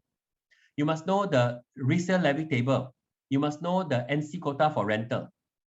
You must know the non-citizen quota, how many tenants can stay.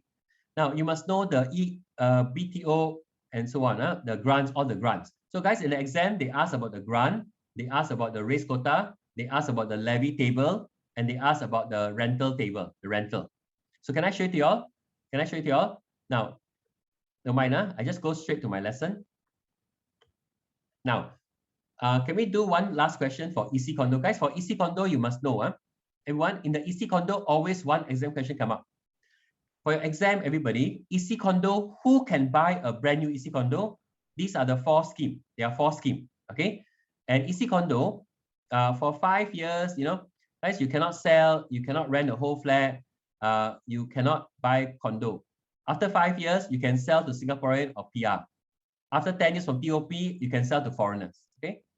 So for your exam, you must know, Okay, now I'd like to open the last exam question for this topic. Don't mind, guys, I don't want to be pushing my luck. Now, those of you who need to leave, I'm going to hold the class for about 5 to 10 minutes. You're welcome to stay, or you need to lock up. I respect that. Okay. Now, can all of you attempt this question together, please? I request everybody.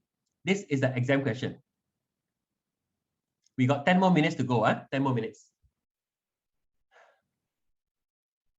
Can you all help me with this? I know it's a long day, but just hang in there. Now, those of you, guys, in the so-called the other revision class, I'm just going to practice and practice. No, there's no teaching. Guys, what's the answer? Which of the following statements are true? Guys, which one are true? True. Okay, true. For EC condo. Now, EC condo are built by private and sold by private developer. True. Right? EC condo are built and sold by private developer. True. EC condo are sold by HDB. False. EC condo, the maximum combined income 18,000. False. Guys, it's false. Then there are no risks. EC condo after 5 years you cannot sell to foreigners. This is false. So all of you, the answer is A. Can you see, guys? This is a typical exam question. Now, new EC condo are sold by private developers. Right? EC condo are sold by private developer. EC condo are bounded by HDB policy. EC condo are bounded by HDB policy, but it's not sold by HDB, it's sold by private developers. Okay? Okay. Yeah. So right, EC condo is not HDB. It's bounded by HDB policies, but it is actually built and sold by private developers. Okay, so guys, can you see this is a typical exam question? Okay, so I go forward. Okay, so now I don't mind. Now, can all of you take a picture of this picture? Now, these are all the grants. Guys, when you buy BTO, this is a grant. When you buy resale, this is a grant. When you buy EC condo, this is a grant. I request y'all, can you take a picture just for y'all to help each other? Okay. Yeah, so now, are you okay? I'm going to close my session with the taxes and then we close the session, okay? The last 2 slides and then I close my session. Now, all of you, are you all able to help me with this question? Can all of you help me? You must know the levy table. Now, my last question for HDB, before I start my last taxes. Anybody can help me? This was the exam question. Guys, for HDB, anyone can help me? For HDB.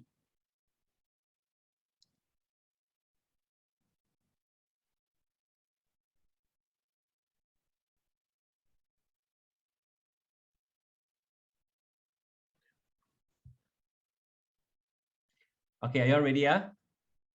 Wow. Everybody, I don't want to put too much pressure. Guys, can I tell you, as long got one Malaysian, guys, look, got one Malaysian or one Singaporean, you just need to check the EIP only. Everyone, can I tell you something? Everybody, as long got, I don't mind, one more time, I'll come back to that. Guys, look, as long got one Singaporean or one Malaysian, one SPR from Malaysia, just check EIP. Just check EIP. So I go back again. Guys, this for exam. Guys, this for exam, you know. Guys, I repeat again. All of you, as long got one SPR from Malaysia, just check EIP. That's my answer. Okay, I hope y'all got the message. Okay, so that's the answer. Okay, can you see, guys? Can you see how tricky the exam is? Guys, if both of you are PR from other countries, then I must check both. Okay, this was the exam question. You guys, this is the exam question in the February exam, you know that? Okay, okay, okay, okay, no problem. Okay, now, okay, y'all got this, Okay, you want to see a summary? Sorry, someone asked a question. The previous class exam topic, right? The region exam, just exam topic, right? Yeah. Okay, wait, is this the one? I'm sorry, which one are you talking about? I'm very sorry. Is this the one? Is this the one?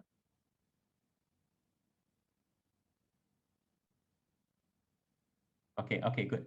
Okay, I'm going to go on, no problem. Sorry, guys. I know I'm being a little bit fast, but I hope you all don't mind. This one, is this the one you wanted? 1, 2. Now, all of you, we are doing the paper 2 syllabus in one night. You believe it? Amazing, huh? Okay, so everyone, you must memorize this table. Everybody, you must memorize this table. This table is very, very important for exam. Right? Every exam they come out. Okay, every exam question will come out. Okay, okay, this question, this one, and this one. Okay, all of you must know. So guys, when you look at this question again, the answer is EIP quota. Why? Because there's one Malaysian and one Singaporean EIP quota. Okay, okay, okay. Can I'll start a levy. Sorry, guys, the levy, guys, levy is in your notes. Guys, these are all in your notes. You know, everyone, these are in your notes. So that's why those notes one, I will not stop too much. Okay, is it okay? I go on. Is it okay? Okay, I go on. Can you skip those on the note? Yeah, guys, the notes in the notes, I just show it to y'all what y'all need to know. Okay. Now I need to tell y'all the notes one is what y'all need to know. So you must memorize this table. Okay. Now last one. I go forward. Now, guys, this is the checklist. Guys, this is the checklist for HDB. Everyone, please read this on your own. Okay, every exam, 3 questions will come from here.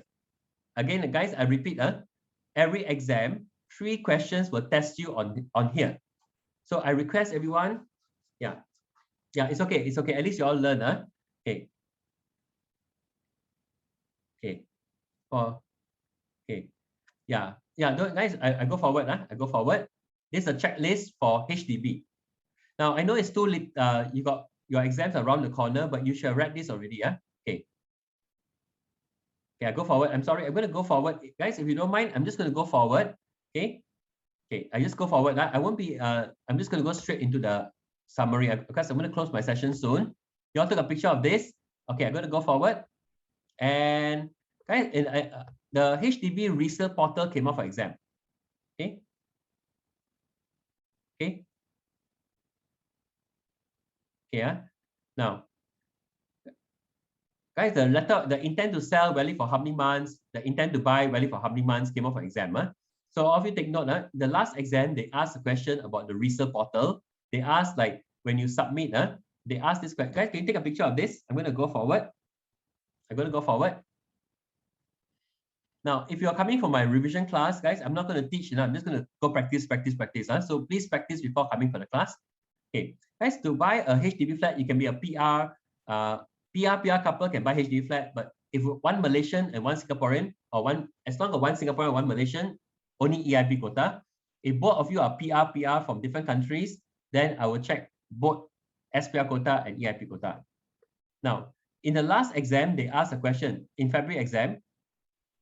When you submit intent to buy, intent to sell, what information can you get? You must know this for exam. Okay, what information can you get when you submit intent to buy, intent to sell? Okay. Okay, now I want to close my session here. Now, all of you, can you take a picture of this, everybody, for rental? I request, this is a very, very important page for rental. Now, everyone, for your exam, you must know this. When you rent out the whole flat, okay, whole flat can be done after MOP. The owner must pay $20, log into the My HDB page.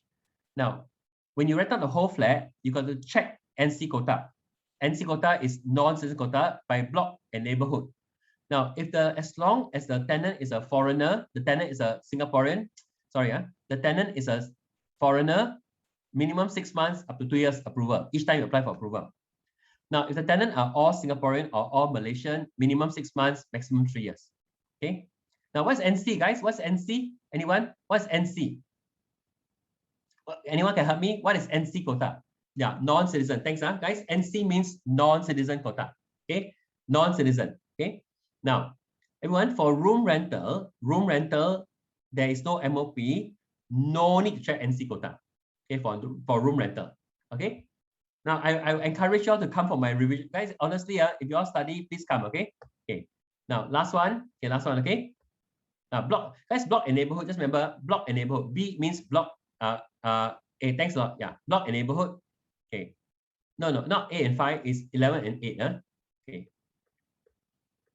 Now, can I summarize this? Now, everyone, I want to just go straight into my lesson. Now, in the exam, they tested on the HDB. All this scheme came up for exam. All the priority scheme came up for exam. Everyone, this one was tested in exam. What is all this scheme about? Okay. And they asked a question on, guys, what is extended family? Now, this one was tested in exam. Guys, this was very serious. What do you mean by extended family?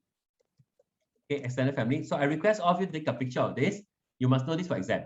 Okay, what is deemed as extended family? You must know. HDB will consider your income as extended family. You must know.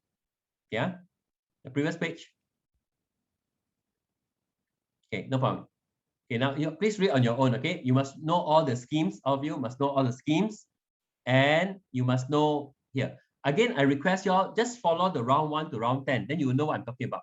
That's whatever I cover today. You just need to practice. Okay. Now let's close the session. Now, everyone, I'm going to close my session here on lesson 17, lesson 18. Everyone, the exam question will ask, calculate property tax, for example.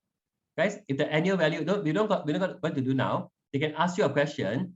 If the annual value is 70,000, no, okay, don't mind for rest. Guys, if it's a, they will ask you, the property tax, assuming it's a residential, for example.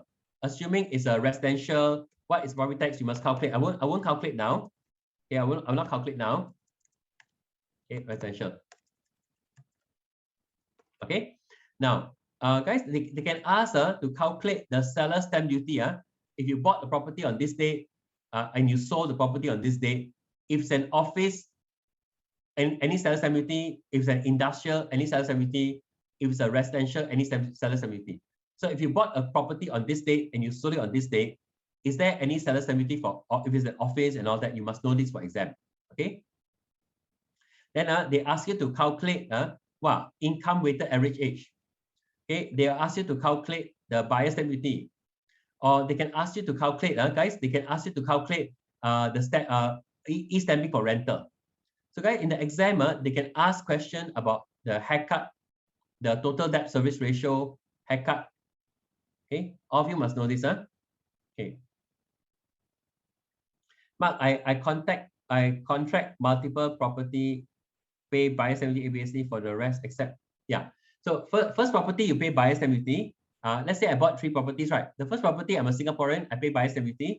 But the second property, third property, I pay buyer's stamp duty and ABSD. I repeat, if you buy 3 properties, the first property, you only pay buyer's stamp duty, no ABSD. Second, third property, you pay buyer's stamp duty plus ABSD. Okay, the 12 and 15%. Okay, so now okay, now can I do one last question? Everyone, can we do this question and then we close the session? Now, anyone can help me with this? Oh yeah, guys, in the exam, they ask you to calculate monthly installments. So, okay. Can I open the chat, everyone? Can we do this question? Dual key, they have not tested. Okay, can anyone help me? If I bought the condo, guys, if I bought an office on this day, is there any seller stamp duty? Can we do A? Right, I bought the property on 1st March 2017. Guys, is there any seller stamp duty for office?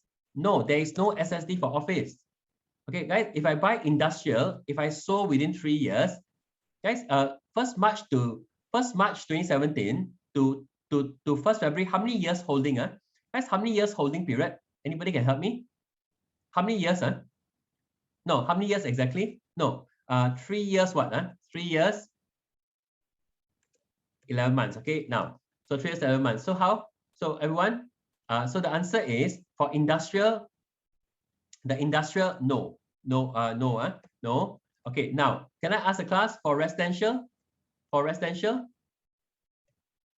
Guys, the residential, the answer is yes. Guys, yes, the old system, the old rule, the old rule, yes. Because guys, those are there's a 4%. All of you must know this. So now I will talk to you about residential. Everyone, if you don't mind, this page is important. Okay, this page is important. Please know they'll test you on the e-stamping calculation. They'll test you on property tax calculation. They'll test you on monthly loan calculation and calculating the income weighted average age.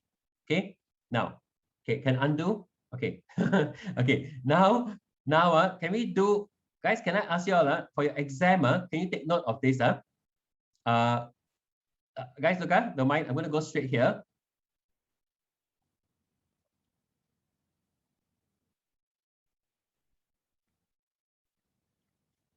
Sorry, where's my seller stamp duty? 1 minute. I just got something to share with y'all. Where is my seller stamp duty? Okay. Now, all of you, can you take note of this?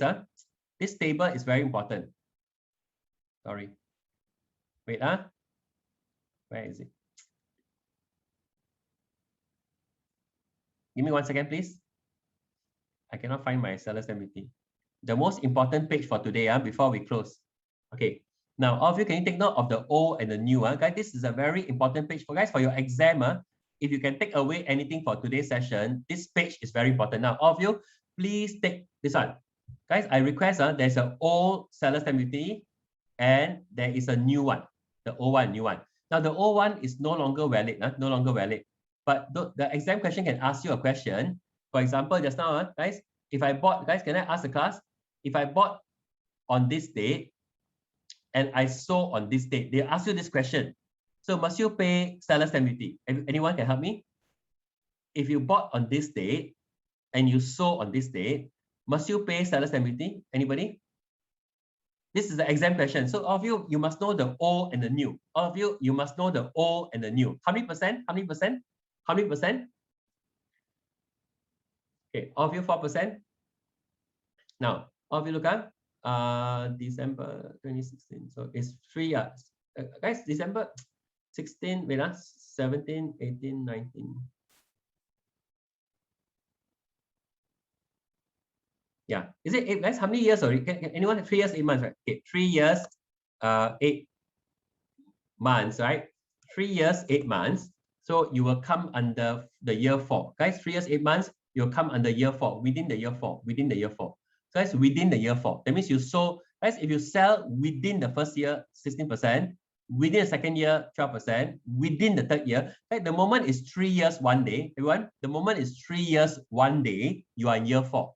I repeat, if it's 3 years, 1 day, you are in year 4. Okay. Now, can I tell you the examiners like to test you on the old policy, you know? Now, this old policy is for the old. That means those of you who bought, right? The date you bought is when? The date you bought is the date of purchase, is the date when you exercise the option. The date you sold is the date your buyer exercise the option. So when you calculate for IRAS, the date you purchased and the date you sold. Okay, you must know this for exam. Yeah. Okay, last one. So I'm very sorry to cut short the lesson. I want to summarize this page. Now, all of you, the buyer's stamp duty calculation is here. That's buyer's stamp duty. Buyer's stamp duty. If it's above 360K to 1 million, the formula is here. Buyer's stamp duty. If it's more than 1 million, this is a formula. Okay, for buyer's stamp duty. Okay, if it's more above 360K to 1 million, this is a formula. More than 1 million, this is a formula. Okay. Okay, now we're going to do one last session. Now, all of you, can you look at the property tax? We close the session here. Now, guys, for your exam, you must know the e-stamping formula. E-stamping is up to 4 years. This is a formula. More than 4 years is a formula for e-stamping. So, guys, if the tenancy agreement is up to 4 years, the formula is 0.004 times the rent times the month. If it's more than 4 years. Now, buyer's stamp duty is for residential, commercial, and industrial. ABSD, you all must know the Linus country, guys. What's the Linus country? Those countries under the Liechtenstein, Iceland, Norway, USA, and Switzerland, they follow Singaporean rate. Okay, okay. You must know the ABSD refund. I covered just now, and we covered the ABSD remission. Yeah. Okay. Now, guys, to register for revision class, go on the CA. Guys, I will show it to you all shortly. Yeah. Now, property tax. Guys, property tax is what? Annual value times tax rate. Okay. Now, all of you must know seller's stamp duty. You must know for exam. Seller's stamp duty for industrial, you must know. And for industrial is what? For industrial is on the 12th January 2013. Industrial is first year is 15%. Remember, any of you in my class, I always end my lesson like this. First year is 15%. Oh, yeah, 15%. Second year, sorry, 15%. Second year is what is it? 10%. And third year is 5%. Okay, third year. Okay. Now, for this is for industrial. Now, for residential, guys, I got one more session to do. One more session. I'd like to do 5 more minutes with the class. First year is now 12%. Yeah, first year is 12%. Second year is 8%, and third year is 4%. Now, this is for those of you guys, those of you who bought a condo from 11 March 2017, you are under the new rule. Those of you who bought a condo from 11 March 2017, you are under the new rule. Okay. Now, everyone, if you all don't mind, I want to open one finale question. Would that be okay? Now, some of you have asked about the revision class, right? Those of you who are registering for the RE revision class, you can go to the you can go to where? You can go to the SEA website. If any of you are registering, you can actually go to the website to check. Okay, I can't access now. So if you go to the website. Okay, now all of you look at can you go to the website and check? Okay, yeah, you can log in and check. Okay, I'm sorry, I don't have access to it now, but just take note. You can go to the website and check. Now, before I close the lesson, I encourage you all to come. Okay, now, guys, before I close my session, I got one session to cover. Lesson 13, is there a summary? Okay, now before I close the summary, I want to inform you all something very important. Now, all of you can take a picture of this. Now, this one came up for exam, so I want you all to take a picture of this. Now, guys, this is a CPF policy. Everyone, can you all take note? There's a CPF policy. Can you all take note of this, please? Okay. Now, guys, CPF policy from 10 May 2019. Okay. Now, all of you, when I bought a HDB flat, I take a HDB loan. Everybody, if the remaining lease plus the youngest buyer's age exceed 95, I can use my CPF up to 100% of valuation limit. Okay, guys, of you, if I bought a HDB flat, I take a HDB loan, I can use my CPF up to 100% of valuation limit. If the property can last me to 95. Now, all of you, there's something important here. All of you look here. Look here. Can you take a picture of this? Now, all of you look up. Now, okay. What does it mean for left part? No, the left part, leave it. The left part is the old policy. All of you, this is the old policy and the new one. The new one is the left. Okay. Now, all of you, can I make a request, everybody? This is very important. Okay. Can you look at this one came up for exam? Look up. Can you see on top here? All of you, if I bought a residential property, if I take a bank loan, I can use my CPF up to 120% of valuation limit. Everyone, I repeat again. I repeat again. Can you all look at this page again? Now, if you look up, when you buy a HDB flat and you take a HDB loan, you can use your CPF up to 100% of valuation limit if the property can last you to 95. However, if you buy a private property or HDB flat and you take a bank loan, you can use your CPF up to 120% of valuation limit. I request all of you to take a picture of this. That's all. Okay, this one came up for exam. Okay, I repeat again. The maximum CPF you can withdraw if you buy a HDB flat with a HDB loan, you can withdraw up to 100% of valuation limit. If you buy a private property or HDB flat with a bank loan, you can withdraw your CPF up to 120% of valuation limit. That's all. This one you all must know. Okay. Yeah, private property or HDB flat, as long as you take a bank loan.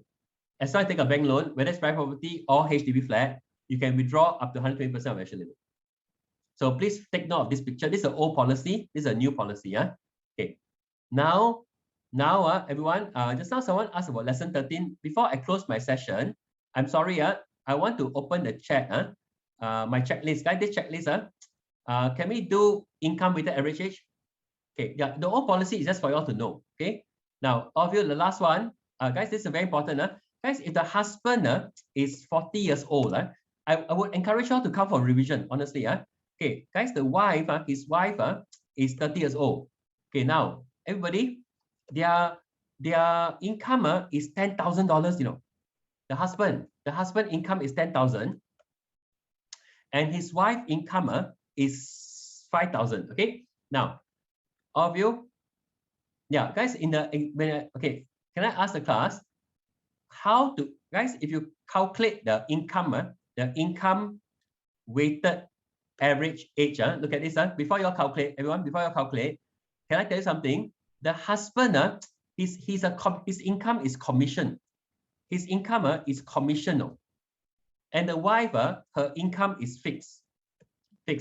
So can I ask everyone, guys, before I close, everybody can help me or not?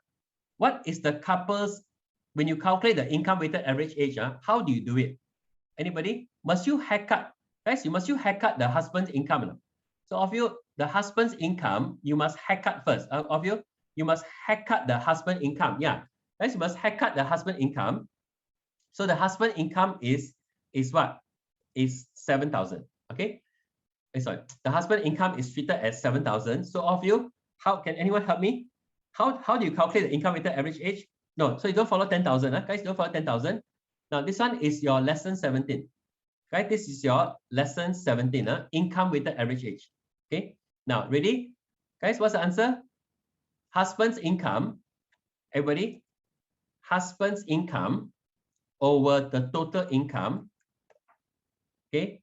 Husband's income over total income times the husband's age. Okay.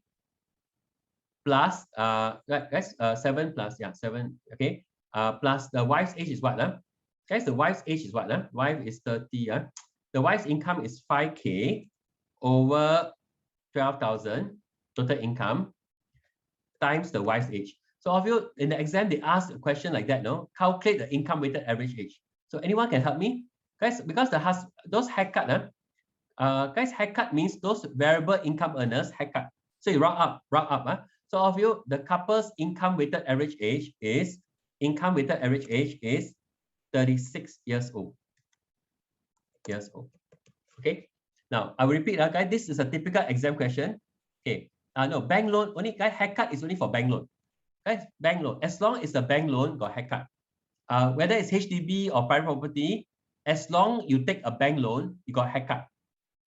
HDB loan got no haircut. Only bank loan got haircut. So any of you are variable income earners, your income haircut. Okay, your haircut, haircut. Okay. So anyone, before I close my session, I'm going to close my session. So anyway, guys, I know it's overload already, but all of you got an idea. Guys, the idea is, all of you got an idea. Now, someone asked about the lesson 13 checklist. I'm going to go back to lesson 13. Guys, I'm going to go back. I'm going to go down to lesson 13. I'm going to close my session. Okay, how to go back? Don't mind, how to go back? Let me try.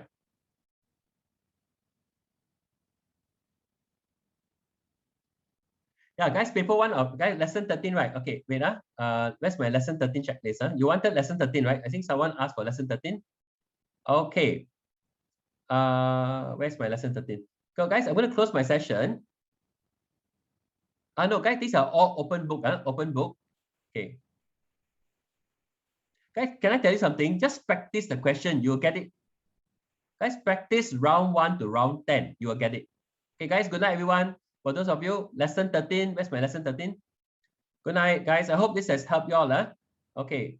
Please WhatsApp me. Those of you don't have round 1 to round 10, WhatsApp me directly. WhatsApp me directly. Okay. All the best, guys. Take care. I'm going to flash lesson 13. Where's my lesson 13? Good luck, guys. I hope you all benefited for today. Okay. Thank you, guys. Take care. Bye-bye. Okay. Good night, everyone. Good night. Good night. Good night. Take care. Take care. See you soon. Yeah, self-employed also haircut. Guys, haircut is for self-employed, commission agent. Okay. Okay. Thank you, guys. Take care. May I ask you, are you all, okay, I think all tired already. Okay. I hope you all benefited today. So you can exit the session now. Take care. All the best. You're welcome. You're welcome. Bye-bye. Okay, good. That's good. That's good. My handphone number, those of you in our class, you need to WhatsApp me if you need a 976766012. Please WhatsApp me directly if you need the round 1. Guys, message me directly if you are from SEA class, if you don't have round 1 to round 10. Good luck. Yeah, take care. Bye-bye. All the best. You're welcome.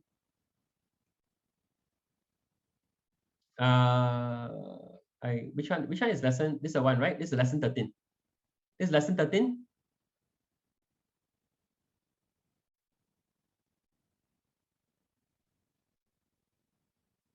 Oh, lesson 12. Okay, I do lesson now. This is lesson 13. Okay, you're welcome. Okay, lesson 12. No, this material, these are all from your notes. All these are in round 1 to round. All these are from round 1 to round 10. Just go to round 1 to round 10. Okay. Pauline, which one is in your WhatsApp? Which WhatsApp group are you in? I think it's all there already. Okay. Just now. Thanks. Yeah, I'll flash my number again. Okay.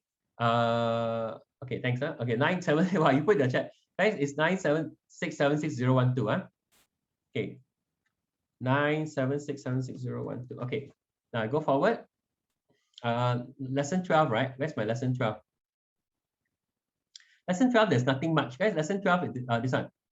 This is lesson 12 actually. Lesson 12 is this one. Okay, no problem. Yeah, I hope you all pass the exam. Lesson 12. Just now someone, Lisa, your question. Lesson 12, this one. Okay, this one. Okay, and this one. Okay, good. Yeah, thank you so much.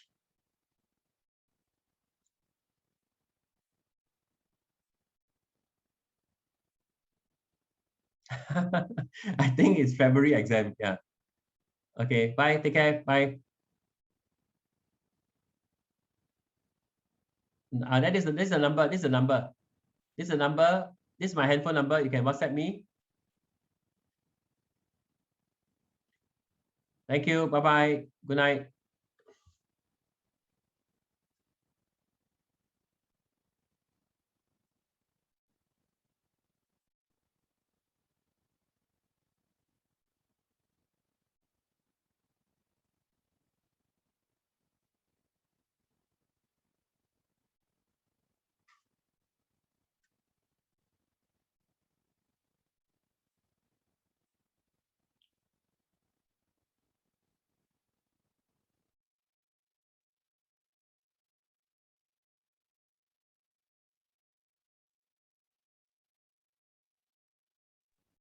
HDCLA. Okay, hang on.